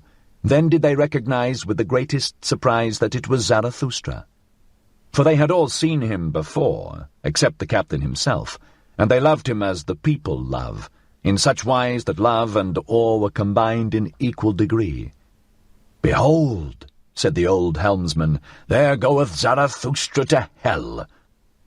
About the same time that these sailors landed on the Fire Isle, there was a rumour that Zarathustra had disappeared, and when his friends were asked about it, they said that he had gone on board a ship by night, without saying whither he was going. Thus there arose some uneasiness. After 3 days, however, there came the story of the ship's crew in addition to this uneasiness, and then did all the people say that the devil had taken Zarathustra. His disciples laughed, sure enough, at this talk, and one of them said even, "Sooner would I believe that Zarathustra had taken the devil." But at the bottom of their hearts they were all full of anxiety and longing. So their joy was great when, on the 5th day, Zarathustra appeared amongst them. And this is the account of Zarathustra's interview with the fire-dog. "The earth," said he, "hath a skin, and this skin hath diseases. One of these diseases, for example, is called man. And another of these diseases is called the fire-dog. Concerning him, men have greatly deceived themselves, and let themselves be deceived. To fathom this mystery did I go o'er the sea, and I have seen the truth naked, verily, barefooted up to the neck. Now do I know how it is concerning the fire-dog, and likewise concerning all the spouting and subversive devils, of which not only old women are afraid. Up with thee, fire-dog, out of thy depth, cried I, and confess how deep that depth is. Whence cometh that which thou snortest up? Thou drinkest copiously at the sea, that doth thine embittered eloquence betray. In sooth, for a dog of the depth, thou takest thy nourishment too much from the surface. At the most I regard thee as the ventriloquist of the earth, and ever, when I have heard subversive and spouting devils speak, I have found them like thee, embittered, mendacious, and shallow. Ye understand how to roar and obscure with ashes. Ye are the best braggarts, and have sufficiently learned the art of making dregs boil. Where ye are, there must always be dregs at hand, and much that is spongy, hollow, and compressed. It wanteth to have freedom. Freedom, ye all roar most eagerly, but I have unlearned the belief in great events, when there is much roaring and smoke about them. And believe me, friend Hullabaloo, the greatest events are not our noisiest, but our stillest hours. Not around the inventors of new noise, but around the inventors of new values doth the world revolve. Inaudibly it revolveth. And just own to it. Little had ever taken place when thy noise and smoke passed away. What if a city did become a mummy and a statue lay in the mud? And this do I say also to the o'erthrowers of statues. It is certainly the greatest folly to throw salt into the sea, and statues into the mud. In the mud of your contempt lay the statue, but it is just its law, that out of contempt its life and living beauty grow again. With diviner features doth it now arise, seducing by its suffering, and verily it will yet thank you for o'erthrowing it, ye subverters. This counsel, however, do I counsel to kings and churches, and to all that is weak with age or virtue. Let yourselves be o'erthrown, that ye may again come to life, and that virtue may come to you. Thus spake I before the fire-dog. Then did he interrupt me sullenly, and asked, "Church, what is that?" "Church," answered I, "that is a kind of state, and indeed the most mendacious. But remain quiet, thou dissembling dog. Thou surely knowest thine own species best. Like thyself the state is a dissembling dog. Like thee doth it like to speak with smoke and roaring, to make believe like thee that it speaketh out of the heart of things. For it seeketh by all means to be the most important creature on earth, the state, and people think it so." When I had said this, the fire-dog acted as if mad with envy. "What?" cried he, "the most important creature on earth? and people think it so. And so much vapour and terrible voices came out of his throat that I thought he would choke with vexation and envy. At last he became calmer, and his panting subsided. As soon, however, as he was quiet, I said laughingly, "Thou art angry, fire-dog, so I am in the right about thee. And that I may also maintain the right, hear the story of another fire-dog. He speaketh actually out of the heart of the earth. Gold doth his breath exhale, and golden rain, so doth his heart desire. What are ashes and smoke and hot dregs to him? Laughter flitteth from him like a variegated cloud. Adverse is he to thy gargling and spewing and grips in the bowels. The gold, however, and the laughter, these doth he take out of the heart of the earth, for that thou mayest know it, the heart of the earth is of gold." When the fire-dog heard this, he could no longer endure to listen to me. Abashed did he draw in his tail, said "bow-wow" in a cowed voice, and crept down into his cave. Thus told Zarathustra. His disciples, however, hardly listened to him, so great was their eagerness to tell him about the sailors, the rabbits, and the flying man. "What am I to think of it?" said Zarathustra. "Am I indeed a ghost? But it may have been my shadow. Ye have surely heard something of the wanderer and his shadow. One thing, however, is certain. I must keep a tighter hold of it, otherwise it will spoil my reputation." And once more Zarathustra shook his head and wondered. "What am I to think of it?" said he once more. Why did the ghost cry, "It is time, it is the highest time"? For what is it then, the highest time? Thus spake Zarathustra. 41. The Soothsayer. And I saw a great sadness come over mankind. The best turned weary of their works. A doctrine appeared, a faith ran beside it. All is empty, all is alike, all hath been. And from all hills there re-echoed, all is empty, all is alike, all hath been. To be sure we have harvested, but why have all our fruits become rotten and brown? What was it fell last night from the evil moon?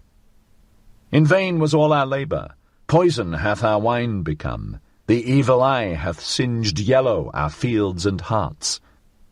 Arid have we all become, and fire falling upon us. Then do we turn dust like ashes, yea, the fire itself have we made aweary. All our fountains have dried up, even the sea hath receded, all the ground trieth to gape, but the depth will not swallow. Alas, where is there still a sea in which one could be drowned? So soundeth our plaint, across shallow swamps. Verily, even for dying have we become too weary. Now do we keep awake and live on in sepulchres.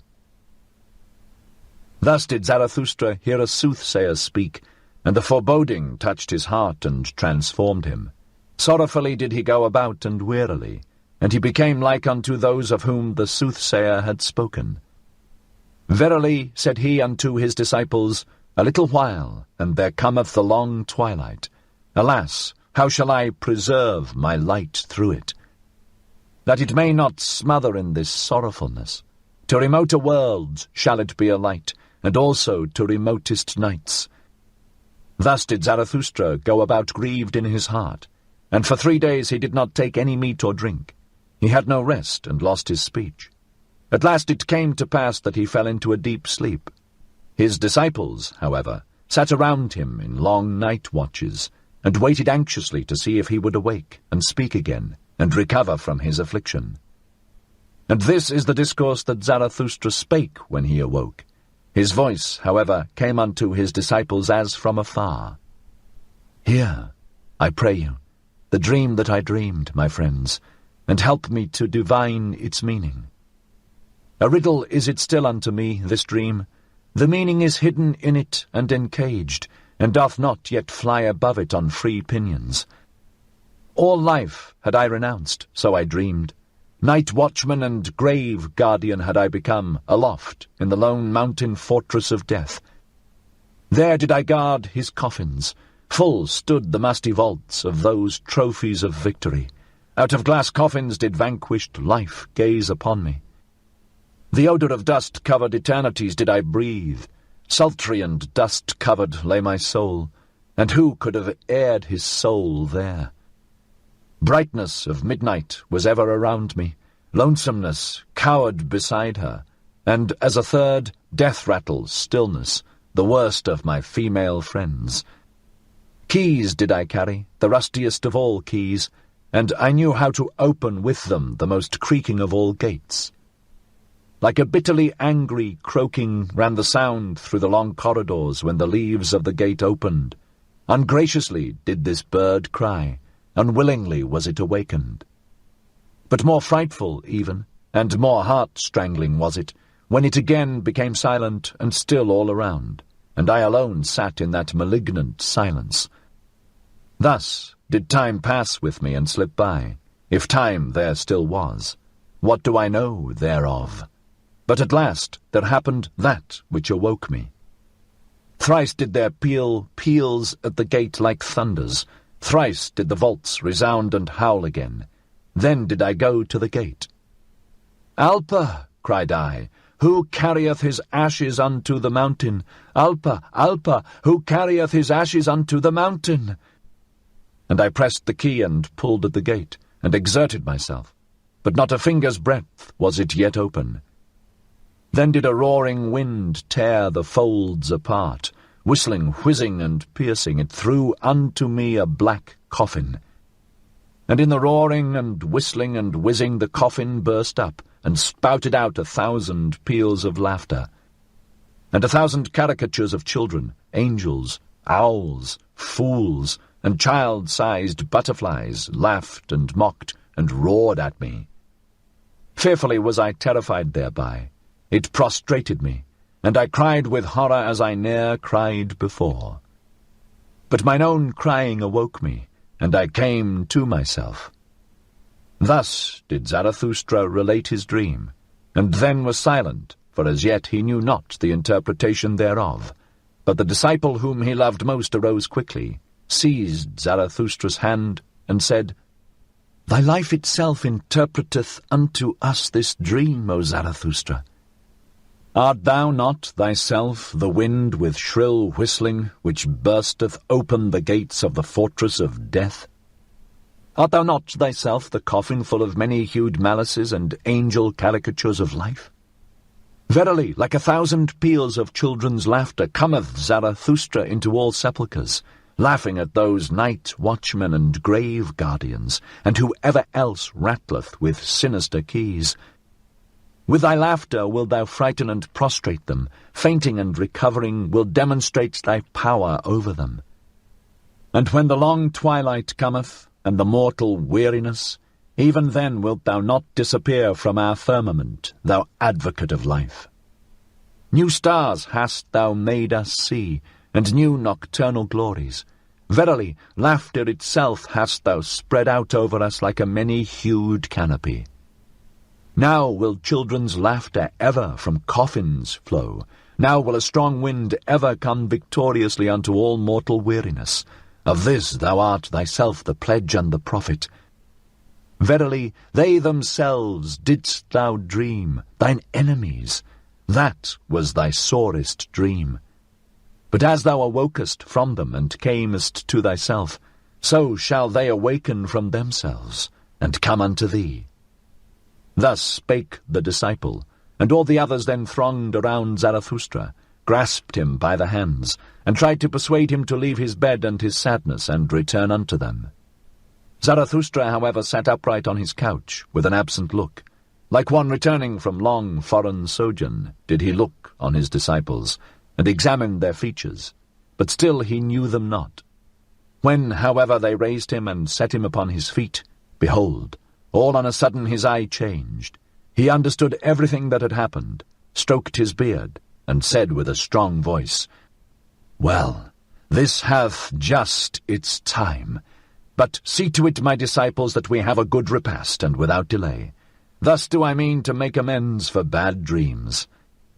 The soothsayer, however, shall eat and drink at my side, and verily I will yet show him a sea in which he can drown himself. Thus spake Zarathustra. Then did he gaze long into the face of the disciple who had been the dream interpreter, and shook his head. 42. Redemption. When Zarathustra went one day over the great bridge, then did the cripples and beggars surround him, and a hunchback spake thus unto him. Behold, Zarathustra, even the people learn from thee and acquire faith in thy teaching. But for them to believe fully in thee, one thing is still needful. Thou must first of all convince us cripples. Here hast thou now a fine selection, and verily an opportunity with more than one forelock. The blind canst thou heal and make the lame run, and from him who hath too much behind couldst thou well also take away a little. That, I think, would be the right method to make the cripples believe in Zarathustra. Zarathustra, however, answered thus unto him who so spake.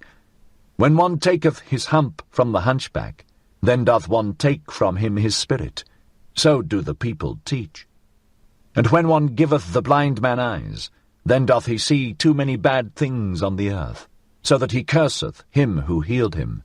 He, however, who maketh the lame man run, inflicteth upon him the greatest injury. For hardly can he run, when his vices run away with him.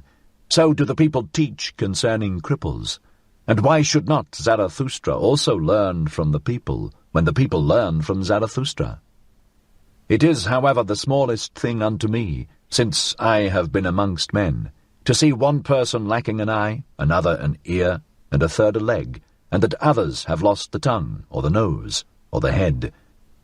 I see and have seen worse things, and divers things so hideous that I should neither like to speak of all matters, nor even keep silent about some of them, namely, men who lack everything, except that they have too much of one thing, men who are nothing more than a big eye, or a big mouth, or a big belly, or something else big, reversed cripples, I call such men. And when I came out of my solitude, and for the first time passed over this bridge, then I could not trust mine eyes, but looked again and again, and said at last, That is an ear as big as a man. I looked still more attentively, and actually there did move under the ear something that was pitiably small and poor and slim, and in truth this immense ear was perched on a small thin stalk. The stalk, however, was a man. A person, putting a glass to his eyes, could even recognize further a small, envious countenance, and also that a bloated sulet dangled at the stalk. The people told me, however, that the big ear was not only a man, but a great man, a genius. But I never believed in the people when they spake of great men, and I hold to my belief that it was a reversed cripple who had too little of everything, and too much of one thing. When Zarathustra had spoken thus unto the hunchback, and unto those of whom the hunchback was the mouthpiece and advocate, then did he turn to his disciples in profound dejection, and said, Verily, my friends, I walk amongst men as amongst the fragments and limbs of human beings. This is the terrible thing to mine eye, that I find man broken up and scattered about, as on a battle and butcher ground. And when my eye fleeth from the present to the bygone, it findeth ever the same, fragments and limbs and fearful chances, but no men. The present and the bygone upon earth, my friends, that is my most unbearable trouble, and I should not know how to live if I were not a seer of what is to come. A seer, a purposer, a creator, a future itself, and a bridge to the future, and alas, also as it were a cripple on this bridge, all that is Zarathustra. And ye also asked yourselves often, Who is Zarathustra to us? What shall he be called by us? And like me, did ye give yourselves questions for answers? Is he a promiser, or a fulfiller, a conqueror, or an inheritor, a harvest, or a plowshare, a physician, or a healed one? Is he a poet, or a genuine one, an emancipator, or a subjugator, a good one, or an evil one, I walk amongst men as the fragments of the future, that future which I contemplate. And it is all my poetization and aspiration to compose and collect into unity what is fragment and riddle and fearful chance. And how could I endure to be a man, if man were not also the composer and riddle-reader and redeemer of chance? To redeem what is past, and to transform every it was into thus would I have it, that only do I call redemption. Will, so is the emancipator and joy-bringer called. Thus have I taught you, my friends. But now learn this likewise. The will itself is still a prisoner. Willing emancipateth, but what is that called which still putteth the emancipator in chains? It was. Thus is the will's teeth-gnashing and lonesomest tribulation called. Impotent towards what hath been done, it is a malicious spectator of all that is past. Not backward can the will, that it cannot break time and time's desire, that is the will's lonesomest tribulation. Willing emancipateth. What doth willing itself devise in order to get free from its tribulation and mock at its prison? Ah, a fool becometh every prisoner, foolishly delivereth itself also the imprisoned will. That time doth not run backward, that is its animosity. That which was, so is the stone which it cannot roll called. And thus doth it roll stones out of animosity and ill humour, and taketh revenge on whatever doth not, like it, feel rage and ill humour. Thus did the will, the emancipator, become a torturer, and on all that is capable of suffering it taketh revenge, because it cannot go backward. This, yea, this alone is revenge itself, the will's antipathy to time, and its it was. Verily a great folly dwelleth in our will, and it became a curse unto all humanity that this folly acquired spirit. The spirit of revenge, my friends, that hath hitherto been man's best contemplation, and where there was suffering it was claimed there was always penalty. Penalty, so calleth itself revenge. With a lying word it feigneth a good conscience. And because in the willer himself there is suffering, because he cannot will backwards, thus was willing itself, and all life claimed to be penalty. And then did cloud after cloud roll over the spirit, until at last madness preached, everything perisheth, therefore everything deserveth to perish. And this itself is justice, the law of time, that he must devour his children. Thus did madness preach. Morally are things ordered according to justice and penalty. Oh, where is there deliverance from the flux of things and from the existence of penalty? Thus did madness preach. Can there be deliverance when there is eternal justice? Alas, unrollable is the stone it was. Eternal must also be all penalties. Thus did madness preach. No deed can be annihilated. How could it be undone by the penalty? This is what is eternal in the existence of penalty. That existence also must be eternally recurring deed and guilt. Unless the will should at last deliver itself, and willing become non-willing. But ye know, my brethren, this fabulous song of madness. Away from those fabulous songs did I lead you when I taught you the will is a creator. All it was is a fragment, a riddle, a fearful chance, until the creating will saith thereto, but thus would I have it. Until the creating will saith thereto, but thus do I will it, thus shall I will it. But did it ever speak thus? And when doth this take place? Hath the will been unharnessed from its own folly? Hath the will become its own deliverer and joy-bringer?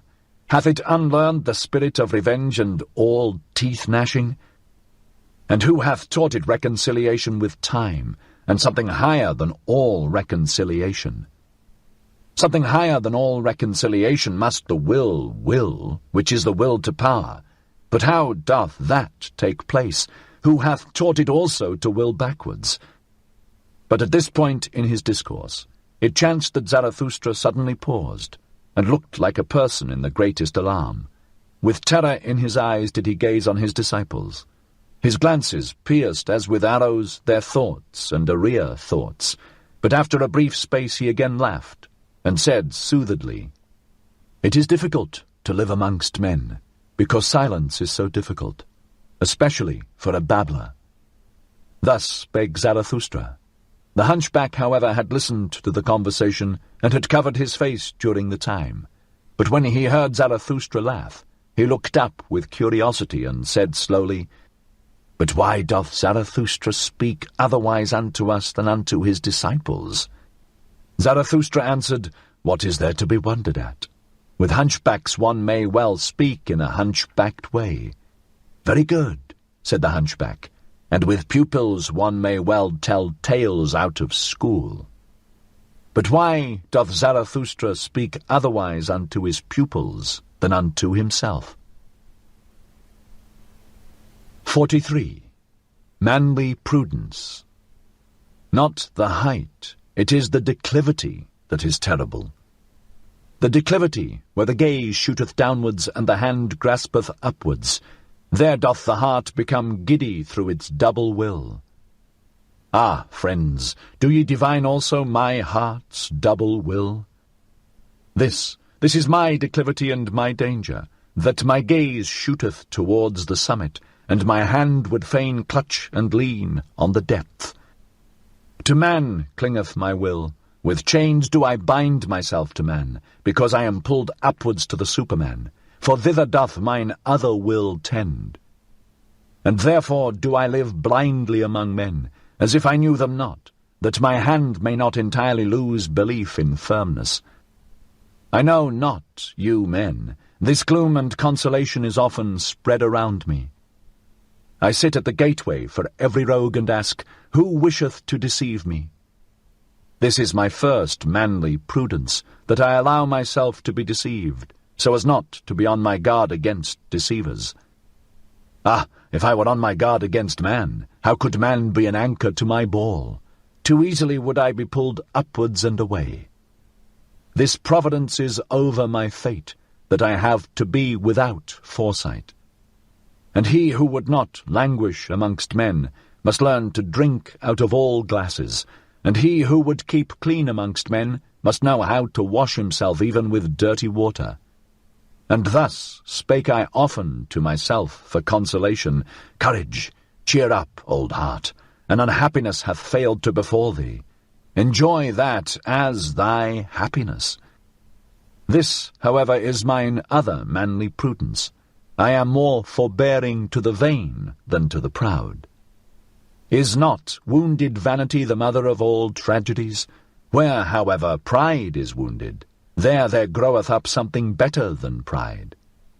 That life may be fair to behold, its game must be well played.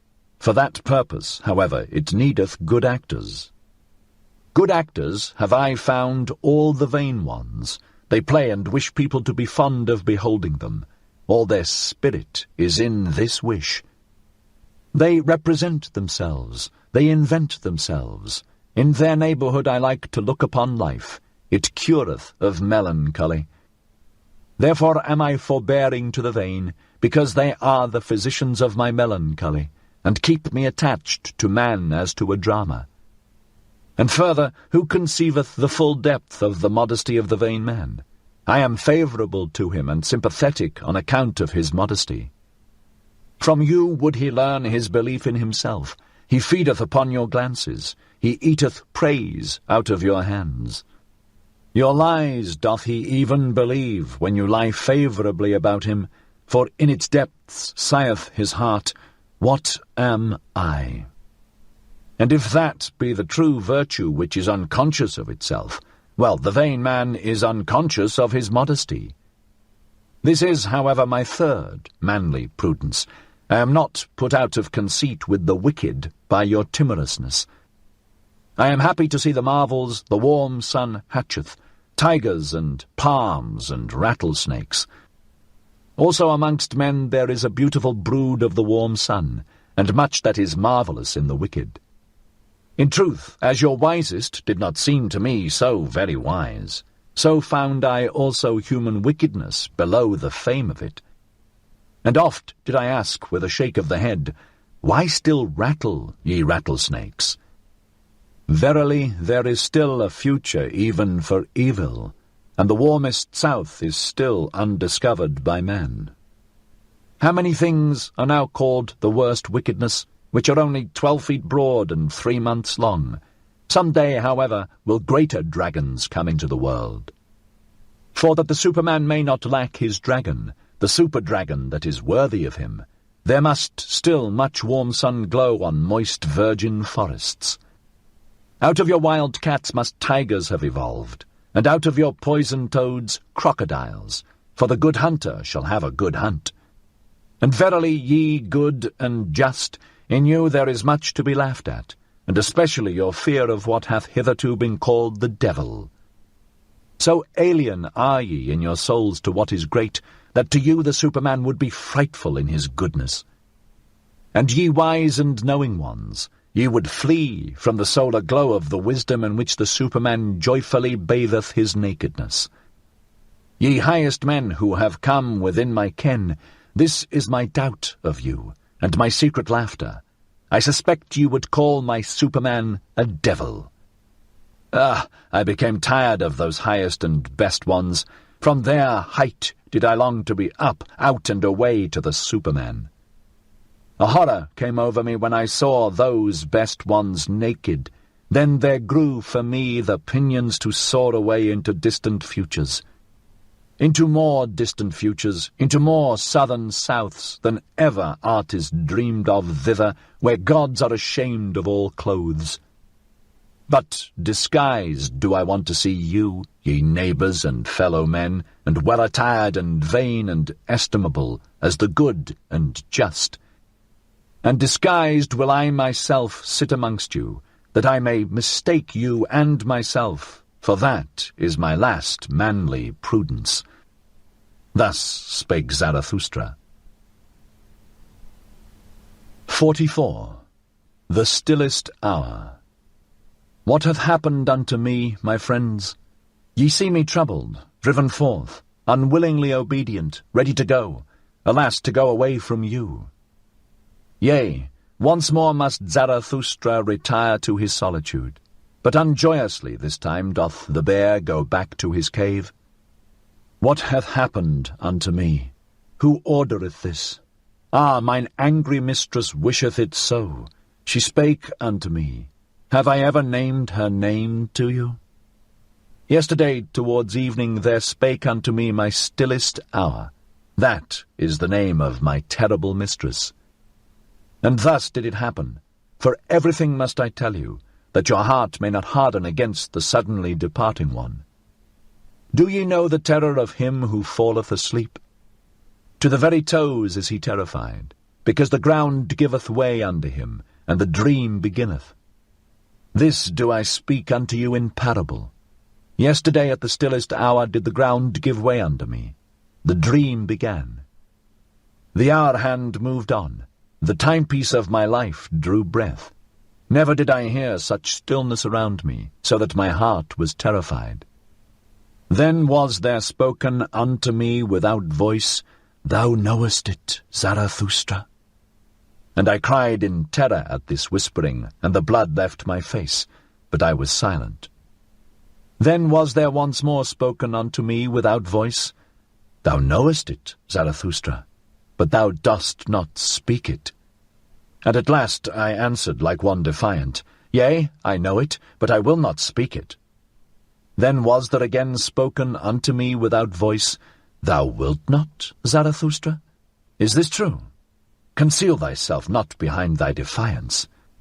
And I wept and trembled like a child, and said, I would indeed, but how can I do it? Exempt me only from this. It is beyond my power. Then was there again spoken unto me without voice, What matter about thyself, Zarathustra? Speak thy word and succumb.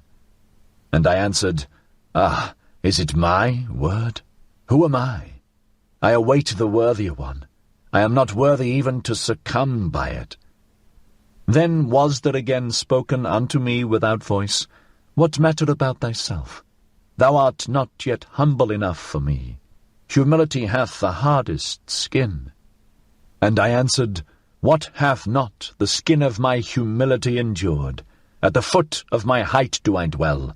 How high are my summits? No one hath yet told me, but well do I know my valleys.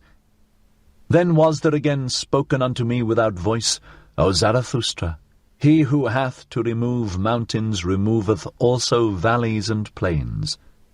And I answered, As yet hath my word not removed mountains, and what I have spoken hath not reached men. I went indeed unto men, but not yet have I attained unto them. Then was there again spoken unto me without voice, What knowest thou thereof?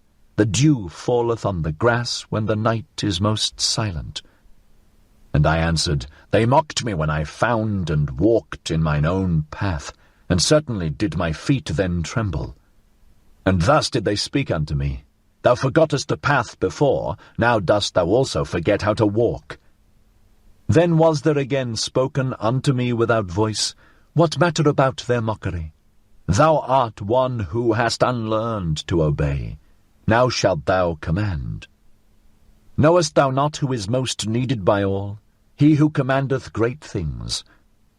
To execute great things is difficult, but the more difficult task is to command great things. This is thy most unpardonable obstinacy. Thou hast the power, and thou wilt not rule. And I answered, I lack the lion's voice for all commanding. Then was there again spoken unto me as a whispering, It is the stillest words which bring the storm. Thoughts that come with doves' footsteps guide the world. O Zarathustra, thou shalt go as a shadow of that which is to come. Thus wilt thou command, and in commanding go foremost. And I answered, I am ashamed. Then was there again spoken unto me without voice, Thou must yet become a child, and be without shame. The pride of youth is still upon thee. Late hast thou become young, but he who would become a child must surmount even his youth. And I considered a long while and trembled. At last, however, did I say what I had said at first, I will not. Then did a laughing take place all around me. Alas, how that laughing lacerated my bowels and cut into my heart. And there was spoken unto me for the last time, O Zarathustra, thy fruits are ripe, but thou art not ripe for thy fruits. So must thou go again into solitude, for thou shalt yet become mellow.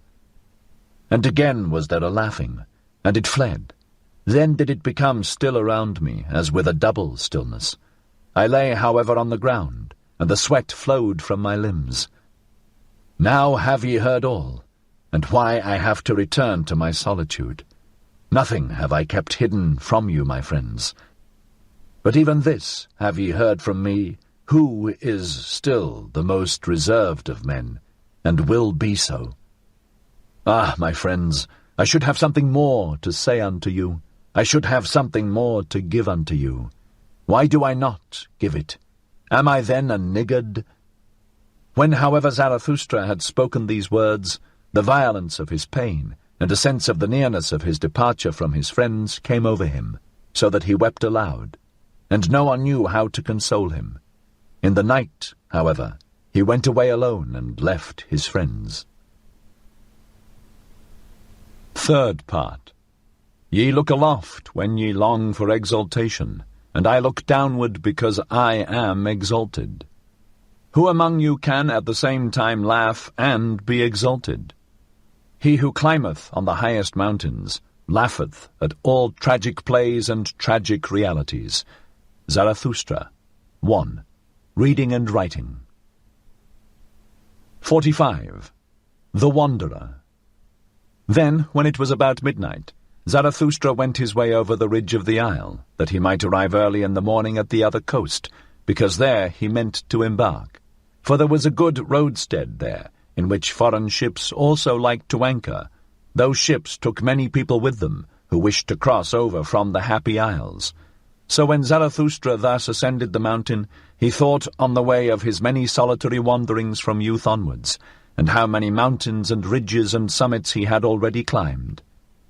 "I am a wanderer and mountain climber," said he to his heart. "I love not the plains, and it seemeth I cannot long sit still. And whatever may still overtake me as fate and experience, a wandering will be therein, and a mountain climbing.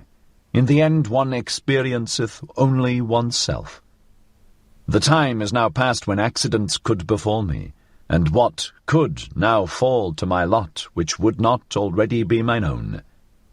It returneth only, it cometh home to me at last, mine own self, and such of it as hath been long abroad, and scattered among things and accidents. And one thing more do I know, I stand now before my last summit, and before that which hath been longest reserved for me. Ah, my hardest path must I ascend. Ah, I have begun my lonesomest wandering. He, however, who is of my nature, doth not avoid such an hour, the hour that saith unto him, Now only dost thou go the way to thy greatness, summit and abyss, these are now comprised together.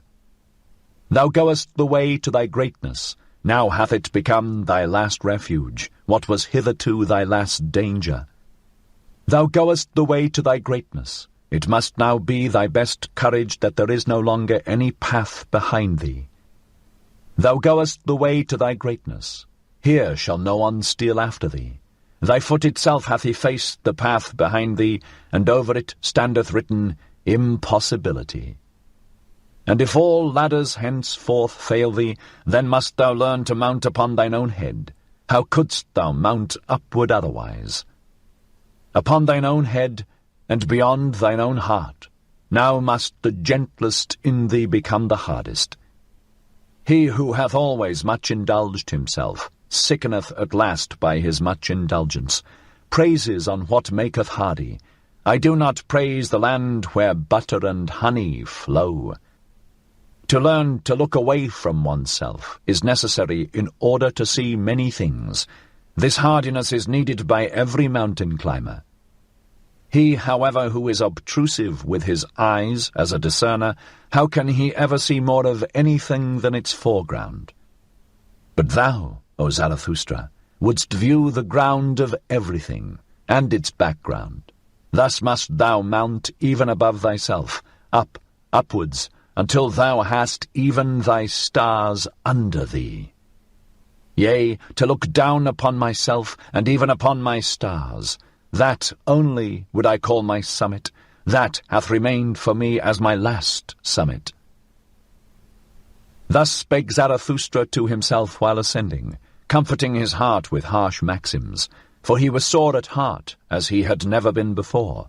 And when he had reached the top of the mountain ridge, behold, there lay the other sea spread out before him, and he stood still and was long silent. The night, however, was cold at this height, and clear and starry. I recognize my destiny, said he at last, sadly. Well, I am ready. Now hath my last lonesomeness begun. Ah, this sombre, sad sea below me! Ah, this sombre nocturnal vexation! Ah, fate and sea! To you must I now go down. Before my highest mountain do I stand, and before my longest wandering. Therefore must I first go deeper down than I ever ascended. Deeper down into pain than I ever ascended, even into its darkest flood. So willeth my fate. Well, I am ready. Whence come the highest mountains? So did I once ask. Then did I learn that they come out of the sea. That testimony is inscribed on their stones and on the walls of their summits. Out of the deepest must the highest come to its height.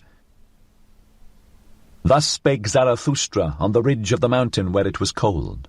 When, however, he came into the vicinity of the sea, and at last stood alone amongst the cliffs, then had he become weary on his way, and eagerer than ever before. Everything as yet sleepeth, said he, even the sea sleepeth. Drowsily and strangely doth its eye gaze upon me. But it breatheth warmly, I feel it, and I feel also that it dreameth, it tosseth about dreamily on hard pillows. Hark, hark, how it groaneth with evil recollections, or evil expectations.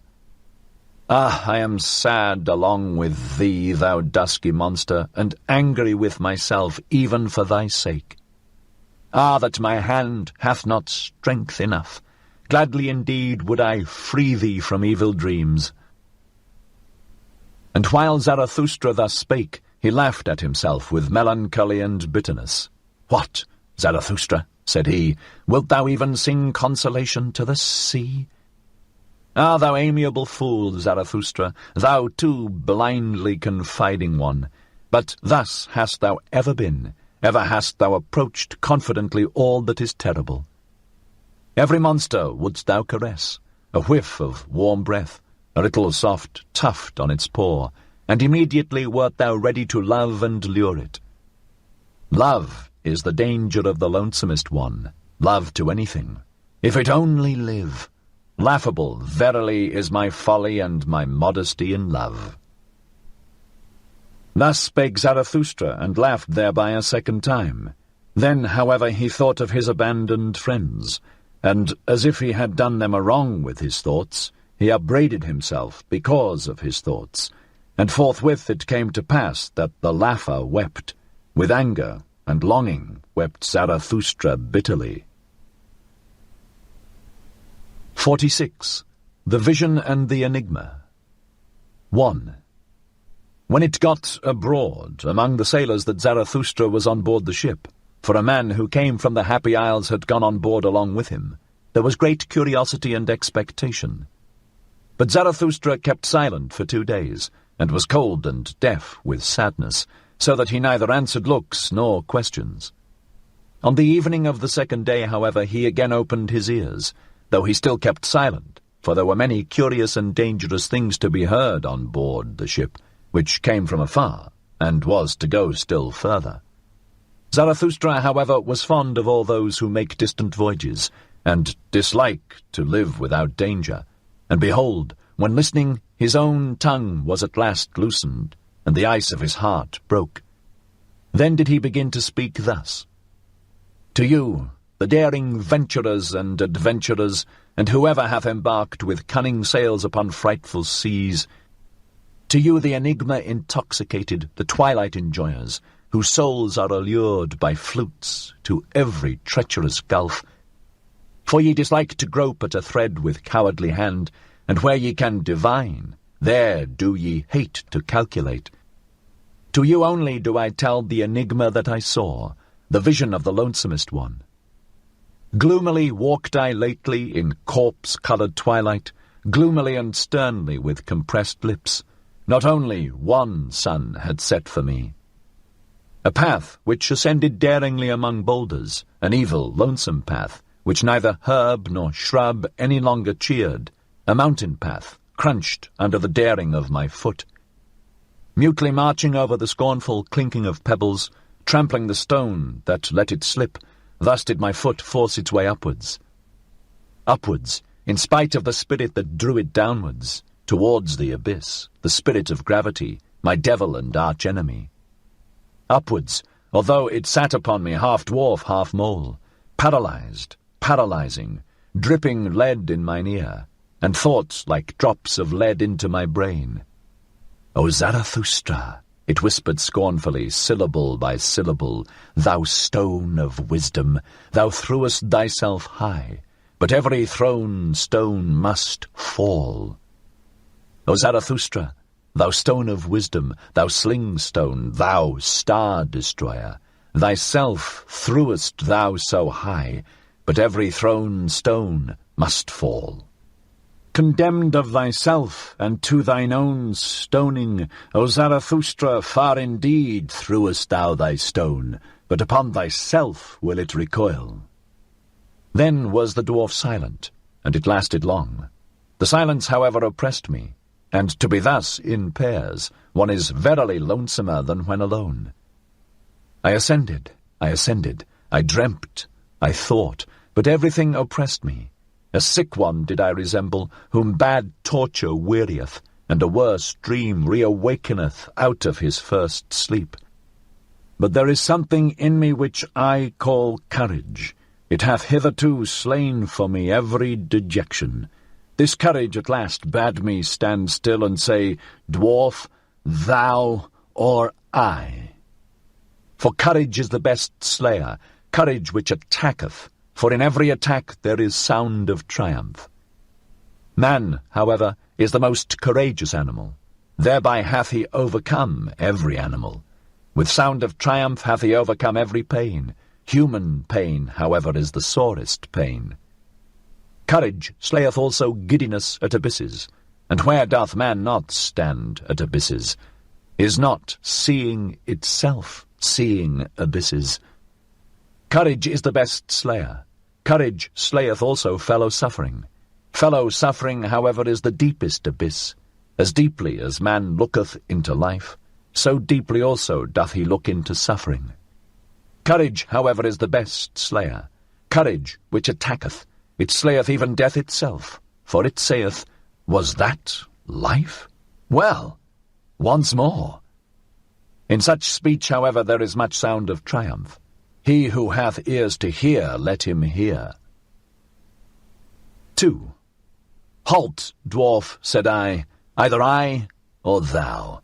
I, however, am the stronger of the two. Thou knowest not mine abysmal thought. It couldst thou not endure. Then happened that which made me lighter, for the dwarf sprang from my shoulder, the prying sprite, and it squatted on a stone in front of me. There was, however, a gateway just where we halted. Look at this gateway, dwarf, I continued. It hath two faces. Two roads come together here. These hath no one yet gone to the end of. This long lane backwards, it continueth for an eternity, and that long lane forward, that is another eternity. They are antithetical to one another, these roads.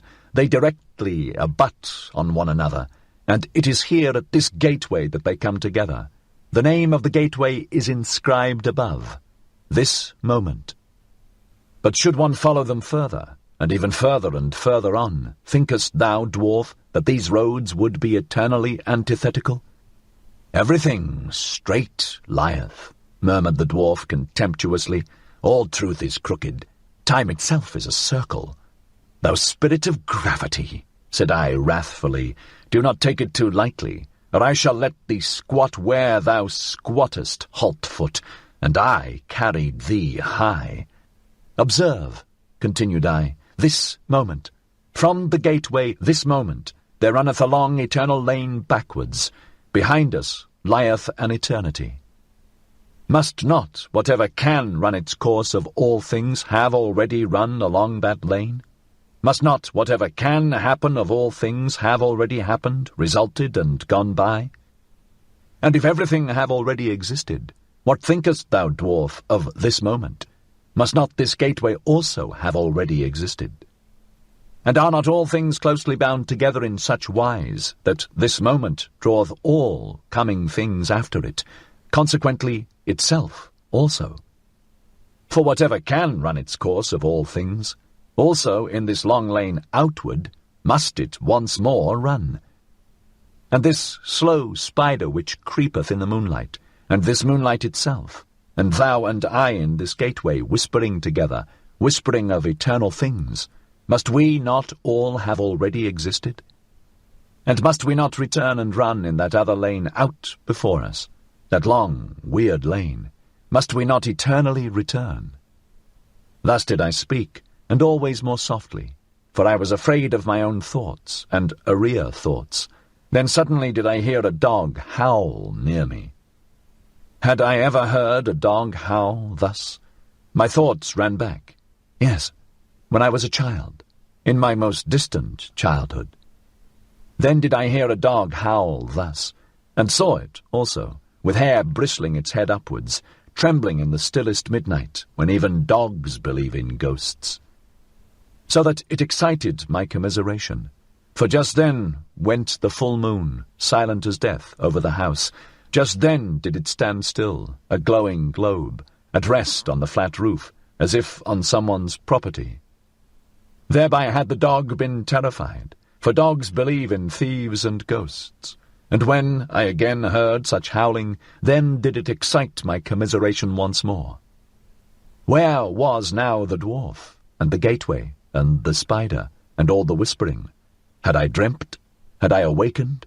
Twixt rugged rocks did I suddenly stand alone, dreary in the dreariest moonlight. But there lay a man, and there the dog, leaping, bristling, whining. Now did it see me coming, then did it howl again, then did it cry. Had I ever heard a dog cry so for help?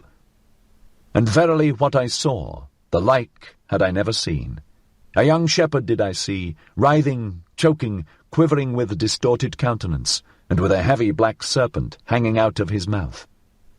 Had I ever seen so much loathing and pale horror on one countenance? He had perhaps gone to sleep. Then had the serpent crawled into his throat. There had it bitten itself fast. My hand pulled at the serpent and pulled, in vain. I failed to pull the serpent out of his throat. Then there cried out of me, "Bite! Bite! Its head off! Bite!" So cried it out of me, my horror, my hatred, my loathing, my pity, all my good and my bad cried with one voice out of me. Ye daring ones around me, ye venturers and adventurers, and whoever of you have embarked with cunning sails on unexplored seas, ye enigma enjoyers, solve unto me the enigma that I then beheld, interpret unto me the vision of the lonesomest one. For it was a vision and a foresight. What did I then behold in parable, and who is it that must come some day? Who is the shepherd into whose throat the serpent thus crawled? Who is the man into whose throat all the heaviest and blackest will thus crawl? The shepherd, however, bit, as my cry had admonished him. He bit with a strong bite. Far away did he spit the head of the serpent, and sprang up. No longer shepherd, no longer man, a transfigured being, a light-surrounded being that laughed. Never on earth laughed a man as he laughed. Oh, my brethren, I heard a laughter which was no human laughter, and now gnaweth a thirst at me, a longing that is never allayed. My longing for that laughter gnaweth at me. Oh, how can I still endure to live, and how could I endure to die at present? Thus spake Zarathustra. 47. Involuntary bliss. With such enigmas and bitterness in his heart did Zarathustra sail o'er the sea. When, however, he was 4 day journeys from the Happy Isles and from his friends, then had he surmounted all his pain. Triumphantly, and with firm foot, did he again accept his fate. And then talked Zarathustra in this wise to his exulting conscience. Alone am I again, and like to be so, alone with the pure heaven and the open sea, and again is the afternoon around me. On an afternoon did I find my friends for the first time. On an afternoon also did I find them a second time, at the hour when all light becometh stiller. For whatever happiness is still on its way twixt heaven and earth, now seeketh for lodging a luminous soul. With happiness hath all light now become stiller. O afternoon of my life! Once did my happiness also descend to the valley, that it might seek a lodging. Then did it find those open, hospitable souls. O afternoon of my life! What did I not surrender that I might have one thing, this living plantation of my thoughts, and this dawn of my highest hope? Companions did the creating one once seek, and children of his hope, and lo, it turned out that he could not find them, except he himself should first create them. Thus am I in the midst of my work, to my children going, and from them returning. For the sake of his children must Zarathustra perfect himself. For in one's heart one loveth only one's child and one's work, and where there is great love to oneself, then is it the sign of pregnancy. So have I found it. Still are my children verdant in their first spring, standing nigh one another, and shaken in common by the winds, the trees of my garden and of my best soil. And verily, where such trees stand beside one another, there are happy isles. But one day will I take them up, and put each by itself alone, that it may learn lonesomeness and defiance and prudence. Gnarled and crooked, and with flexible hardness, shall it then stand by the sea, a living lighthouse of unconquerable life. Yonder, where the storms rush down into the sea, and the snout of the mountain drinketh water, shall each on a time have his day and night watches, for his testing and recognition. Recognized and tested shall each be, to see if he be of my type and lineage, if he be master of a long will, silent even when he speaketh, and giving in such wise that he taketh in giving, so that he may one day become my companion, a fellow creator and fellow enjoyer with Zarathustra, such a one as writeth my will on my tables for the fuller perfection of all things. And for his sake, and for those like him, must I perfect myself. Therefore do I now avoid my happiness, and present myself to every misfortune, for my final testing and recognition. And verily, it were time that I went away, and the wanderer's shadow and the longest tedium and the stillest hour have all said unto me, it is the highest time. The word blew to me through the keyhole and said, Come. The door sprang subtly open unto me and said, Go. But I lay enchained to my love for my children.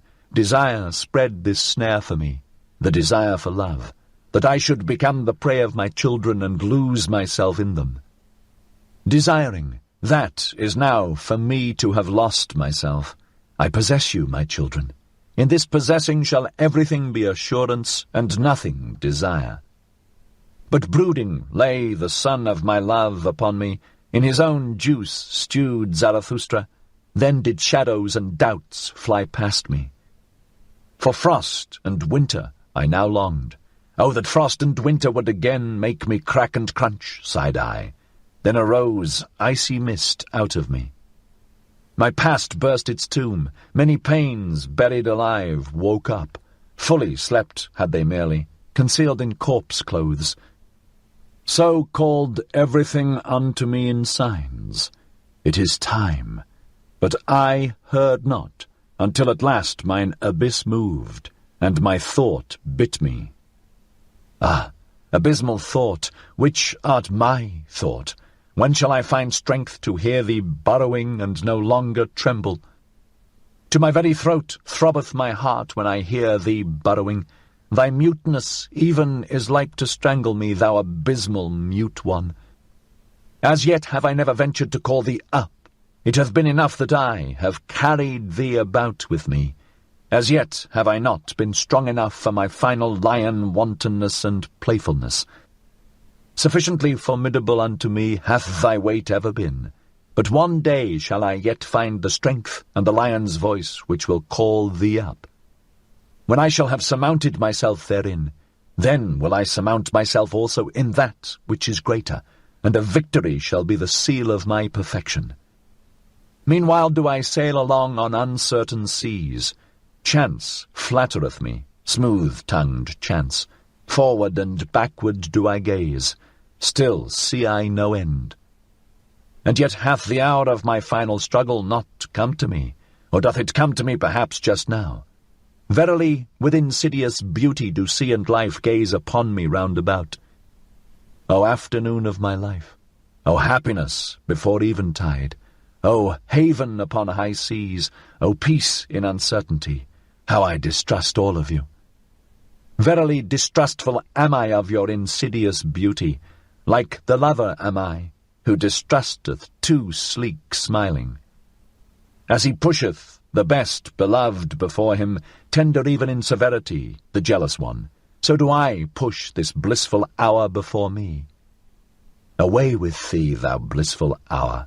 With thee hath there come to me an involuntary bliss. Ready for my severest pain do I here stand. At the wrong time hast thou come. Away with thee, thou blissful hour, rather harbour there with my children. Hasten and bless them before eventide with my happiness. There already approacheth eventide, the sun sinketh. Away, my happiness. Thus spake Zarathustra, And he waited for his misfortune the whole night, but he waited in vain. The night remained clear and calm, and happiness itself came nigher and nigher unto him. Towards morning, however, Zarathustra laughed to his heart, and said mockingly, "Happiness runneth after me. That is because I do not run after women. Happiness, however, is a woman." 48. Before sunrise. O heaven above me, thou pure, thou deep heaven, thou abyss of light, gazing on thee I tremble with divine desires. Up to thy height to toss myself, that is my depth.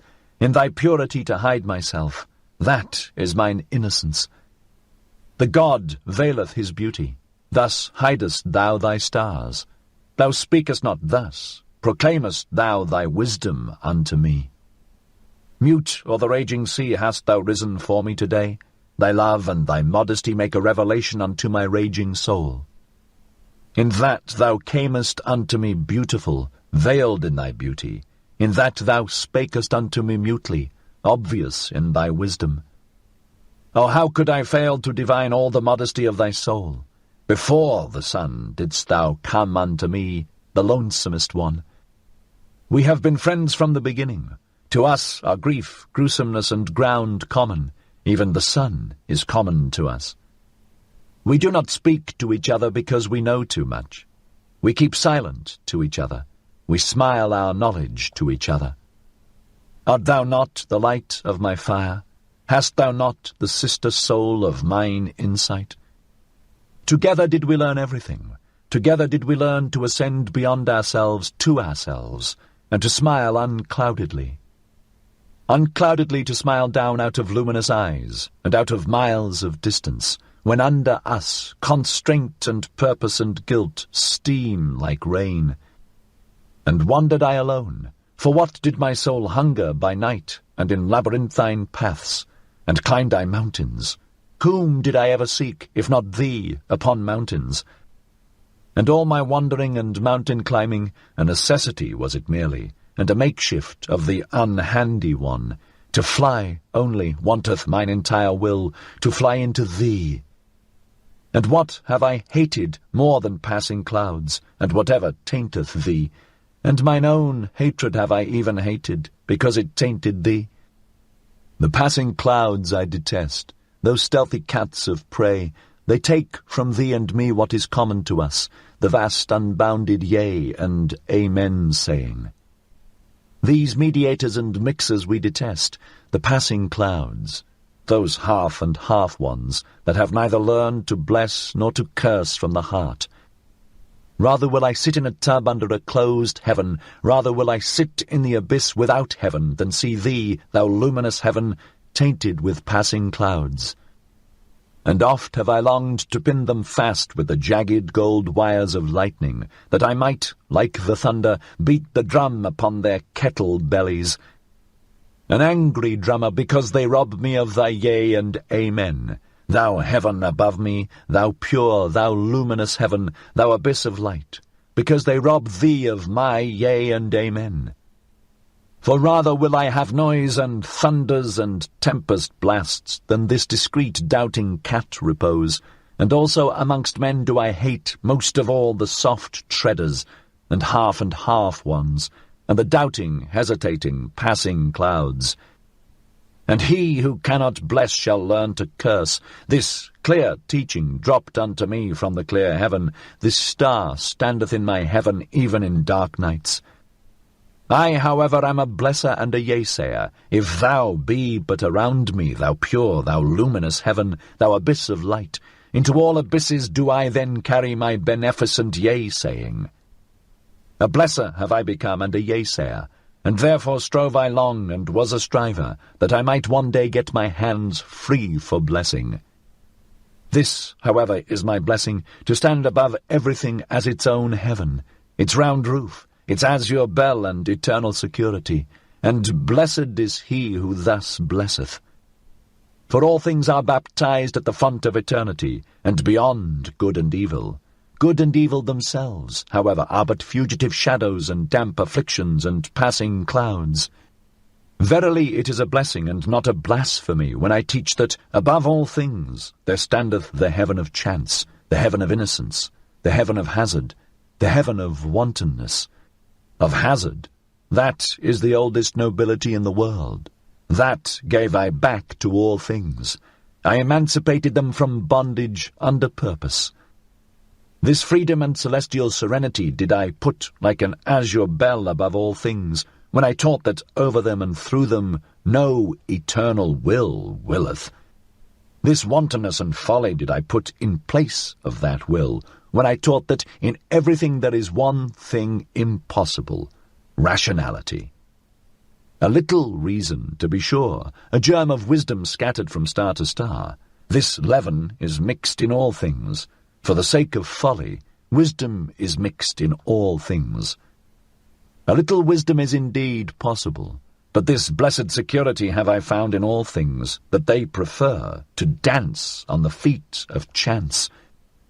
O heaven above me, thou pure, thou lofty heaven, this is now thy purity unto me, that there is no eternal reason spider and reason cobweb. That thou art to me a dancing floor for divine chances, that thou art to me a table of the gods for divine dice and dice players. But thou blushest? Have I spoken unspeakable things? Have I abused when I meant to bless thee? Or is it the shame of being two of us that maketh thee blush? Dost thou bid me go and be silent, because now day cometh? The world is deep, and deeper than e'er the day could read. Not everything may be uttered in presence of day, but day cometh, so let us part. O heaven above me, thou modest one, thou glowing one, O thou my happiness before sunrise, the day cometh, so let us part. Thus spake Zarathustra. 49. The bedwarfing virtue. 1. When Zarathustra was again on the continent, he did not go straightway to his mountain and his cave, but made many wanderings and questionings, and ascertained this and that, so that he said of himself jestingly, Lo, a river that floweth back unto its source in many windings, for he wanted to learn what had taken place among men during the interval, whether they had become greater or smaller. And once, when he saw a row of new houses, he marvelled and said, What do these houses mean? Verily no great soul put them up as its simile. Did perhaps a silly child take them out of its toy box? Would that another child put them again into the box. And these rooms and chambers, can men go out and in there? They seem to be made for silk dolls, or for dainty eaters, who perhaps let others eat with them. And Zarathustra stood still and meditated. At last he said sorrowfully, There hath everything become smaller. Everywhere do I see lower doorways. He who is of my type can still go there through, but he must stoop. Or when shall I arrive again at my home, where I shall no longer have to stoop, before the small ones? And Zarathustra sighed and gazed into the distance.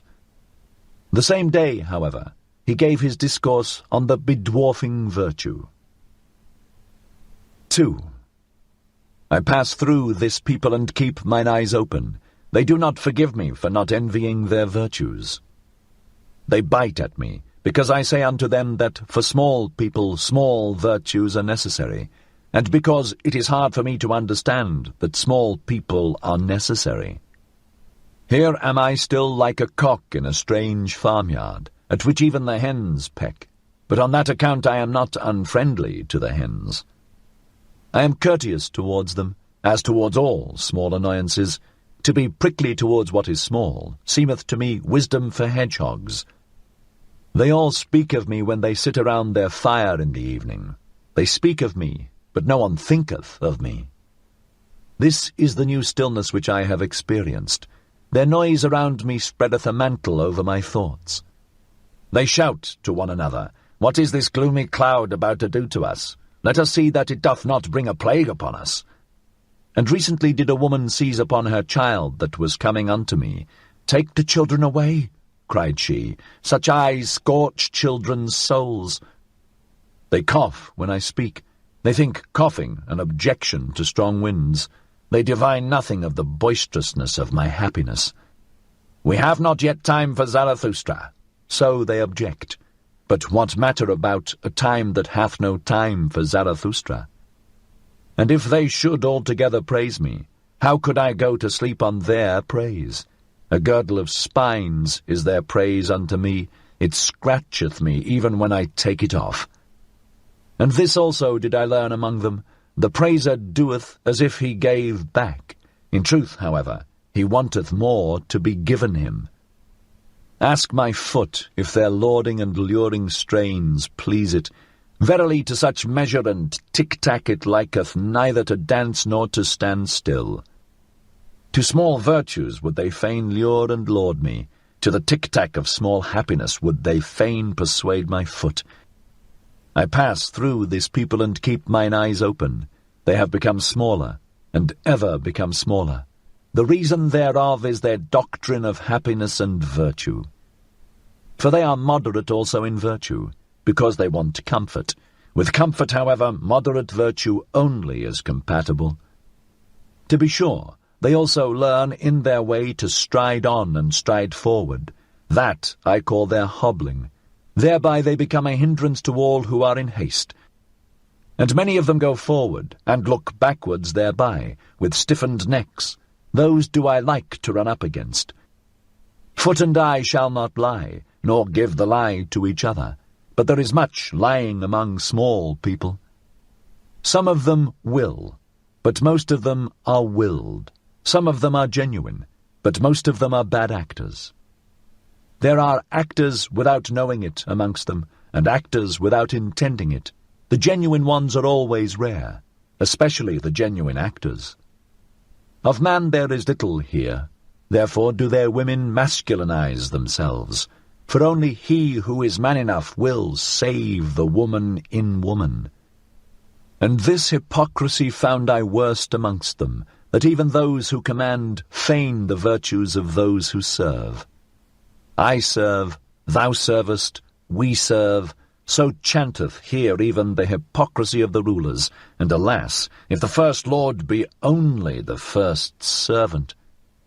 Ah, even upon their hypocrisy did mine eyes' curiosity alight, and well did I divine all their fly happiness, and their buzzing around sunny window panes. So much kindness, so much weakness do I see, so much justice and pity, so much weakness. Round, fair, and considerate are they to one another, as grains of sand are round, fair, and considerate to grains of sand. Modestly to embrace a small happiness, that do they call submission, and at the same time they peer modestly after a new small happiness. In their hearts they want simply one thing most of all, that no one hurt them. Thus do they anticipate everyone's wishes, and do well unto everyone. That, however, is cowardice, though it be called virtue. And when they chance to speak harshly, those small people, then do I hear therein only their hoarseness. Every draught of air maketh them hoarse. Shrewd indeed are they, their virtues have shrewd fingers, but they lack fists. Their fingers do not know how to creep behind fists. Virtue for them is what maketh modest and tame. Therewith have they made the wolf a dog, and man himself man's best domestic animal. We set our chair in the midst, so saith their smirking unto me, and as far from dying gladiators as from satisfied swine. That, however, is mediocrity, though it be called moderation. 3. I pass through this people and let fall many words, but they know neither how to take nor how to retain them. They wonder why I came not to revile venery and vice, and verily I came not to warn against pickpockets either. They wonder why I am not ready to abet and whet their wisdom, as if they had not yet enough of wiseacres, whose voice is great on mine ear like slate pencils. And when I call out, "Curse all the cowardly devils in you that would fain whimper and fold their hands and adore," then do they shout, "Zarathustra is godless." And especially do their teachers of submission shout this, but precisely in their ears do I love to cry, "Yea, I am Zarathustra, the godless." Those teachers of submission, wherever there is aught puny or sickly or scabby, there do they creep like lice, and only my disgust preventeth me from cracking them. Well, this is my sermon for their ears. I am Zarathustra the godless, who saith, "Who is more godless than I, that I may enjoy his teaching?" I am Zarathustra the godless. Where do I find mine equal? And all those are mine equals who give unto themselves their will, and divest themselves of all submission. I am Zarathustra the godless. I cook every chance in my pot, and only when it hath been quite cooked do I welcome it as my food. And verily many a chance came imperiously unto me, but still more imperiously did my will speak unto it. Then did it lie imploringly upon its knees, imploring that it might find home and heart with me, and saying flatteringly, "See, O Zarathustra, how friend only cometh unto friend." But why talk I, when no one hath mine ears? And so will I shout it out unto all the winds. Ye ever become smaller, ye small people. Ye crumble away, ye comfortable ones. Ye will yet perish. By your many small virtues, by your many small omissions, and by your many small submissions. Too tender, too yielding, so is your soil. But for a tree to become great, it seeketh to twine hard roots around hard rocks. Also, what ye omit weaveth at the web of all the human future. Even your naught is a cobweb, and a spider that liveth on the blood of the future. And when ye take, then is it like stealing, ye small virtuous ones. But even among knaves, honour saith that one shall only steal when one cannot rob. It giveth itself. That is also a doctrine of submission. But I say unto you, ye comfortable ones, that it taketh to itself, and will ever take more and more from you. Ah, that ye would renounce all half-willing, and would decide for idleness as ye decide for action. Ah, that ye understood my word. Do ever what ye will, but first be such as can will. Love ever your neighbours as yourselves, but first be such as love themselves. Such as love with great love, such as love with great contempt. Thus speaketh Zarathustra the godless. But why talk I when no one hath mine ears?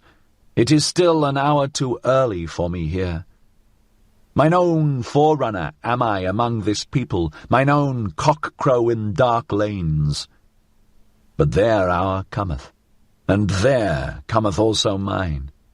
Hourly do they become smaller, poorer, unfruitfuller, poor herbs, poor earth. And soon shall they stand before me like dry grass and prairie, and verily weary of themselves, and panting for fire more than for water. O blessed hour of the lightning, O mystery before noontide! Running fires will I one day make of them, and heralds with flaming tongues.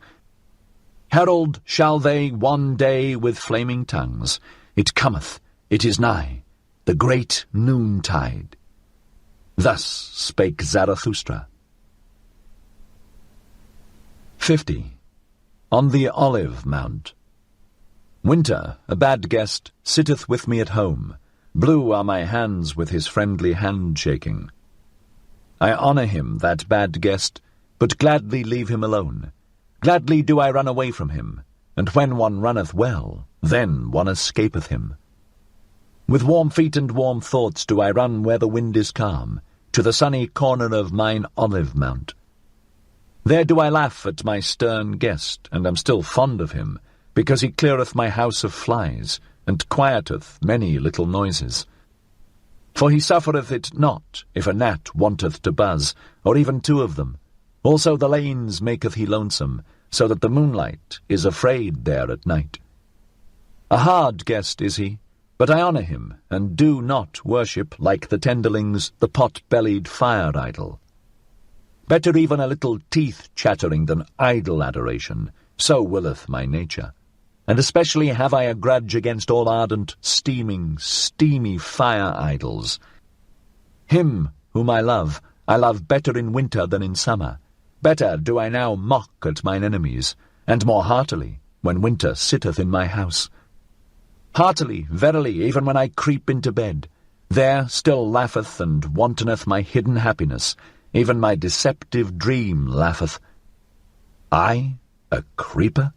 Never in my life did I creep before the powerful, and if ever I lied, then did I lie out of love. Therefore am I glad even in my winter bed. A poor bed warmeth me more than a rich one, for I am jealous of my poverty, and in winter she is most faithful unto me. With a wickedness do I begin every day. I mock at the winter with a cold bath. On that account grumbleth my stern housemate. Also do I like to tickle him with a wax taper, that he may finally let the heavens emerge from ashy grey twilight. For especially wicked am I in the morning, at the early hour when the pail rattleth at the well, and horses neigh warmly in grey lanes. Impatiently do I then wait, that the clear sky may finally dawn for me, the snow-bearded winter sky, the hoary one, the white head. The winter sky, the silent winter sky, which often stifleth even its sun. Did I perhaps learn from it the long, clear silence? Or did it learn it from me? Or hath each of us devised it himself? Of all good things the origin is 1,000-fold. All good roguish things spring into existence for joy. How could they always do so, for once only? A good roguish thing is also the long silence, and to look like the winter sky out of a clear, round-eyed countenance. Like it to stifle one's sun, and one's inflexible solar will. Verily this art and this winter roguishness have I learnt well. My best-loved wickedness and art is it, that my silence hath learned not to betray itself by silence. Clattering with diction and dice, I outwit the solemn assistants. All those stern watchers shall my will and purpose elude, that no one might see down into my depth and into mine ultimate will. For that purpose did I devise the long, clear silence. Many a shrewd one did I find. He veiled his countenance, and made his water muddy, that no one might see there through and thereunder. But precisely unto him came the shrewder distrusters and nutcrackers.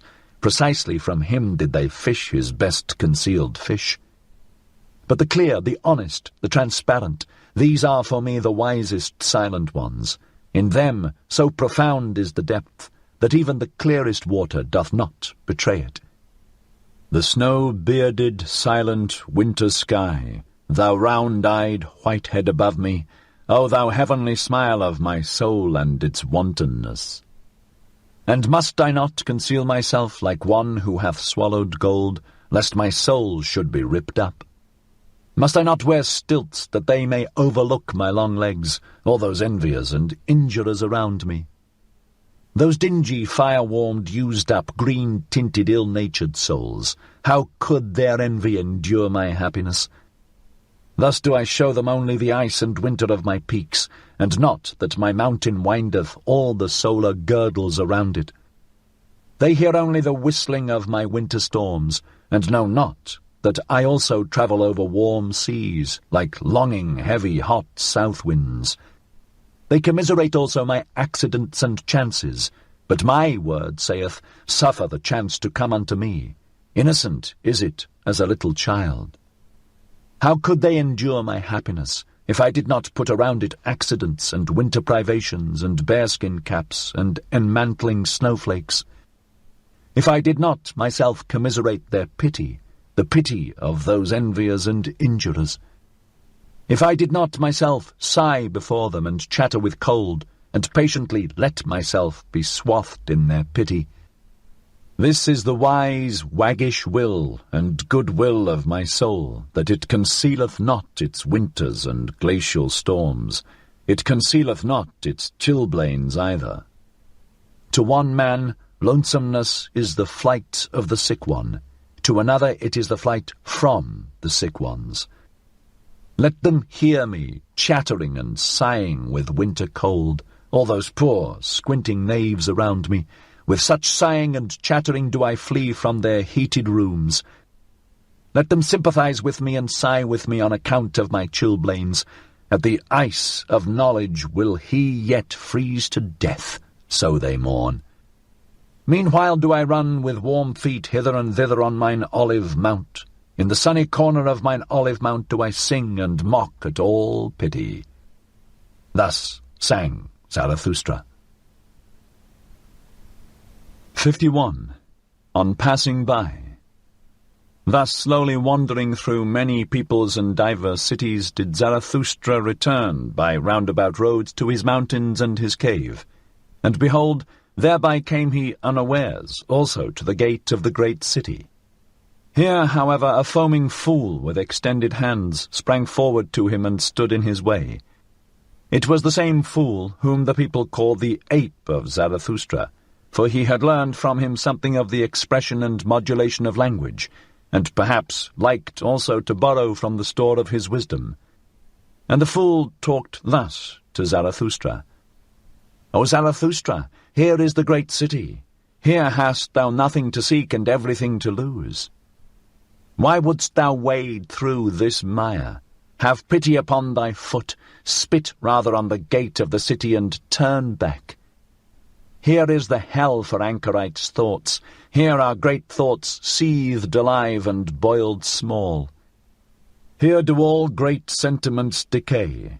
Here may only rattle-boned sensations rattle. Smellest thou not already the shambles and cookshops of the spirit?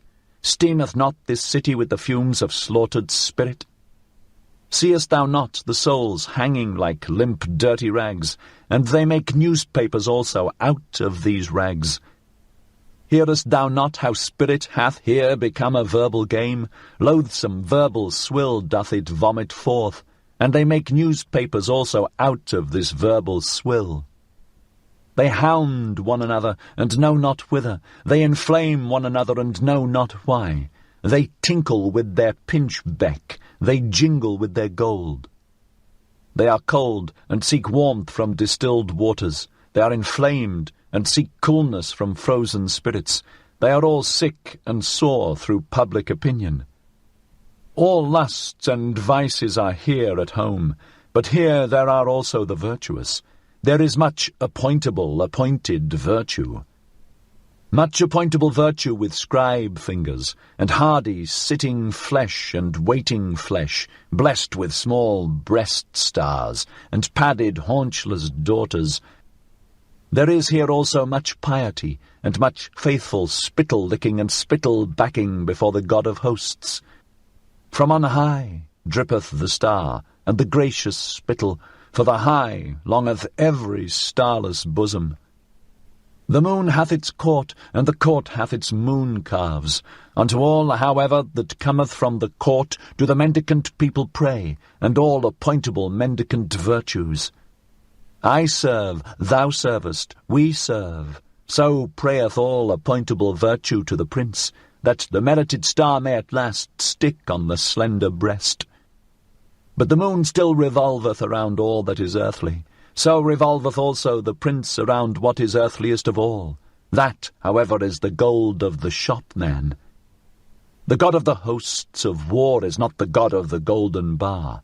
The prince proposeth, but the shopman disposeth. By all that is luminous and strong and good in thee, O Zarathustra, spit on this city of shopmen and return back. Here floweth all blood putridly and tepidly and frothily through all veins. Spit on the great city, which is the great slum where all the scum frotheth together. Spit on the city of compressed souls and slender breasts, of pointed eyes and sticky fingers. On the city of the obtrusive, the brazen-faced, the pen demagogues and tongue demagogues, the overheated ambitious. where everything maimed, ill-famed, lustful, untrustful, over-mellow, sickly yellow and seditious, festereth, pernicious. Spit on the great city and turn back. Here, however, did Zarathustra interrupt the foaming fool, and shut his mouth. "Stop this at once," called out Zarathustra. "Long have thy speech and thy species disgusted me. Why didst thou live so long by the swamp, that thou thyself hadst to become a frog and a toad? Floweth there not a tainted frothy swamp blood in thine own veins, when thou hast thus learned to croak and revile? Why wentest thou not into the forest, or why didst thou not till the ground? Is the sea not full of green islands?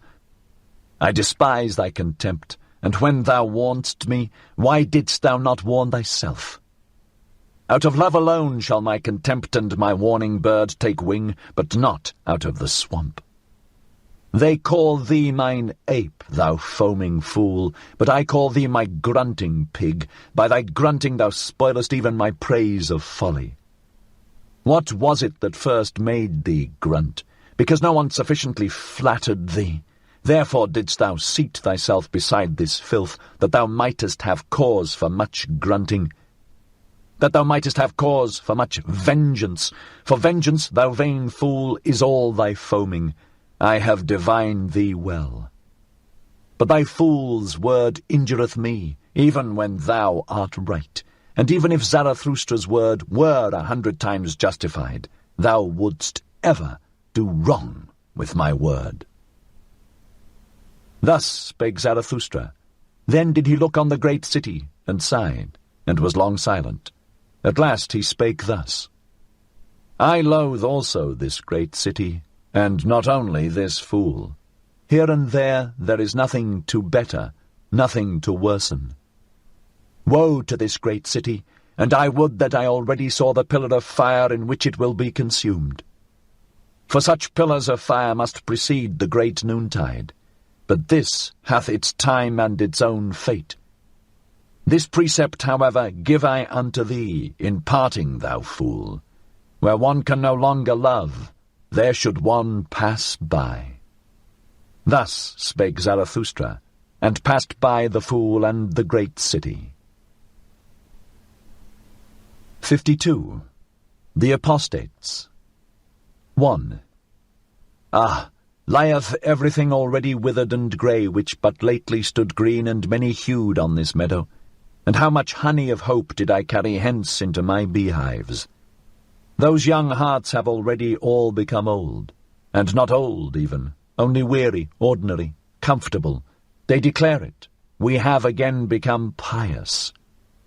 Of late did I see them run forth at early morn with valorous steps, but the feet of their knowledge became weary, and now do they malign even their morning valour. Verily, many of them once lifted their legs like the dancer. To them winked the laughter of my wisdom. Then did they bethink themselves. Just now have I seen them bent down to creep to the cross. Around light and liberty did they once flutter like gnats and young poets, a little older, a little colder, and already are they mystifiers and mumblers and molly-coddles. Did perhaps their hearts despond, because lonesomeness had swallowed me like a whale? Did their ear perhaps hearken yearningly, long for me in vain, and for my trumpet notes and herald calls? Ah, ever are there but few of those whose hearts have persistent courage and exuberance, and in such remaineth also the spirit patient. The rest, however, are cowardly. The rest, these are always the great majority, the commonplace, the superfluous, the far too many. Those all are cowardly. Him who is of my type will also the experiences of my type meet on the way, so that his first companions must be corpses and buffoons. His second companions, however, they will call themselves his believers, will be a living host with much love, much folly, much unbearded veneration. To those believers shall he who is of my type among men not bind his heart. In those springtimes and many-hued meadows shall he not believe, who knoweth the fickly, faint-hearted human species. Could they do otherwise, then would they also will otherwise. The half and half spoil every whole. That leaves become withered, what is there to lament about that? Let them go and fall away, O Zarathustra, and do not lament. Better even to blow amongst them with rustling winds. Blow amongst those leaves, O Zarathustra, that everything withered may run away from thee the faster. 2. We have again become pious. So do those apostates confess, and some of them are still too pusillanimous thus to confess. Unto them I look into the eye. Before them I say it unto their face, and unto the blush on their cheeks, Ye are those who again pray. It is, however, a shame to pray, not for all, but for thee and me, and whoever hath his conscience in his head. For thee it is a shame to pray. Thou knowest it well, the faint-hearted devil in thee, which would fain fold its arms and place its hands in its bosom and take it easier, this faint-hearted devil persuadeth thee that there is a God. Thereby, however, dost thou belong to the light-dreading type, to whom light never permitteth repose. Now must thou daily thrust thy head deeper into obscurity and vapour. And verily thou choosest the hour well. For just now do the nocturnal birds again fly abroad. The hour hath come for all light-dreading people, the vesper hour and leisure hour, when they do not take leisure. I hear it and smell it. It hath come. Their hour for hunt and procession, not indeed for a wild hunt, but for a tame, lame, snuffling, soft-treaders, soft prayers hunt. For a hunt after susceptible simpletons, all mouse-traps for the heart have again been set, and whenever I lift a curtain, a night-moth rusheth out of it. Did it perhaps squat there along with another night-moth? For everywhere do I smell small, concealed communities, and wherever there are closets there are new devotees therein, and the atmosphere of devotees. They sit for long evenings beside one another and say, Let us again become like little children, and say, Good God! Ruined in mouths and stomachs by the pious confectioners. Or they look for long evenings at a crafty, lurking cross-spider that preacheth prudence to the spiders themselves, and teacheth that under crosses it is good for cobweb spinning. Or they sit all day at swamps with angle-rods, and on that account think themselves profound. But whoever fisheth where there are no fish, I do not even call him superficial. Or they learn in godly gay style to play the harp with a hymn poet, who would fain harp himself into the heart of young girls, for he hath tired of old girls and their praises. Or they learn to shudder with a learned semi-madcap, who waiteth in darkened rooms for spirits to come to him, and the spirit runneth away entirely. Or they listen to an old roving howl and growl piper, who hath learnt from the sad winds the sadness of sounds. Now pipeth he as the wind, and preacheth sadness in sad strains. And some of them have even become night watchmen. They know now how to blow horns, and go about at night, and awaken old things which have long fallen asleep. 5 words about old things did I hear yesternight at the garden wall. They came from such old, sorrowful, arid night watchmen. For a father he careth not sufficiently for his children. Human fathers do this better. He is too old. He now careth no more for his children, answered the other night watchman. Hath he then children? No one can prove it unless he himself prove it. I have long wished that he would for once prove it thoroughly. Prove? As if he had ever proved anything. Proving is difficult to him. He layeth great stress on one's believing him. Aye, belief saveth him, belief in him. That is the way with old people. So it is with us also. Thus spake to each other the 2 old night watchmen and light-scarers, and tooted thereupon sorrowfully on their horns. So did it happen yesternight at the garden wall. To me, however, did the heart writhe with laughter, and was like to break. It knew not where to go, and sunk into the midriff. Verily it will be my death, yet, to choke with laughter when I see asses drunken, and hear night watchmen thus doubt about God. Hath the time not long since passed for all such doubts? Who may nowadays awaken such old slumbering, light-shunning things? With the old deities hath it long since come to an end, and verily a good joyful deity end had they. They did not begloom themselves to death.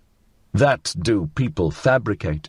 On the contrary, they laughed themselves to death once on a time. That took place when the ungodliest utterance came from a god himself. The utterance, "There is but one God. Thou shalt have no other gods before me." An old grim beard of a god, a jealous one, forgot himself in such wise.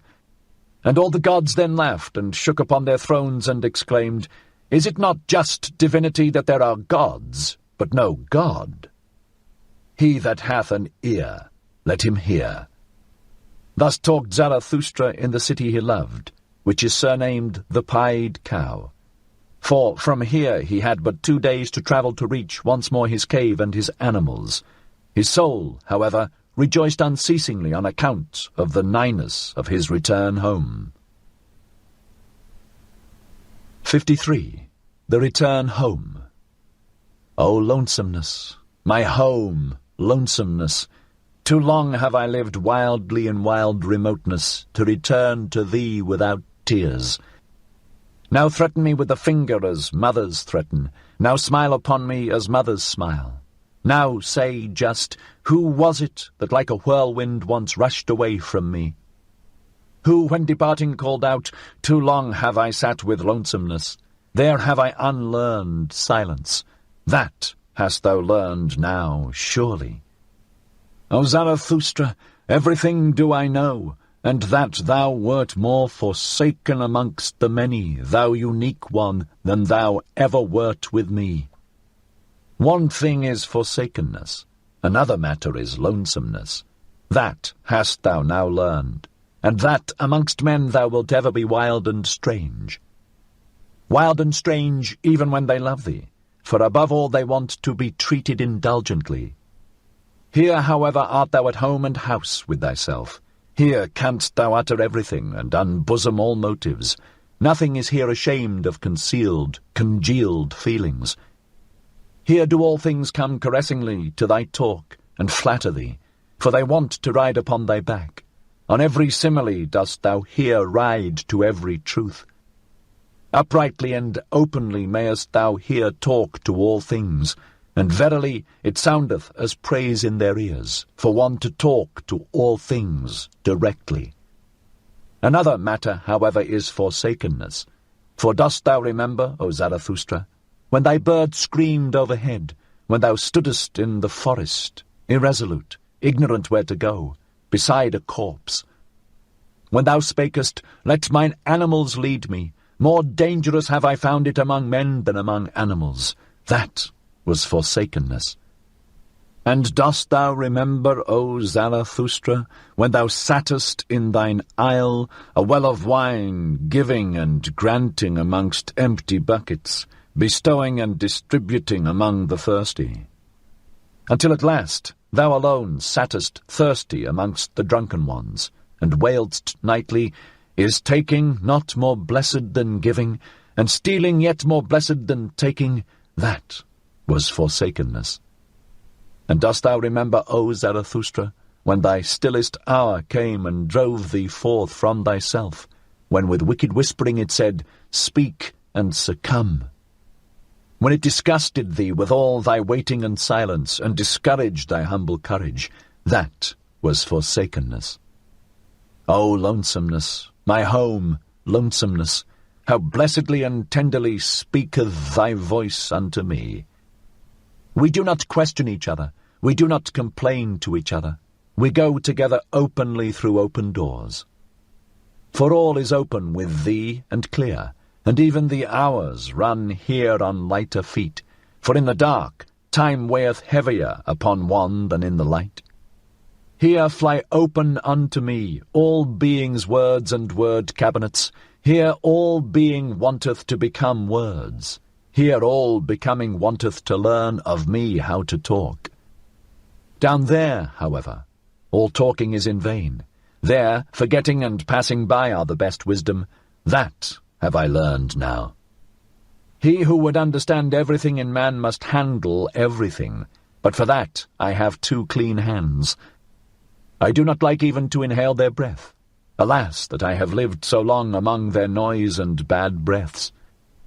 O blessed stillness around me, O pure odours around me, how from a deep breast this stillness fetcheth pure breath, how it hearkeneth, this blessed stillness. But down there speaketh everything. There is everything misheard.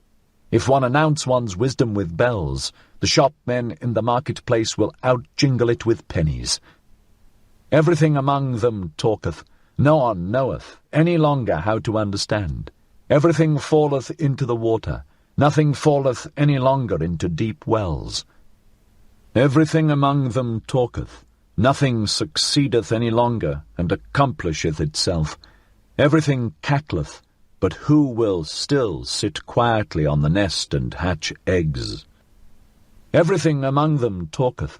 Everything is out-talked, and that which yesterday was still too hard for time itself and its tooth, hangeth today out-champed and out-chewed from the mouths of the men of today. Everything among them talketh.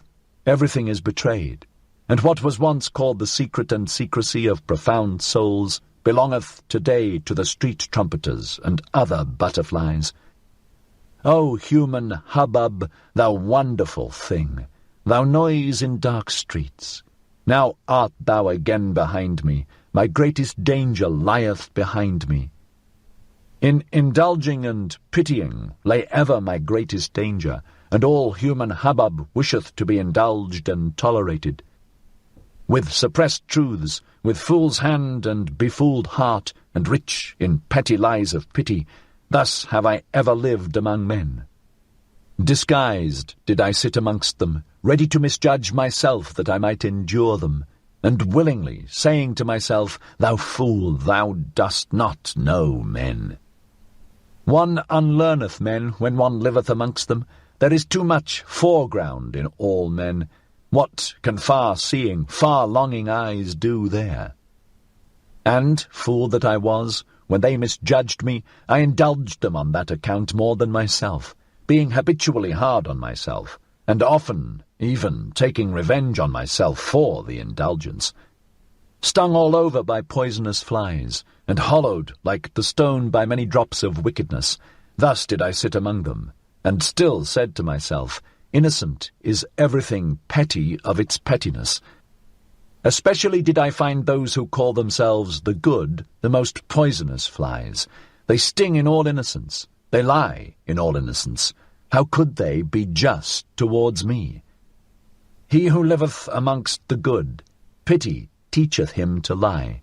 Pity maketh stifling air for all free souls, for the stupidity of the good is unfathomable. To conceal myself and my riches, that did I learn down there. For every one did I still find poor in spirit. It was the lie of my pity that I knew in every one, that I saw and scented in every one, what was enough of spirit for him and what was too much. They're stiff, wise men.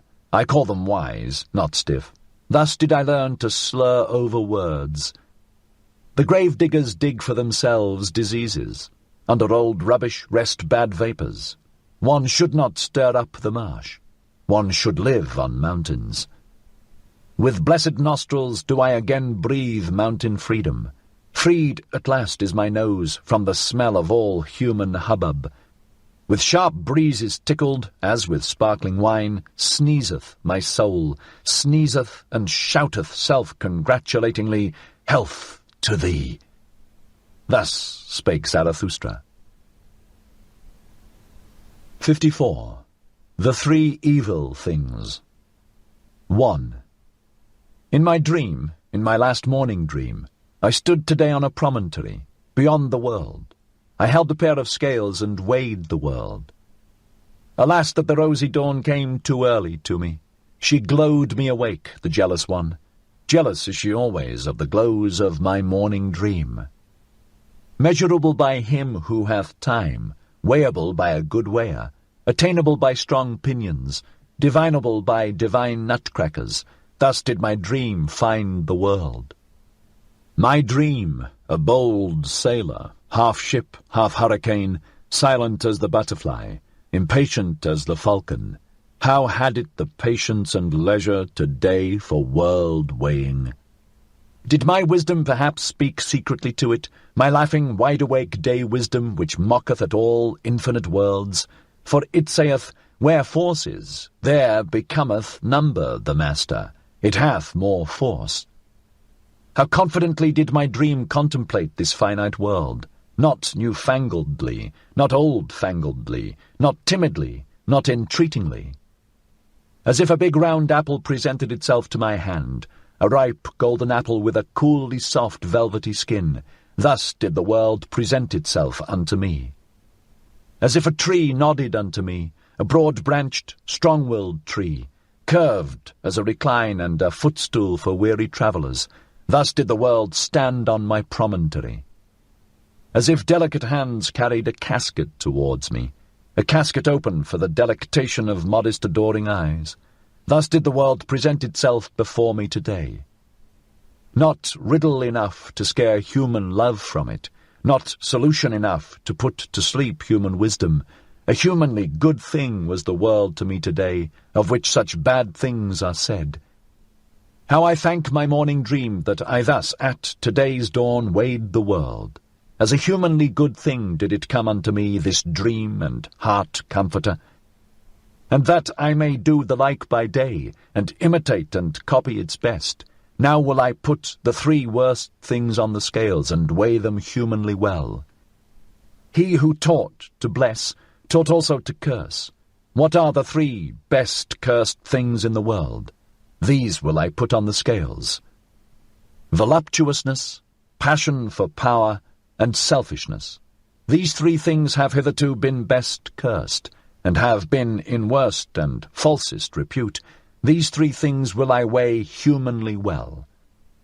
Well, here is my promontory, and there is the sea. It rolleth hither unto me, shaggily and fawningly, the old faithful 100-headed dog monster that I love. Well, here will I hold the scales over the weltering sea, and also a witness do I choose to look on, thee, the anchorite tree, thee, the strong-odoured, broad-arched tree that I love. On what bridge goeth the now to the hereafter? By what constraint doth the high stoop to the low? And what enjoineth even the highest still to grow upwards? Now stand the scales poised and at rest. 3 heavy questions have I thrown in, 3 heavy answers carrieth the other scale. 2. Voluptuousness. Unto all hair-shirted despisers of the body, a sting and stake, and cursed as the world by all backworldsmen, for it mocketh and befooleth all erring, misinferring teachers. Voluptuousness. To the rabble, the slow fire at which it is burnt, to all wormy wood, to all stinking rags, the prepared heat and stew furnace. Voluptuousness. To free hearts a thing innocent and free, the garden happiness of the earth, all the future's thanks overflow to the present. Voluptuousness. Only to the withered a sweet poison, to the lion-willed, however, the great cordial, and the reverently saved wine of wines. Voluptuousness. The great symbolic happiness of a higher happiness and highest hope, for to many is marriage promised, and more than marriage. To many that are more unknown to each other than man and woman, and who hath fully understood how unknown to each other are man and woman. Voluptuousness. But I will have hedges around my thoughts and even around my words, lest swine and libertine should break into my gardens. Passion for power. The glowing scourge of the hardest of the heart hard, the cruel torture reserved for the cruelest themselves, the gloomy flame of living pyres. Passion for power, the wicked gadfly which is mounted on the vainest peoples, the scorner of all uncertain virtue, which rideth on every horse and on every pride. Passion for power, the earthquake which breaketh and upbreaketh all that is rotten and hollow, the rolling, rumbling, punitive demolisher of whited sepulchres, the flashing interrogative sign beside premature answers. Passion for power, before whose glance man creepeth and croucheth and drudgeth, and becometh lower than the serpent and the swine, until at last great contempt crieth out of him. Passion for power, the terrible teacher of great contempt, which preacheth to their face, to cities and empires, away with thee, until a voice crieth out of themselves, away with me. Passion for power, which, however, mounteth alluringly even to the pure and lonesome, and up to self-satisfied elevations, glowing like a love that painteth purple felicities alluringly on earthly heavens. Passion for power, but who would call it passion, when the height longeth to stoop for power? Verily nothing sick or diseased is there in such longing and descending. That the lonesome height may not forever remain lonesome and self-sufficing, that the mountains may come to the valleys, and the winds of the heights to the plains. Oh, who could find the right prenomen and honouring name for such longing, bestowing virtue? Thus did Zarathustra once name the unnameable. And then it happened also, and verily it happened for the first time, that his word blessed selfishness, the wholesome, healthy selfishness that springeth from the powerful soul. From the powerful soul to which the high body appertaineth, the handsome, triumphing, refreshing body, around which everything becometh a mirror. The pliant, persuasive body, the dancer, whose symbol and epitome is the self-enjoying soul. Of such bodies and souls the self-enjoyment calleth itself virtue. With its words of good and bad doth such self-enjoyment shelter itself, as with sacred groves. With the names of its happiness doth it banish from itself everything contemptible. Away from itself doth it banish everything cowardly. It saith, bad, that is cowardly. Contemptible seem to it the ever-solicitous, the sighing, the complaining, and whoever pick up the most trifling advantage. It despiseth also all bittersweet wisdom, for verily there is also wisdom that bloometh in the dark, a nightshade wisdom, which ever sigheth, all is vain. Shy distrust is regarded by it as base, and every one who wanteth oaths instead of looks and hands, also all over-distrustful wisdom, for such is the mode of cowardly souls. Baser still it regardeth the obsequious doggish one, who immediately lieth on his back, the submissive one, and there is also wisdom that is submissive, and doggish, and pious, and obsequious. Hateful to it altogether, and a loathing, is he who will never defend himself, he who swalloweth down poisonous spittle and bad looks, the all-too-patient one, the all-endurer, the all-satisfied one, for that is the mode of slaves.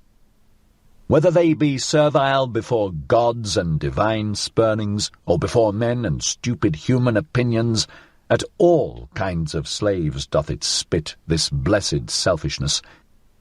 Bad, thus doth it call all that is spirit-broken and sordidly servile, constrained, blinking eyes, depressed hearts, and the false, submissive style which kisseth with broad, cowardly lips.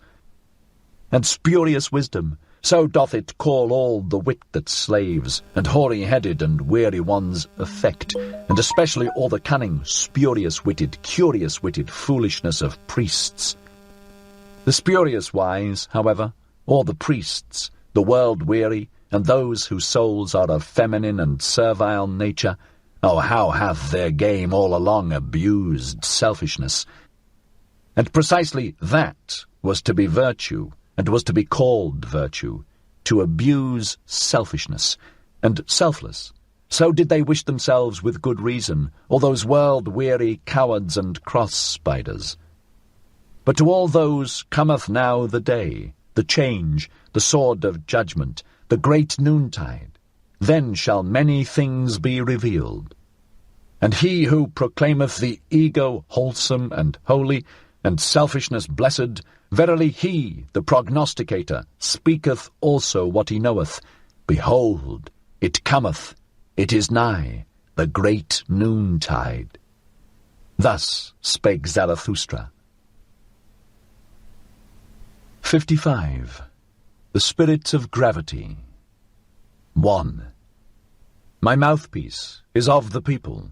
Too coarsely and cordially do I talk for Angora rabbits, and still stranger soundeth my word unto all inkfish and pen foxes. My hand is a fool's hand. Woe unto all tables and walls, and whatever hath room for fools sketching, fools scrawling. My foot is a horse foot. Therewith do I trample and trot over stick and stone, in the fields up and down, and am bedevilled with delight in all fast racing. My stomach is surely an eagle's stomach, for it preferreth lamb's flesh. Certainly it is a bird's stomach. Nourished with innocent things and with few, ready and impatient to fly away. That is now my nature. Why should there not be something of bird nature therein? And especially that I am hostile to the spirit of gravity, that is bird nature. Verily deadly hostile, supremely hostile, originally hostile. O whither hath my hostility not flown and misflown? Thereof could I sing a song, and will sing it, though I be alone in an empty house, and must sing it to mine own ears. Other singers are there, to be sure, to whom only the full house maketh the voice soft, the hand eloquent, the eye expressive, the heart wakeful. Those do I not resemble. 2. He who one day teacheth men to fly will have shifted all landmarks. To him will all landmarks themselves fly into the air. The earth will he christen anew, as the light body. The ostrich runneth faster than the fastest horse, but it also thrusteth its head heavily into the heavy earth. Thus is it with the man who cannot yet fly. Heavy unto him are earth and life, and so willeth the spirit of gravity. But he who would become light and be a bird must love himself. Thus do I teach. Not, to be sure, with the love of the sick and infected, for with them stinketh even self-love. One must learn to love oneself. Thus do I teach, with a wholesome and healthy love, that one may endure to be with oneself, and not go roving about. Such roving about christeneth itself brotherly love. With these words hath there hitherto been the best lying and dissembling, and especially by those who have been burdensome to every one. And verily, it is no commandment for today and tomorrow to learn to love oneself.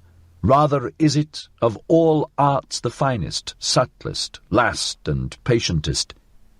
For to its possessor is all possession well concealed, and of all treasure pits one's own is last excavated. So causeth the spirit of gravity.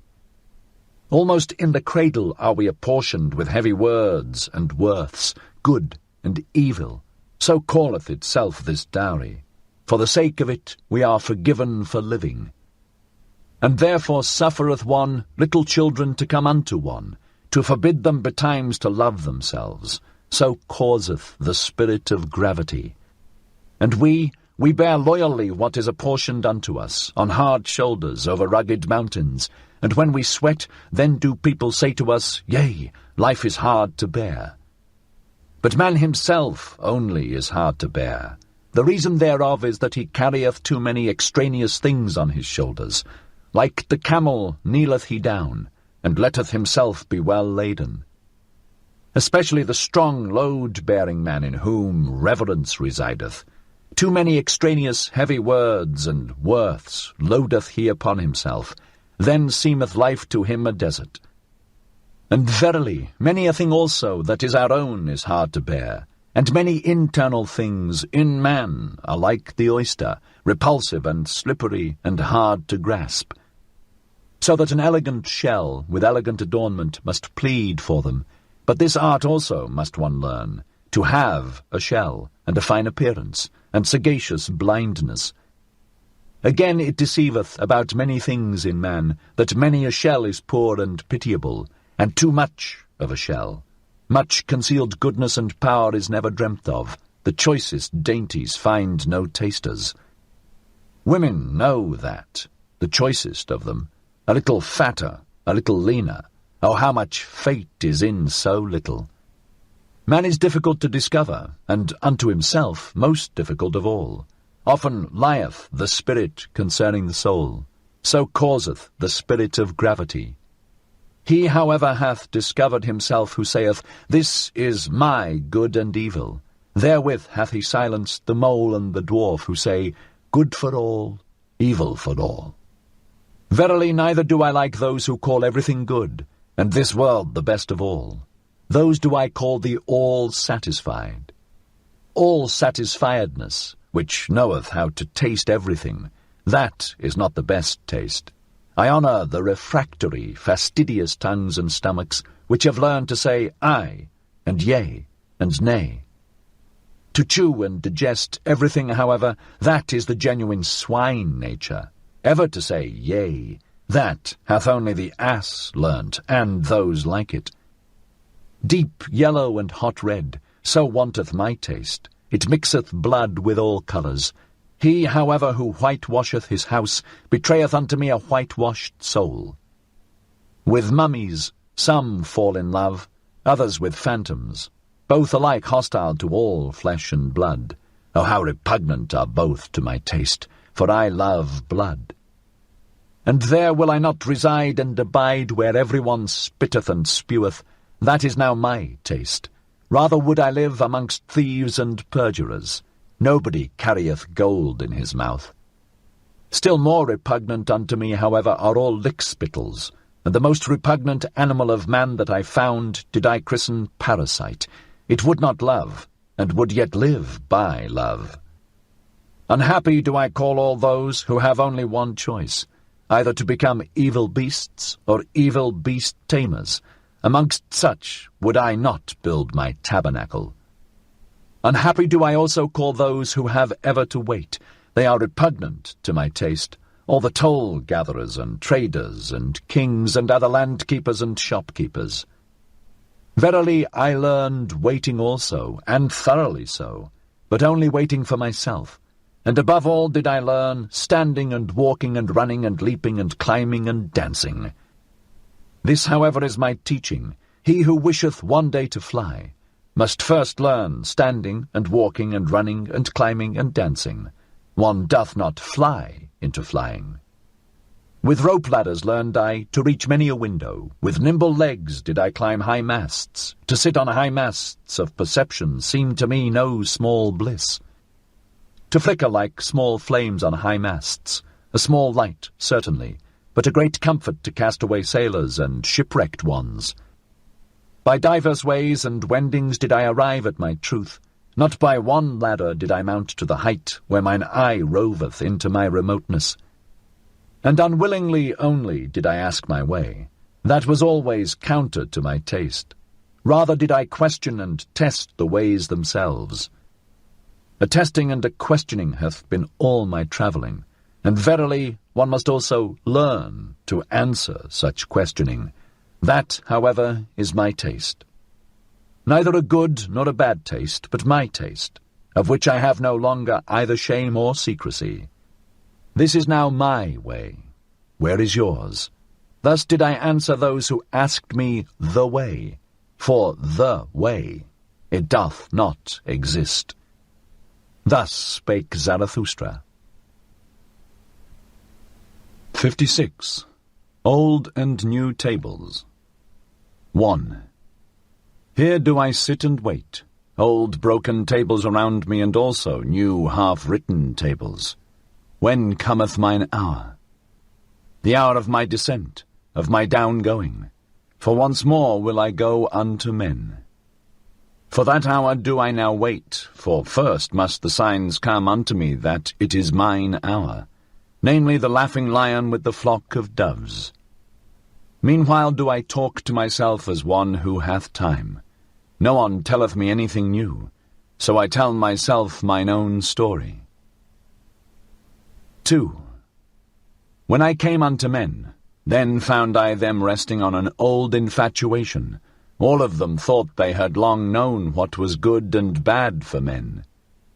An old wearisome business seemed to them all discourse about virtue, and he who wished to sleep well spake of good and bad ere retiring to rest. This somnolence did I disturb when I taught that no one yet knoweth what is good and bad, unless it be the creating one.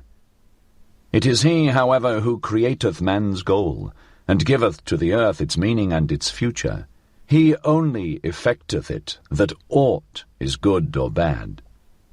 And I bade them upset their old academic chairs, and wherever that old infatuation had sat, I bade them laugh at their great moralists, their saints, their poets, and their saviours. At their gloomy sages did I bid them laugh, and whoever had sat admonishing as a black scarecrow on the tree of life. On their great grave highway did I seat myself, and even beside the carrion and vultures, and I laughed at all their bygone and its mellow decaying glory. Verily, like penitential preachers and fools did I cry wrath and shame on all their greatness and smallness. Oh, that their best is so very small. Oh, that their worst is so very small. Thus did I laugh. Thus did my wise longing, born in the mountains, cry and laugh in me, a wild wisdom verily, my great pinion-rustling longing. And oft did it carry me off and up and away, and in the midst of laughter, then flew I quivering like an arrow with sun-intoxicated rapture. Out into distant futures, which no dream hath yet seen, into warmer souths than ever sculptor conceived, where gods in their dancing are ashamed of all clothes. That I may speak in parables and halt and stammer like the poets, and verily I am ashamed that I have still to be a poet. Where all becoming seemed to me dancing of gods and wantoning of gods, and the world unloosed and unbridled and fleeing back to itself. As an eternal self-fleeing and re-seeking of one another of many gods, as the blessed self-contradicting, re-communing, and re-fraternizing with one another of many gods. Where all time seemed to me a blessed mockery of moments, where necessity was freedom itself, which played happily with the goad of freedom. Where I also found again mine old devil and arch-enemy, the spirit of gravity, and all that it created, constraint, law, necessity, and consequence, and purpose, and will, and good, and evil. For must there not be that which is danced over, danced beyond? Must there not, for the sake of the nimble, the nimblest, be moles and clumsy dwarfs? 3. There was it also where I picked up from the path the word Superman, and that man is something that must be surpassed. That man is a bridge and not a goal, rejoicing over his noontides and evenings as advances to new rosy dawns. The Zarathustra word of the great noontide, and whatever else I have hung up over men like purple evening afterglows.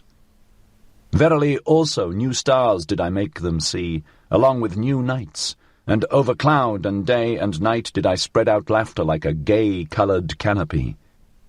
I taught them all my poetization and aspiration, to compose and collect into unity what is fragment in man, and riddle and fearful chance. As composer, riddle reader, and redeemer of chance did I teach them to create the future, and all that hath been, to redeem by creating. The past of man to redeem, and every it was to transform, until the will saith, but so did I will it, so shall I will it. This did I call redemption, this alone taught I them to call redemption. Now do I await my redemption, that I may go unto them for the last time. For once more will I go unto men, amongst them will my sun set, in dying will I give them my choicest gift. From the sun did I learn this, when it goeth down, the exuberant one. Gold doth it then pour into the sea, out of inexhaustible riches. so that the poorest fisherman roweth even with golden oars. For this did I once see, and did not tire of weeping in beholding it. Like the sun will also Zarathustra go down. Now sitteth he here and waiteth, old broken tables around him, and also new tables, half written. 4. Behold, here is a new table, but where are my brethren who will carry it with me to the valley and into hearts of flesh? Thus demandeth my great love to the remotest ones, be not considerate of thy neighbour. Man is something that must be surpassed. There are many divers ways and modes of surpassing. See thou thereto. But only a buffoon thinketh man can also be overleapt. Surpass thyself even in thy neighbour, and a right which thou canst seize upon shalt thou not allow to be given thee. What thou doest can no one do to thee again. Lo, there is no requital. He who cannot command himself shall obey, and many a one can command himself, but still sorely lacketh self-obedience. 5. Thus wisheth the type of noble souls. They desire to have nothing gratuitously, least of all life. He who is of the populace wisheth to live gratuitously. We others, however, to whom life hath given itself, we are ever considering what we can best give in return. And verily it is a noble dictum which saith, what life promiseth us, that promise will we keep to life. One should not wish to enjoy where one doth not contribute to the enjoyment, and one should not wish to enjoy. For enjoyment and innocence are the most bashful things, neither like to be sought for. One should have them, but one should rather seek for guilt and pain. 6. O my brethren, he who is a firstling is ever sacrificed. Now, however, are we firstlings. We all bleed on secret sacrificial altars. We all burn and broil in honour of ancient idols. Our best is still young. This exciteth old palates. Our flesh is tender. Our skin is only lamb's skin.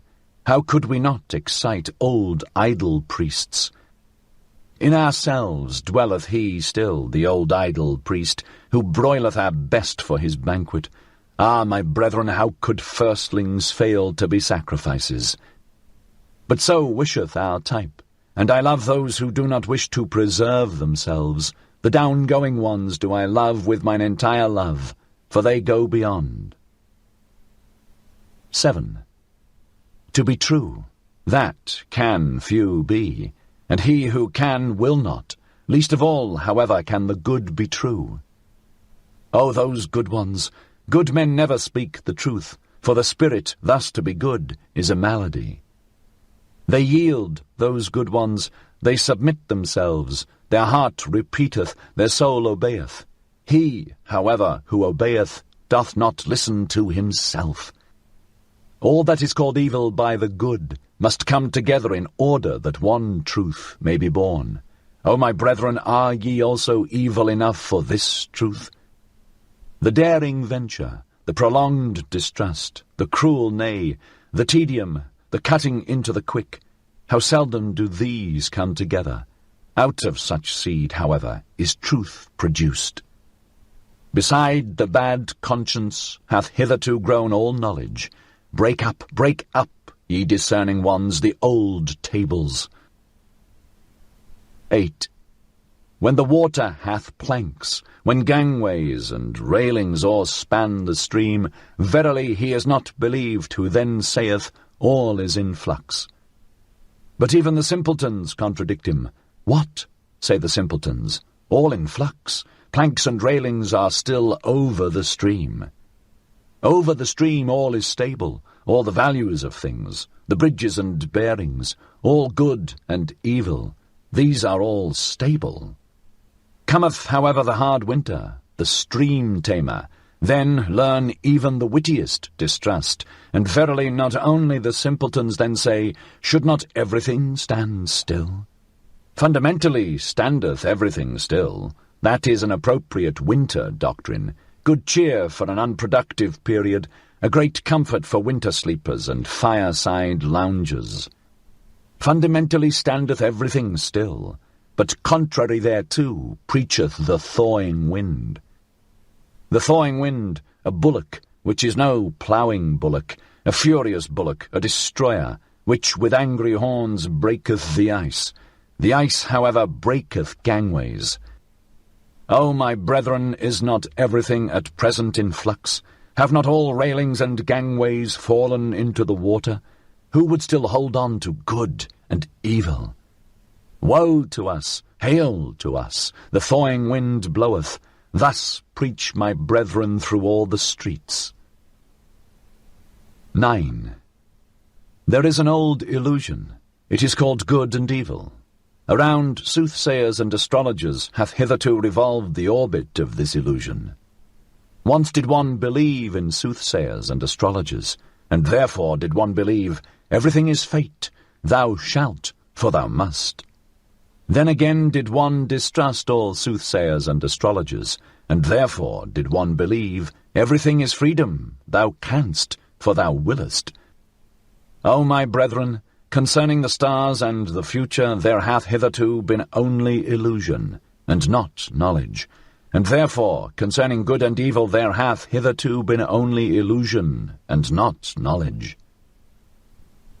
10. Thou shalt not rob, thou shalt not slay. Such precepts were once called holy. Before them did one bow the knee and the head, and take off one's shoes. But I ask you, where have there ever been better robbers and slayers in the world than such holy precepts? Is there not, even in all life, robbing and slaying? And for such precepts to be called holy, was not truth itself thereby slain?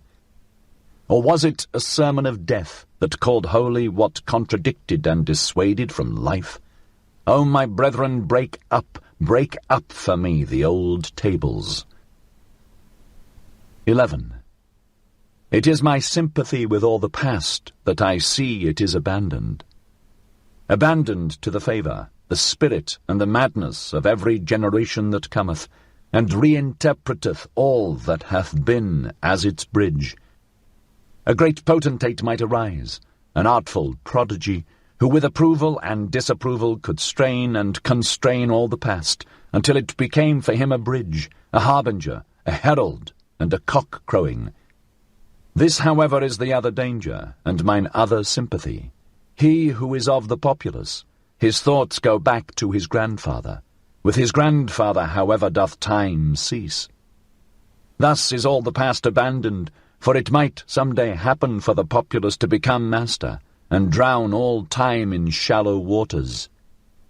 Therefore, O my brethren, a new nobility is needed, which shall be the adversary of all populace and potentate rule, and shall inscribe anew the word noble on new tables. For many noble ones are needed, and many kinds of noble ones, for a new nobility. Or, as I once said in a parable, that is just divinity, that there are gods, but no God. 12. O my brethren, I consecrate you, and point you to a new nobility. Ye shall become procreators and cultivators and sowers of the future. Verily, not to a nobility which ye could purchase, like traders with traders' gold. For little worth is all that hath its price. Let it not be your honour henceforth, whence ye come, but whither ye go. Your will and your feet which seek to surpass you, let these be your new honour. Verily, not that ye have served a prince, of what account are princes now, nor that ye have become a bulwark to that which standeth, that it may stand more firmly. Not that your family have become courtly at courts, and that ye have learned, gay-coloured like the flamingo, to stand long hours in shallow pools. For ability to stand is a merit in courtiers, and all courtiers believe that unto blessedness after death pertaineth permission to sit. Nor even that a spirit called holy, led your forefathers into promised lands, which I do not praise. For where the worst of all trees grew, the cross, in that land there is nothing to praise. And verily, wherever this Holy Spirit led its knights, always in such campaigns did goats and geese and rye-heads and guy-heads run foremost. O my brethren, not backward shall your nobility gaze, but outward. Exiles shall ye be from all fatherlands and forefatherlands. Your children's land shall ye love. Let this love be your new nobility, the undiscovered in the remotest seas. For it do I bid your sails search and search.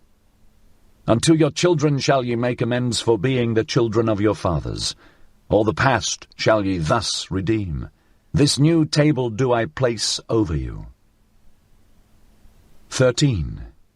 Why should one live? All is vain. To live, that is to thrash straw. To live, that is to burn oneself and yet not get warm. Such ancient babbling still passeth for wisdom.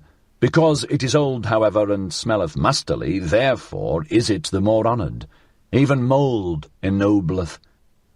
Children might thus speak. They shun the fire because it hath burnt them. There is much childishness in the old books of wisdom.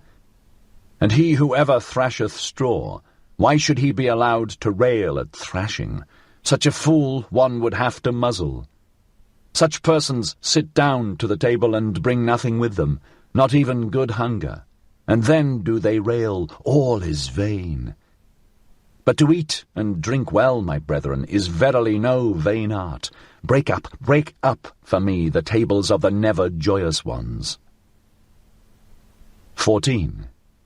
To the clean are all things clean, thus say the people.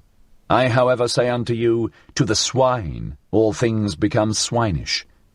Therefore preach the visionaries and bowed heads, whose hearts are also bowed down. The world itself is a filthy monster.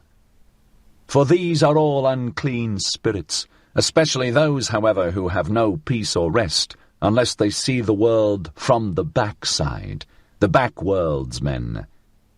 To those do I say it to the face, although it sound unpleasantly. The world resembleth man in that it hath a backside. So much is true. There is in the world much filth. So much is true. But the world itself is not therefore a filthy monster. There is wisdom in the fact that much in the world smelleth badly. Loathing itself createth wings, and fountain divining powers. In the best there is still something to loathe, and the best is still something that must be surpassed. O my brethren, there is much wisdom in the fact that much filth is in the world. 15. Such sayings did I hear pious backworlds men speak to their consciences, and verily without wickedness or guile, although there is nothing more guileful in the world, or more wicked. Let the world be as it is, raise not a finger against it. Let whoever will choke and stab and skin and scrape the people, raise not a finger against it. Thereby will they learn to renounce the world. And thine own reason, this shalt thou thyself stifle and choke, for it is a reason of this world. Thereby wilt thou learn thyself to renounce the world. Shatter, shatter, O my brethren, those old tables of the pious. Tatter the maxims of the world maligners. 16. He who learneth much unlearneth all violent cravings. That do people now whisper to one another in all the dark lanes. Wisdom wearieth. Nothing is worth while. Thou shalt not crave. This new table found I hanging even in the public markets. Break up for me, O my brethren, break up also that new table. The weary of the world put it up, and the preachers of death and the jailer, for lo, it is also a sermon for slavery. Because they learned badly and not the best, and everything too early and everything too fast, because they ate badly, from thence hath resulted their ruined stomach. For a ruined stomach is their spirit, It persuadeth to death. For verily, my brethren, the spirit is a stomach. Life is a well of delight, but to him in whom the ruined stomach speaketh, the father of affliction, all fountains are poisoned. To discern, that is delight to the lion-willed. But he who hath become weary is himself merely willed. With him play all the waves. And such is always the nature of weak men. They lose themselves on their way, and at last asketh their weariness, Why did we ever go on the way? All is indifferent. To them soundeth it pleasant to have preached in their ears, Nothing is worth while, ye shall not will. That, however, is a sermon for slavery. O my brethren, a fresh blustering wind cometh Zarathustra unto all way-weary ones. Many noses will he yet make sneeze. Even through walls bloweth my free breath, and into prisons and imprisoned spirits. Willing emancipateth, for willing is creating. So do I teach, and only for creating shall ye learn. And also the learning shall ye learn only from me, the learning well. He who hath ears, let him hear. 17. There standeth the boat, thither goeth it over, perhaps into vast nothingness. But who willeth to enter into this, perhaps? None of you want to enter into the death-boat. How should ye then be world-weary ones? World-weary ones, and have not even withdrawn from the earth. Eager did I ever find you for the earth, amorous still of your own earth-weariness. Not in vain doth your lip hang down, a small worldly wish still sitteth thereon, and in your eye floateth there not a cloudlet of unforgotten earthly bliss? There are on the earth many good inventions, some useful, some pleasant. For their sake is the earth to be loved. And many such good inventions are there, that they are like woman's breasts, useful at the same time and pleasant. Ye world-weary ones, however, ye earth-idlers, you shall one beat with stripes shall one again make you sprightly limbs. For if ye be not invalids or decrepit creatures, of whom the earth is weary, then are ye sly sloths, or dainty sneaking pleasure-cats, and if ye will not again run gaily, then shall ye pass away. To the incurable shall one not seek to be a physician, thus teaches Zarathustra, so shall ye pass away. But more courage is needed to make an end than to make a new verse. That do all physicians and poets know well. 18. O my brethren, there are tables which weariness framed, and tables which slothfulness framed, corrupt slothfulness. Although they speak similarly, they want to be heard differently. See this languishing one, only a span breadth is he from his goal, but from weariness hath he lain down obstinately in the dust, this brave one. From weariness yawneth he at the path, at the earth, at the goal, and at himself. Not a step further will he go, this brave one. Now gloweth the sun upon him, and the dogs lick at his sweat, but he lieth there in his obstinacy, and preferreth to languish. A span breadth from his goal to languish. Verily, ye will have to drag him into his heaven by the hair of his head, this hero. Better still that ye let him lie where he hath lain down, that sleep may come unto him, the comforter, with cooling patter rain. Let him lie until of his own accord he awakeneth, until of his own accord he repudiateth all weariness, and what weariness hath taught through him. Only, my brethren, see that ye scare the dogs away from him, the idle skulkers, and all the swarming vermin. All the swarming vermin of the cultured, that feast on the sweat of every hero. 19. I form circles around me and holy boundaries. Ever fewer ascend with me ever higher mountains. I build a mountain range out of ever holier mountains. But wherever ye would ascend with me, O my brethren, take care lest a parasite ascend with you. A parasite that is a reptile, a creeping, cringing reptile, that trieth to fatten on your infirm and sore places. And this is its art. It divineth where ascending souls are weary. In your trouble and dejection, in your sensitive modesty, doth it build its loathsome nest. Where the strong are weak, where the noble are all too gentle, there buildeth it its loathsome nest. The parasite liveth where the great have small, sore places. What is the highest of all species of being, and what is the lowest? The parasite is the lowest species. He, however, who is of the highest species, feedeth most parasites. For the soul which hath the longest ladder, and can go deepest down, how could there fail to be most parasites upon it? The most comprehensive soul, which can run and stray and rove furthest in itself, the most necessary soul, which out of joy flingeth itself into chance, the soul in being which plungeth into becoming, the possessing soul, which seeketh to attain desire and longing, the soul fleeing from itself, which overtaketh itself in the widest circuit, the wisest soul, unto which folly speaketh most sweetly, the soul most self-loving, in which all things have their current and counter-current, their ebb and their flow. Oh, how could the loftiest soul fail to have the worst parasites?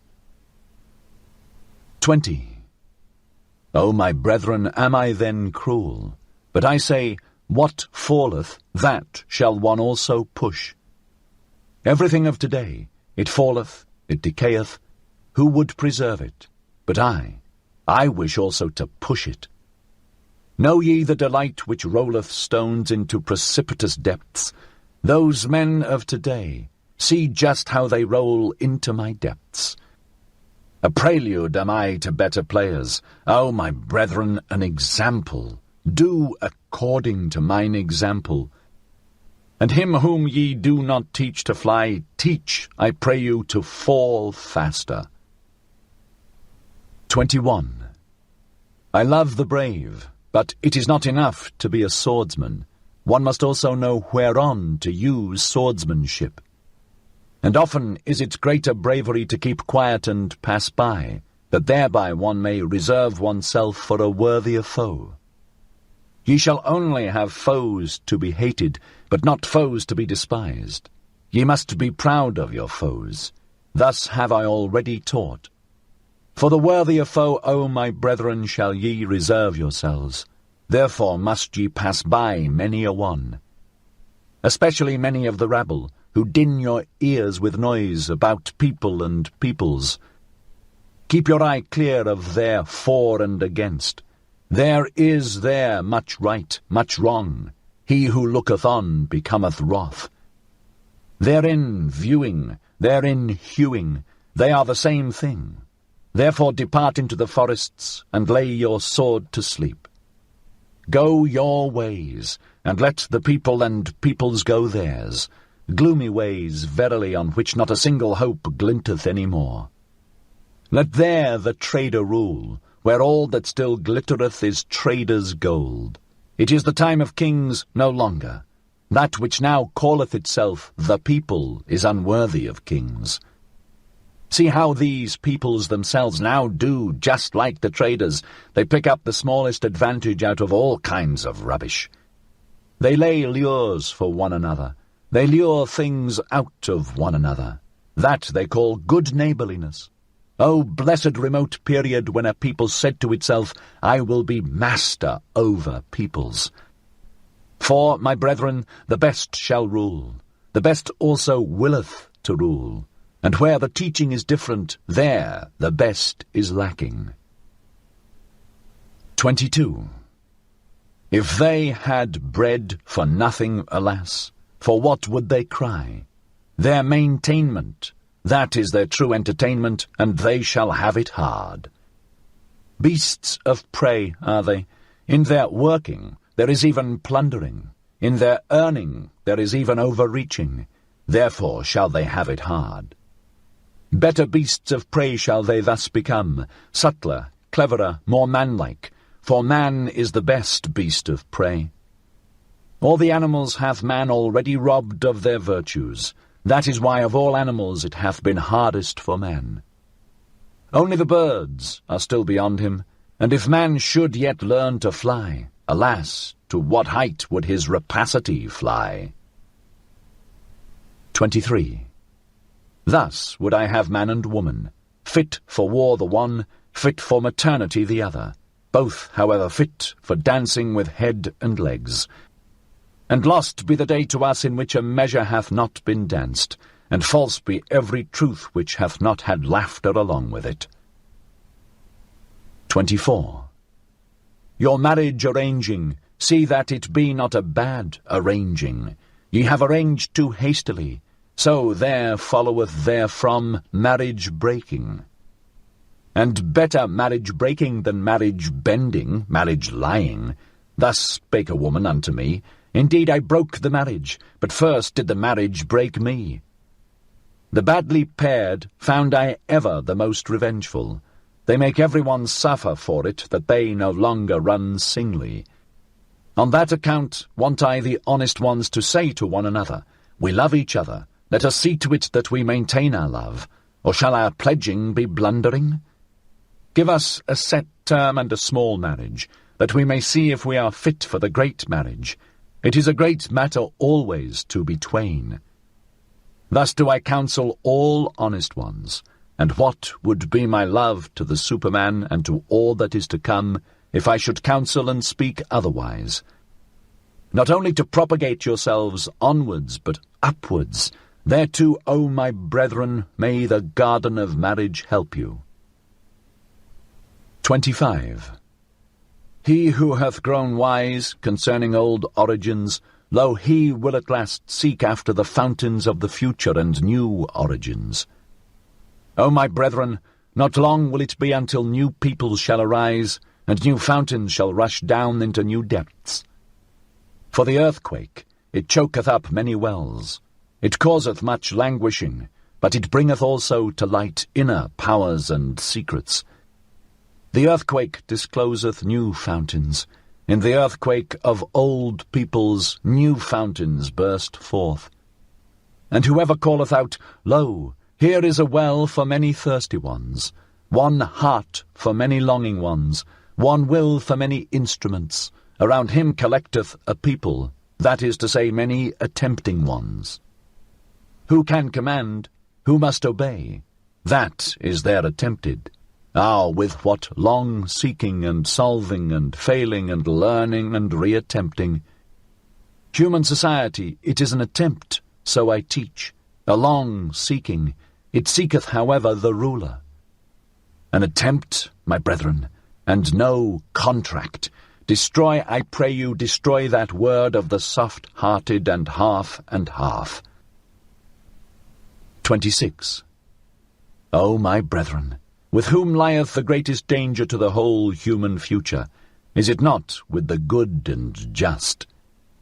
As those who say and feel in their hearts, we already know what is good and just, we possess it also. Woe to those who still seek thereafter. And whatever harm the wicked may do, the harm of the good is the harmfulest harm. And whatever harm the world maligners may do, the harm of the good is the harmfulest harm. O my brethren, into the hearts of the good and just looked someone once on a time who said, They are the Pharisees. But people did not understand him.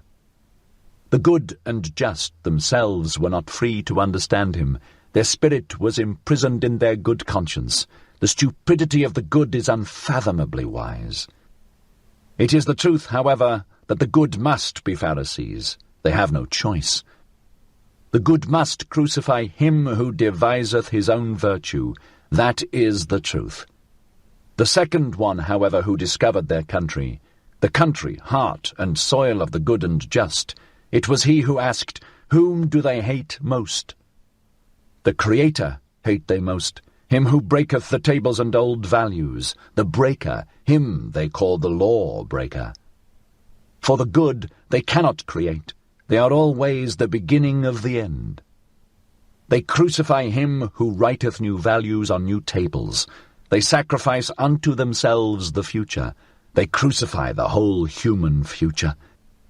The good, they have always been the beginning of the end. 27. O my brethren, have ye also understood this word, and what I once said of the last men? With whom lieth the greatest danger to the whole human future? Is it not with the good and just? Break up, I pray you, the good and just. O my brethren, have ye understood also this word? 28.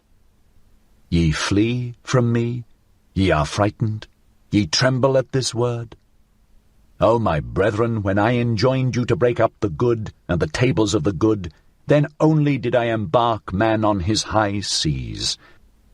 And now only cometh unto him the great terror, the great outlook, the great sickness, the great nausea, the great sea-sickness. False shores and false securities did the good teach you. In the lies of the good were ye born and bred. Everything hath been radically contorted and distorted by the good. But he who discovered the country of man discovered also the country of man's future. Now shall ye be sailors for me, brave, patient. Keep yourselves up betimes, my brethren. Learn to keep yourselves up. The sea stormeth. Many seek to raise themselves again by you. The sea stormeth. All is in the sea. Well, cheer up, ye old seaman hearts. What of fatherland? Thither striveth our helm where our children's land is. Thitherwards, stormier than the sea, stormeth our great longing. 29. Why so hard? Said to the diamond one day the charcoal. Are we then not near relatives? Why so soft? O my brethren, thus do I ask you. Are ye then not my brethren? Why so soft, so submissive and yielding? Why is there so much negation and abnegation in your hearts? Why is there so little fate in your looks? And if ye will not be fates and inexorable ones, how can ye one day conquer with me? And if your hardness will not glance and cut and chip to pieces, how can ye one day create with me? For the creators are hard, and blessedness must it seem to you to press your hand upon millenniums as upon wax. Blessedness to write upon the will of millenniums as upon brass, harder than brass, nobler than brass. Entirely hard is only the noblest. This new table, O my brethren, put I up over you. Become hard. 30. O thou, my will, thou change of every need, my needfulness, preserve me from all small victories. Thou fatedness of my soul, which I call fate, thou in me, over me, preserve and spare me for one great fate. And thy last greatness, my will, spare it for thy last, that thou mayest be inexorable in thy victory. Ah, who hath not succumbed to his victory? Ah, whose eye hath not bedimmed in this intoxicated twilight? Ah, whose foot hath not faltered and forgotten in victory how to stand? That I may one day be ready and ripe in the great noontide, ready and ripe like the glowing ore, the lightning-bearing cloud and the swelling milk udder. Ready for myself and for my most hidden will, a bow eager for its arrow, an arrow eager for its star. A star, ready and ripe in its noontide, glowing, pierced, blessed by annihilating sun arrows. A sun itself, and an inexorable sun will, ready for annihilation in victory. O will, thou change of every need, my needfulness, spare me for one great victory. Thus spake Zarathustra. 57. The Convalescent. 1. One morning, not long after his return to his cave, Zarathustra sprang up from his couch like a madman, crying with a frightful voice, and acting as if someone still lay on the couch who did not wish to rise. Zarathustra's voice also resounded in such a manner that his animals came to him frightened, and out of all the neighbouring caves and lurking places all the creatures slipped away, flying, fluttering, creeping or leaping, according to their variety of foot or wing.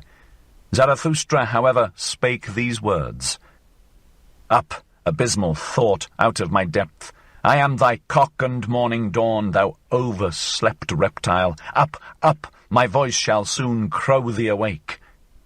Unbind the fetters of thine ears, listen, for I wish to hear thee. Up, up! There is thunder enough to make the very graves listen. And rub the sleep and all the dimness and blindness out of thine eyes. Hear me also with thine eyes. My voice is a medicine even for those born blind. And once thou art awake, then shalt thou ever remain awake. It is not my custom to awake great-grandmothers out of their sleep, that I may bid them sleep on. Thou stirrest, stretchest thyself, wheezest. Up, up! Not wheeze shalt thou, but speak unto me. Zarathustra calleth thee, Zarathustra the godless. I, Zarathustra, the advocate of living, the advocate of suffering, the advocate of the circuit, thee do I call, my most abysmal thought. Joy to me! Thou comest, I hear thee. Mine abyss speaketh, my lowest depth have I turned over into the light. Joy to me! Come hither, give me thy hand. Ha! Let be! Aha! Disgust, disgust, disgust, alas to me. 2. Hardly, however, had Zarathustra spoken these words when he fell down as one dead, and remained long as one dead. When, however, he again came to himself, then was he pale and trembling, and remained lying. And for long he would neither eat nor drink. This condition continued for 7 days. His animals, however, did not leave him day or night, except that the eagle flew forth to fetch food. And what it fetched and foraged, it laid on Zarathustra's couch, so that Zarathustra at last lay among yellow and red berries, grapes, rosy apples, sweet-smelling herbage, and pine cones. At his feet, however, 2 lambs were stretched, which the eagle had with difficulty carried off from their shepherds. At last, after 7 days, Zarathustra raised himself upon his couch, took a rosy apple in his hand, smelt it, and found its smell pleasant. Then did his animals think the time had come to speak unto him. O Zarathustra, said they, now hast thou lain thus for 7 days with heavy eyes. Wilt thou not set thyself again upon thy feet? Step out of thy cave. The world waiteth for thee as a garden. The wind playeth with heavy fragrance, which seeketh for thee, and all brooks would like to run after thee. All things long for thee, since thou hast remained alone for 7 days. Step forth out of thy cave. All things want to be thy physicians. Did perhaps a new knowledge come to thee, a bitter, grievous knowledge? Like leavened dough layest thou, thy soul arose and swelled beyond all its bounds. O, mine animals, answered Zarathustra, talk on thus and let me listen. It refresheth me so to hear your talk. Where there is talk, there is the world as a garden unto me. How charming it is that there are words and tones. Are not words and tones rainbows, and seeming bridges twixt the eternally separated? To each soul belongeth another world. To each soul is every other soul a back world. Among the most alike doth semblance deceive most delightfully, for the smallest gap is most difficult to bridge over. For me, how could there be an outside of me? There is no outside. But this we forget on hearing tones. How delightful it is that we forget.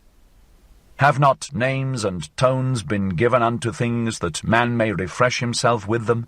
It is a beautiful folly, speaking. Therewith danceth man over everything. How lovely is all speech, and all falsehoods of tones. With tones danceth our love on variegated rainbows. O Zarathustra, said then his animals, to those who think like us. Things all dance themselves.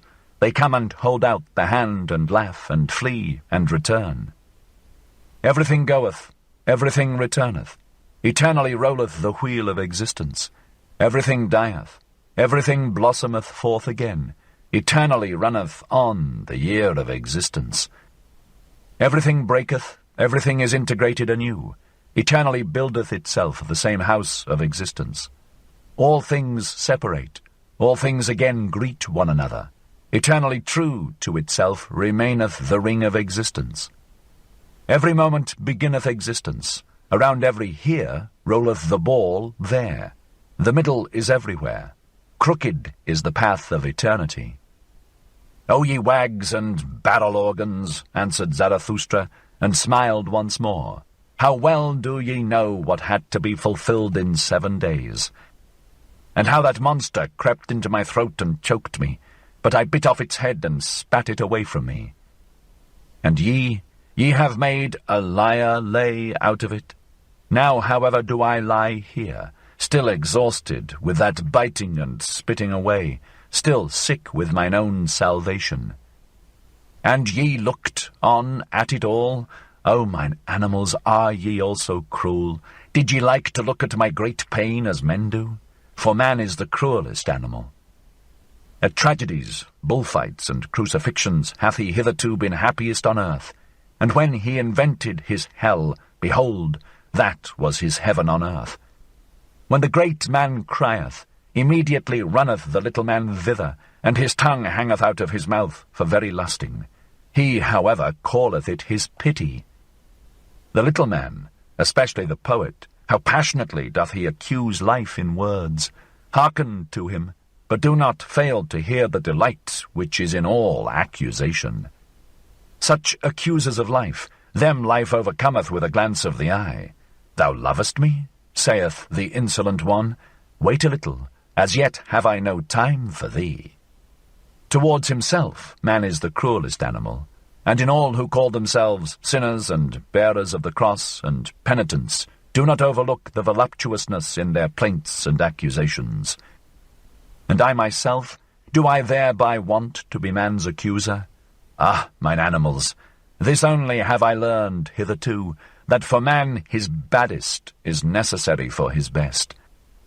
That all that is baddest is the best power, and the hardest stone for the highest creator, and that man must become better and badder. Not to this torture stake was I tied, that I know man is bad, but I cried, as no one hath yet cried. Ah, that his baddest is so very small, ah, that his best is so very small. The great disgust at man, it strangled me and had crept into my throat, and what the soothsayer had presaged, all is alike, nothing is worth while, knowledge strangleth. A long twilight limped on before me, a fatally weary, fatally intoxicated sadness, which spake with yawning mouth. Eternally he returneth, the man of whom thou art weary, the small man. So yawned my sadness, and dragged its foot, and could not go to sleep. A cavern became the human earth to me, its breast caved in. Everything living became to me human dust and bones and mouldering past. My sighing sat on all human graves, and could no longer arise. My sighing and questioning croaked and choked, and gnawed and nagged day and night. Ah, man returneth eternally, the small man returneth eternally. Naked had I once seen both of them, the greatest man and the smallest man, all too like one another, all too human, even the greatest man. All too small, even the greatest man. That was my disgust at man, and the eternal return also of the smallest man. That was my disgust at all existence. Ah, disgust, disgust, disgust. Thus spake Zarathustra, and sighed and shuddered, for he remembered his sickness. Then did his animals prevent him from speaking further. Do not speak further, thou convalescent. So answered his animals, but go out where the world waiteth for thee like a garden. Go out unto the roses, the bees, and the flocks of doves. especially, however, unto the singing birds, to learn singing from them. For singing is for the convalescent, the sound ones may talk, and when the sound also wants songs, then want they other songs than the convalescent. "O ye wags and barrel organs, do be silent," answered Zarathustra, and smiled at his animals. "How well ye know what consolation I devised for myself in 7 days. That I have to sing once more, that consolation did I devise for myself, and this convalescence. Would ye also make another lyre lay thereof?" "Do not talk further," answered his animals once more. "Rather, thou convalescent, prepare for thyself first a lyre, a new lyre. For behold, O Zarathustra, for thy new lays there are needed new lyres. Sing and bubble over, O Zarathustra, heal thy soul with new lays, that thou mayest bear thy great fate, which hath not yet been anyone's fate. For thine animals know it well, O Zarathustra, who thou art and must become. Behold, thou art the teacher of the eternal return. That is now thy fate. That thou must be the first to teach this teaching. How could this great fate not be thy greatest danger and infirmity? Behold, we know what thou teachest, that all things eternally return, and ourselves with them, and that we have already existed times without number, and all things with us. Thou teachest that there is a great year of becoming, a prodigy of a great year. It must, like a sand-glass, ever turn up anew, that it may anew run down and run out.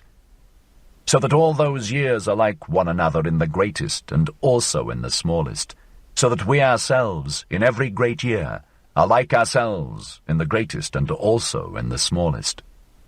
And if thou wouldst now die, O Zarathustra, behold, we know also how thou wouldst then speak to thyself, but thine animals beseech thee not to die yet. Thou wouldst speak, and without trembling, buoyant rather with bliss, for a great weight and worry would be taken from thee, thou patientest one. Now do I die and disappear, wouldst thou say, and in a moment I am nothing. Souls are as mortal as bodies. But the plexus of causes returneth in which I am intertwined. It will again create me. I myself pertain to the causes of the eternal return. I come again with this sun, with this earth, with this eagle, with this serpent, not to a new life, or a better life, or a similar life. I come again eternally to this identical and self-same life, in its greatest and its smallest, to teach again the eternal return of all things, to speak again the word of the great noontide of earth and man, to announce again to man the Superman. I have spoken my word, I break down by my word. So willeth mine eternal fate, as announcer do I succumb.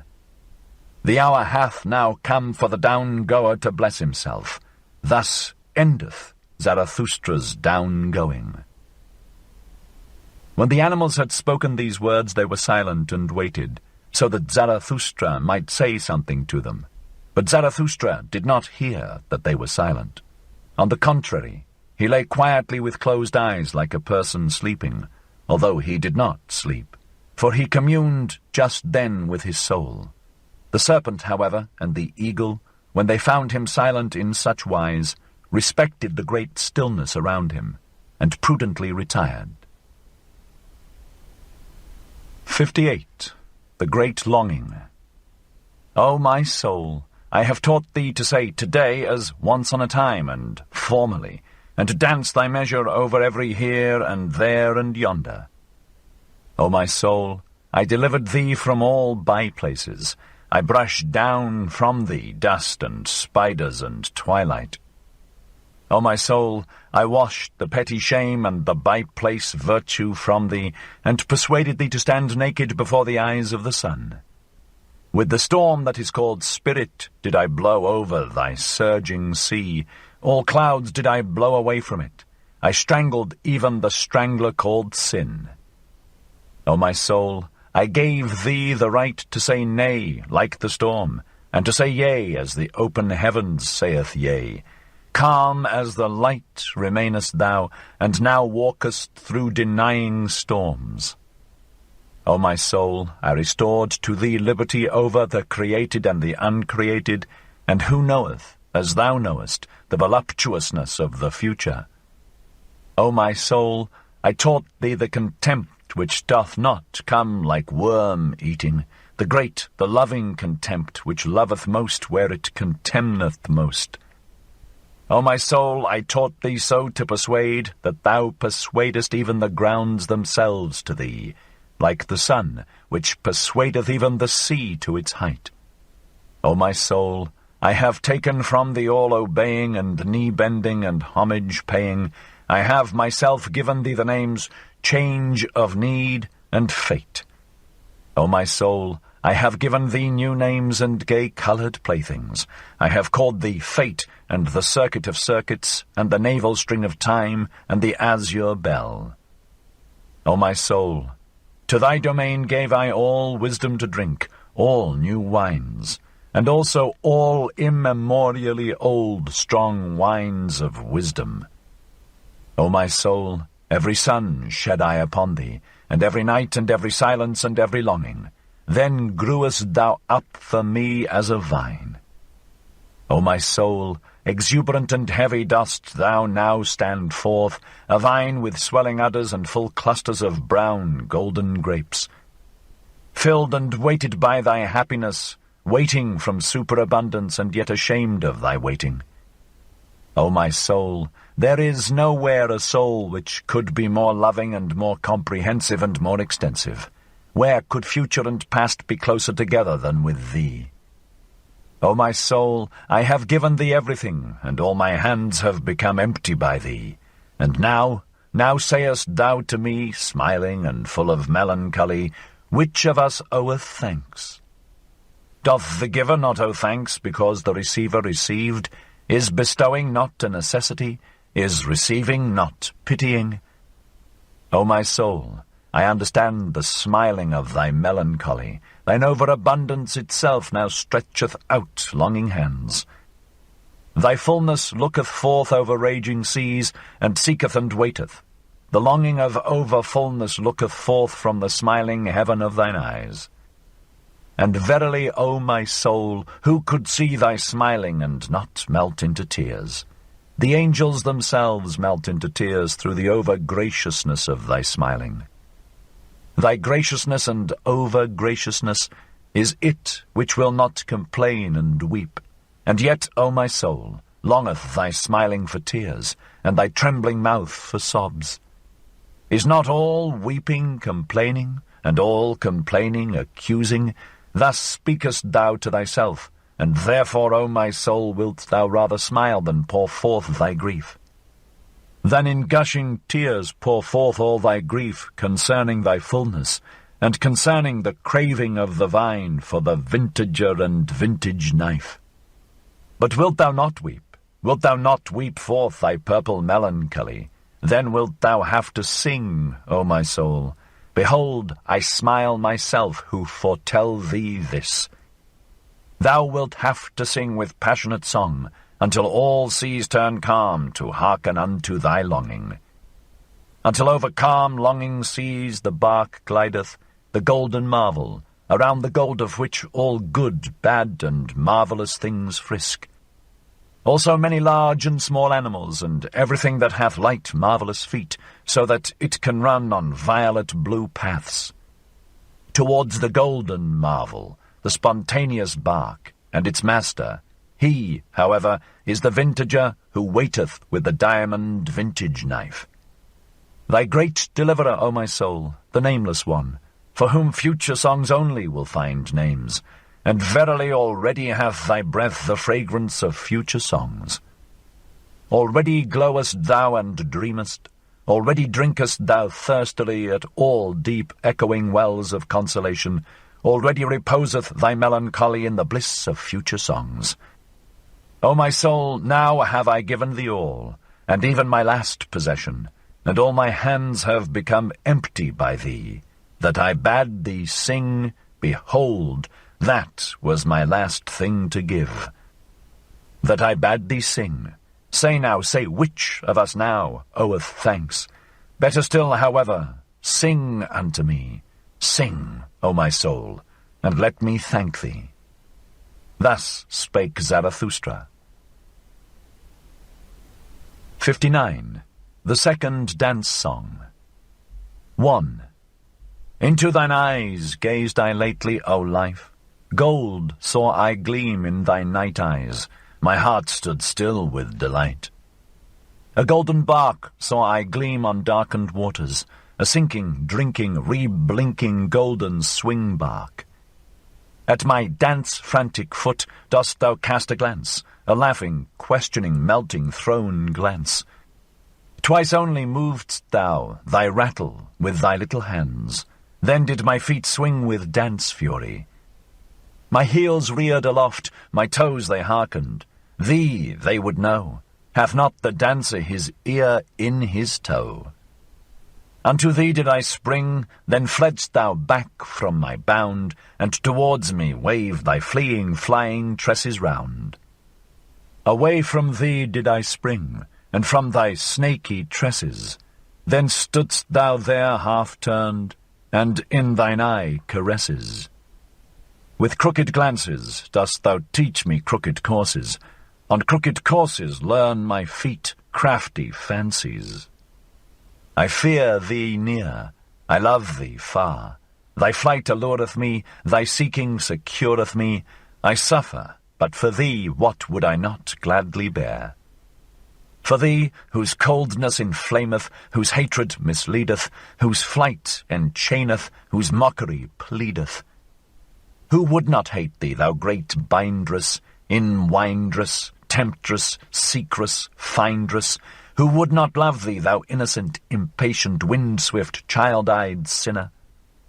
Whither pullest thou me now, thou paragon and tomboy? And now foolest thou me, fleeing, thou sweet romp dost annoy. I dance after thee, I follow even faint traces lonely. Where art thou? Give me thy hand, or thy finger only. Here are caves and thickets, we shall go astray. Halt! Stand still. Seest thou not owls and bats in fluttering fray? Thou bat, thou owl, thou wouldst play me foul. Where are we? From the dogs hast thou learned thus to bark and howl. Thou gnashest on me sweetly with little white teeth. Thine evil eyes shoot out upon me, thy curly little mane from underneath. This is a dance over stock and stone. I am the hunter. Wilt thou be my hound, or my chamois anon? Now beside me, and quickly, wickedly springing, now up and over. Alas, I have fallen myself over-swinging. O see me lying, thou arrogant one, and imploring grace. Gladly would I walk with thee in some lovelier place. In the paths of love, through bushes variegated, quiet, trim, or there along the lake where goldfishes dance and swim. Thou art now a-weary? There above are sheep and sunset stripes. Is it not sweet to sleep? The shepherd pipes.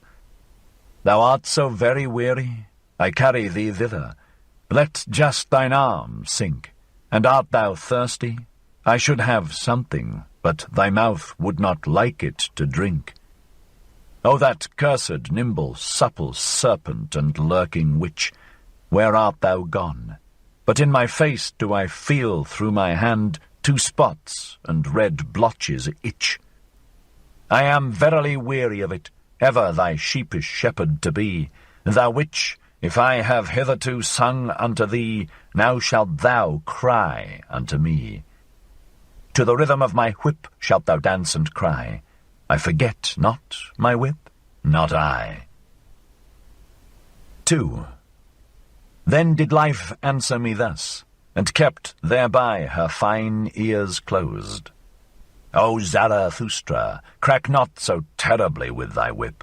Thou knowest surely that noise killeth thought, and just now there came to me such delicate thoughts. We are both of us genuine ne'er-do-wells and ne'er-do-ills. Beyond good and evil found we our island and our green meadow, we two alone. Therefore must we be friendly to each other. And even should we not love each other from the bottom of our hearts, must we then have a grudge against each other if we do not love each other perfectly? And that I am friendly to thee, and often too friendly, that knowest thou. And the reason is that I am envious of thy wisdom. Ah, this mad old fool, wisdom.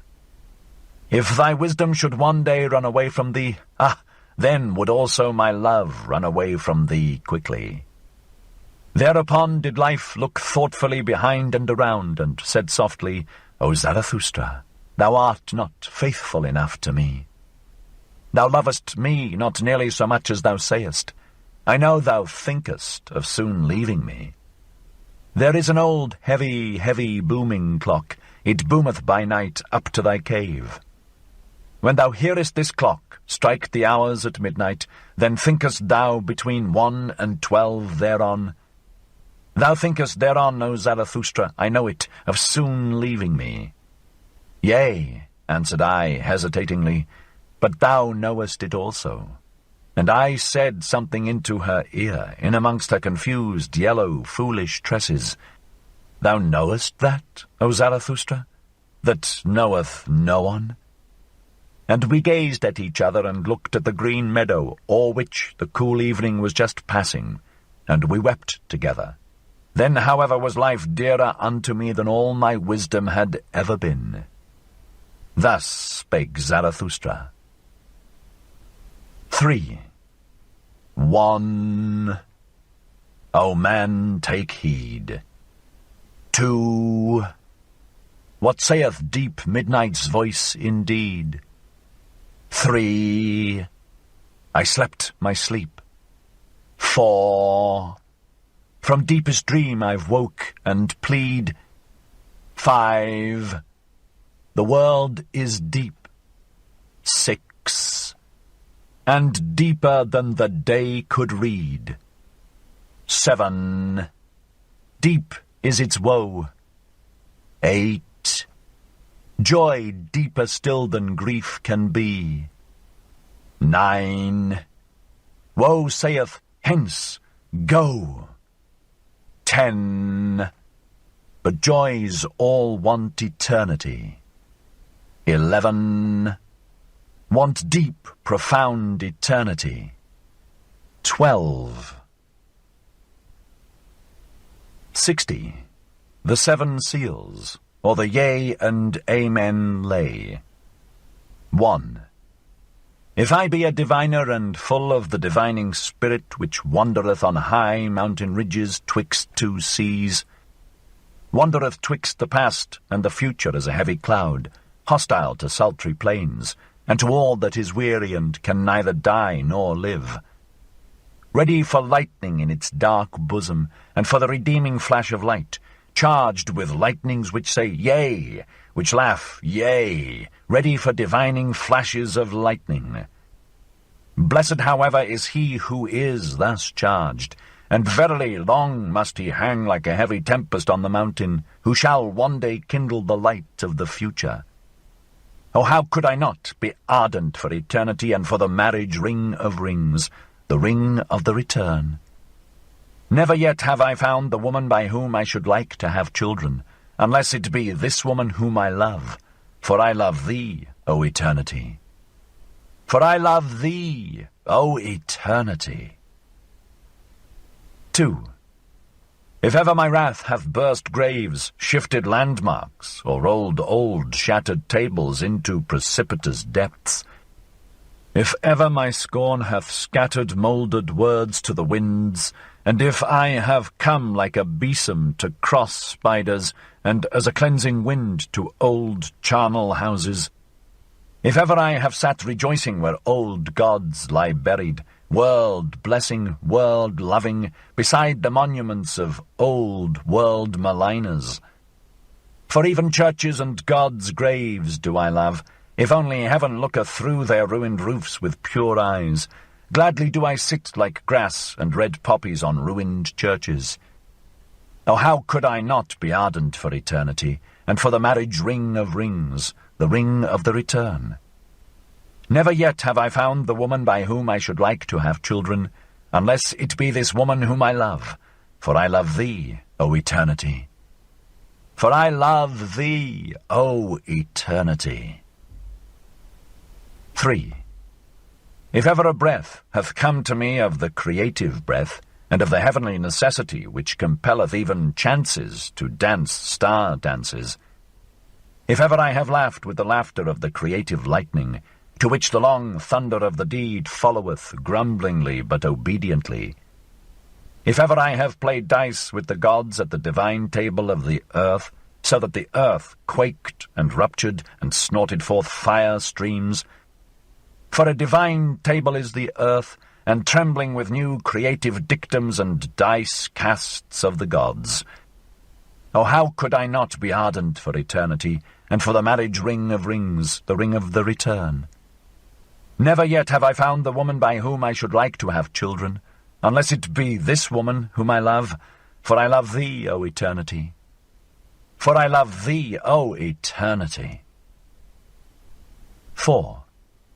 If ever I have drunk a full draught of the foaming spice and confection bowl in which all things are well mixed, if ever my hand hath mingled the furthest with the nearest, fire with spirit, joy with sorrow, and the harshest with the kindest, if I myself am a grain of the saving salt which maketh everything in the confection bowl mix well, for there is a salt which untieth good with evil, and even the evilest is worthy as spicing and as final over-foaming.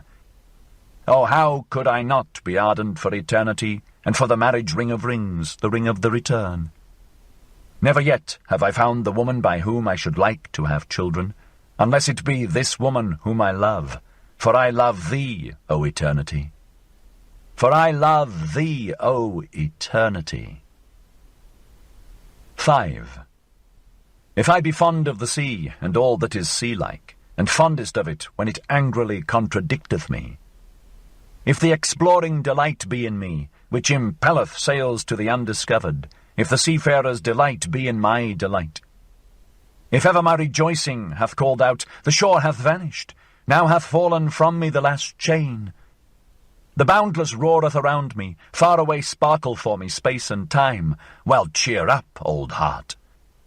Oh, how could I not be ardent for eternity, and for the marriage ring of rings, the ring of the return? Never yet have I found the woman by whom I should like to have children, unless it be this woman whom I love, for I love thee, O eternity. For I love thee, O eternity. 6. If my virtue be a dancer's virtue, and if I have often sprung with both feet into golden emerald rapture, if my wickedness be a laughing wickedness, at home among rosebanks and hedges of lilies, for in laughter is all evil present, but it is sanctified and absolved by its own bliss. And if it be my Alpha and Omega, that everything heavy shall become light, every body a dancer, and every spirit a bird, and verily that is my Alpha and Omega. Oh, how could I not be ardent for eternity, and for the marriage ring of rings, the ring of the return? Never yet have I found the woman by whom I should like to have children, unless it be this woman whom I love, for I love thee, O eternity. For I love thee, O eternity. 7. If ever I have spread out a tranquil heaven above me, and have flown into mine own heaven with my own pinions, if I have swum playfully in profound luminous distances, and if my freedom's avian wisdom hath come to me, thus, however, speaketh avian wisdom, lo, there is no above and no below. Throw thyself about, outward, backward, thou light one, sing, speak no more. Are not all words made for the heavy? Do not all words lie to the light ones? Sing, speak no more. Oh, how could I not be ardent for eternity, and for the marriage ring of rings, the ring of the return? Never yet have I found the woman by whom I should like to have children, unless it be this woman whom I love, for I love thee, O eternity. for I love thee, O eternity. Fourth and last part. Ah, where in the world have there been greater follies than with the pitiful? And what in the world hath caused more suffering than the follies of the pitiful?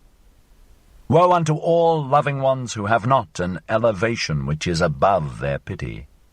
Thus spake the devil unto me once on a time, even God hath his hell, it is his love for man.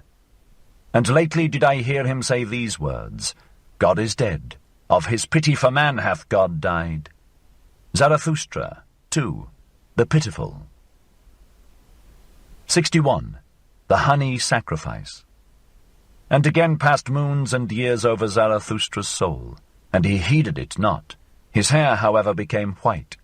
One day when he sat on a stone in front of his cave and gazed calmly into the distance, one there gazeth out on the sea, and away beyond sinuous abysses.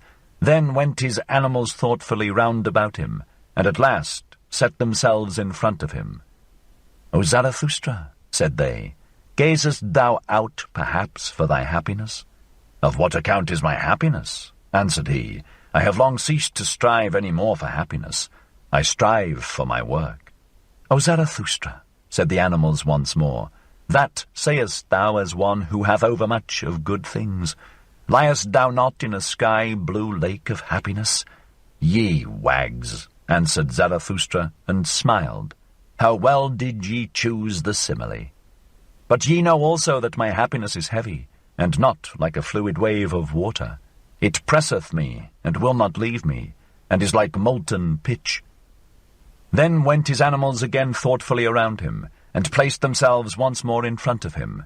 O Zarathustra, said they, it is consequently for that reason that thou thyself always becometh yellower and darker, although thy hair looketh white and flaxen. Lo, thou sittest in thy pitch. What do ye say, mine animals? Said Zarathustra, laughing. Verily I reviled when I spake of pitch. As it happeneth with me, so is it with all fruits that turn ripe. It is the honey in my veins that maketh my blood thicker, and also my soul stiller. So will it be, O Zarathustra, answered his animals, and pressed up to him. But wilt thou not today ascend a high mountain? The air is pure, and today one seeth more of the world than ever. Yea, mine animals, answered he, ye counsel admirably and according to my heart. I will today ascend a high mountain. But see that honey is there ready to hand, yellow, white, good, ice-cool, golden comb honey. For know that when aloft I will make the honey sacrifice. When Zarathustra, however, was aloft on the summit, he sent his animals home that had accompanied him, and found that he was now alone.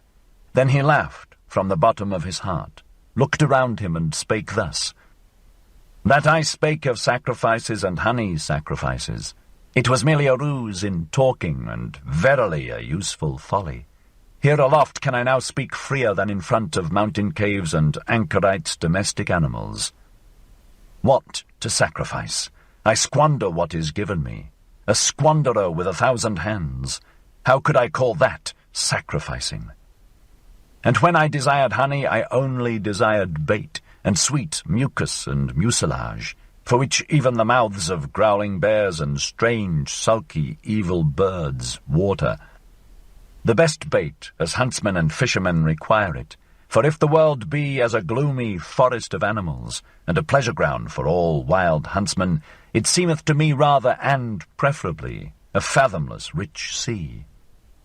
A sea full of many-hued fishes and crabs, for which even the gods might long, and might be tempted to become fishers in it and casters of nets.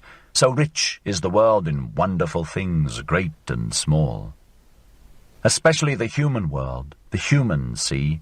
Towards it do I now throw out my golden angle rod and say, Open up, thou human abyss.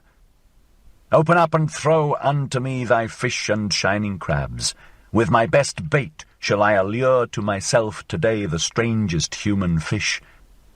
My happiness itself do I throw out into all places far and wide, twixt Orient, noontide, and Occident, to see if many human fish will not learn to hug and tug at my happiness, until, biting at my sharp hidden hooks, they have to come up unto my height, the motliest abyss groundlings, to the wickedest of all fishers of men. For this am I from the heart, and from the beginning, drawing, hither drawing, upward drawing, upbringing, a drawer, a trainer, a training master, who not in vain counselled himself once on a time, become what thou art. Thus may men now come up to me, for as yet do I await the signs that it is time for my down-going. As yet do I not myself go down, as I must do, amongst men. Therefore do I here wait, crafty and scornful upon high mountains, no impatient one, no patient one, rather one who hath even unlearnt patience, because he no longer suffereth.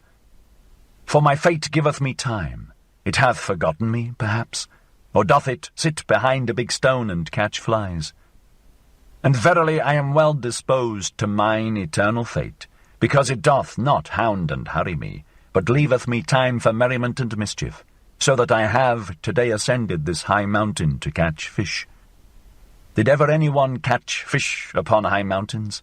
And though it be a folly what I here seek and do, it is better so than that down below I should become solemn with waiting and green and yellow.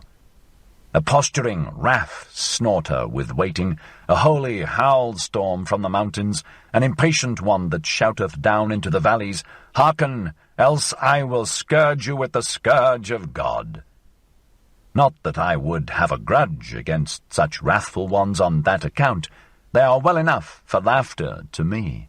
Impatient must they now be, those big alarm drums, which find a voice now or never. Myself, however, and my fate, we do not talk to the present, neither do we talk to the never. For talking we have patience and time, and more than time. For one day must it yet come, and may not pass by. What must one day come and may not pass by? Our great huzzah, that is to say, our great remote human kingdom, the Zarathustra kingdom of 1,000 years. How remote may such remoteness be? What doth it concern me? But on that account it is none the less sure unto me. With both feet stand I secure on this ground. On an eternal ground, on hard primary rock, on this highest, hardest primary mountain ridge, unto which all winds come, as unto the storm parting, asking where, and whence, and whither. Here, laugh, laugh, my hearty, healthy wickedness. From high mountains cast down thy glittering scorn laughter, allure for me with thy glittering the finest human fish. And whatever belongeth unto me in all seas, my in and for me in all things, fish that out for me, bring that up to me, for that do I wait, the wickedest of all fish-catchers. Out, out, my fishing hook, in and down, thou bait of my happiness, drip thy sweetest dew, thou honey of my heart, bite, my fishing hook, into the belly of all black affliction. Look out, mine eye, oh, how many seas round about me, what dawning human futures, and above me, what rosy red stillness, what unclouded silence. 62. The Cry of Distress. The next day sat Zarathustra again on the stone in front of his cave, whilst his animals roved about in the world outside to bring home new food, also new honey, for Zarathustra had spent and wasted the old honey to the very last particle. When he thus sat, however, with a stick in his hand, tracing the shadow of his figure on the earth, and reflecting, verily not upon himself and his shadow, all at once he startled and shrank back, for he saw another shadow beside his own. And when he hastily looked around and stood up, behold, there stood the soothsayer beside him, the same whom he had once given to eat and drink at his table, the proclaimer of the great weariness, who taught, all is alike, nothing is worth while, the world is without meaning, knowledge strangleth. But his face had changed since then, and when Zarathustra looked into his eyes, his heart was startled once more. So much evil announcement and ashy grey lightnings passed over that countenance. The soothsayer, who had perceived what went on in Zarathustra's soul, wiped his face with his hand, as if he would wipe out the impression. The same did also Zarathustra, and when both of them had thus silently composed and strengthened themselves, they gave each other the hand, as a token that they wanted once more to recognize each other. "Welcome hither," said Zarathustra, "thou soothsayer of the great weariness. Not in vain shalt thou once have been my messmate and guest. Eat and drink also with me today, and forgive it that a cheerful old man sitteth with thee at table." "A cheerful old man," answered the soothsayer, shaking his head. "But whoever thou art or wouldst be, O Zarathustra, thou hast been here aloft the longest time. In a little while thy bark shall no longer rest on dry land." "Do I then rest on dry land?" asked Zarathustra, laughing. "The waves around thy mountain," answered the soothsayer, "rise and rise, the waves of great distress and affliction. They will soon raise thy bark also and carry thee away." Thereupon was Zarathustra silent, and wondered.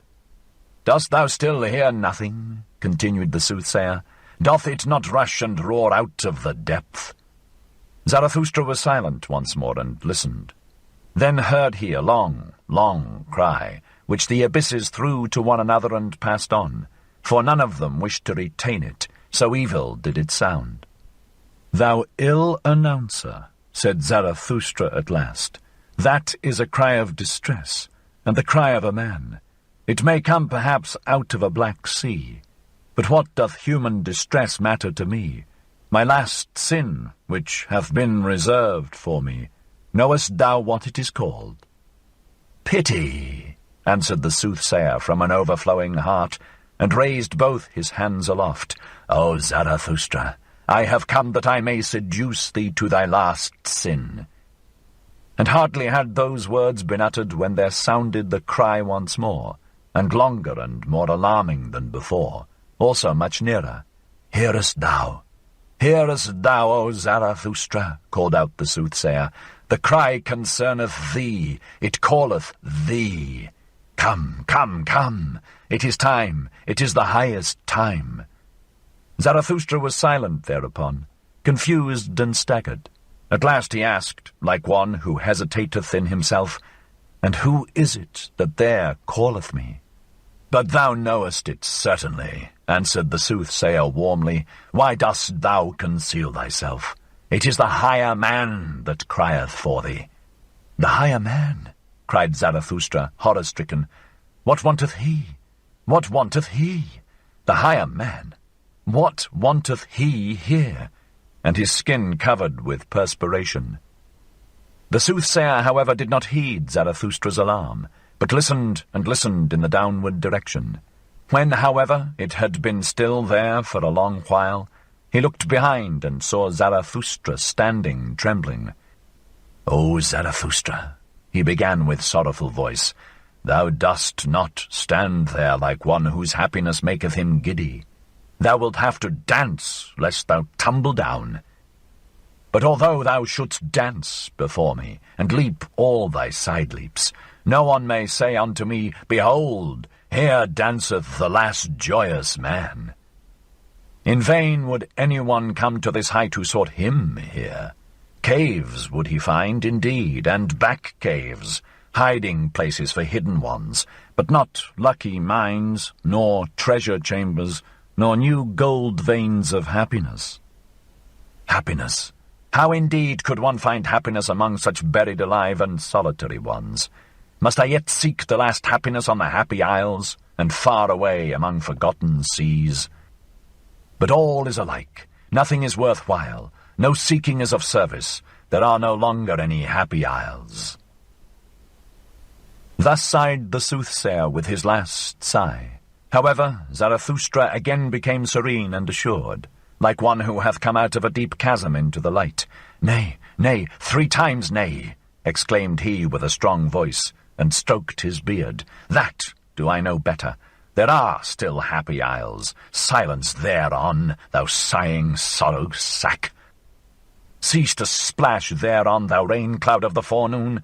Do I not already stand here, wet with thy misery and drenched like a dog?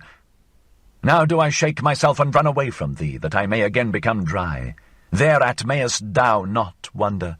Do I seem to thee discourteous? Here, however, is my court. But as regards the higher man, well, I shall seek him at once in those forests. From thence came his cry. Perhaps he is there hard beset by an evil beast. He is in my domain, therein shall he receive no scathe, and verily there are many evil beasts about me." With those words Zarathustra turned around to depart. Then said the soothsayer, "O Zarathustra, thou art a rogue. I know it well. Thou wouldst fain be rid of me. Rather wouldst thou run into the forest and lay snares for evil beasts. But what good will it do thee? In the evening wilt thou have me again. In thine own cave will I sit, patient and heavy like a block, and wait for thee." "So be it," shouted back Zarathustra as he went away, "and what is mine in my cave belongeth also unto thee, my guest. Shouldst thou, however, find honey therein, well, just lick it up, thou growling bear, and sweeten thy soul, for in the evening we want both to be in good spirits. In good spirits and joyful, because this day hath come to an end, and thou thyself shalt dance to my lays as my dancing bear. Thou dost not believe this? Thou shakest thy head? Well, cheer up, old bear, but I also am a soothsayer." Thus spake Zarathustra. 63.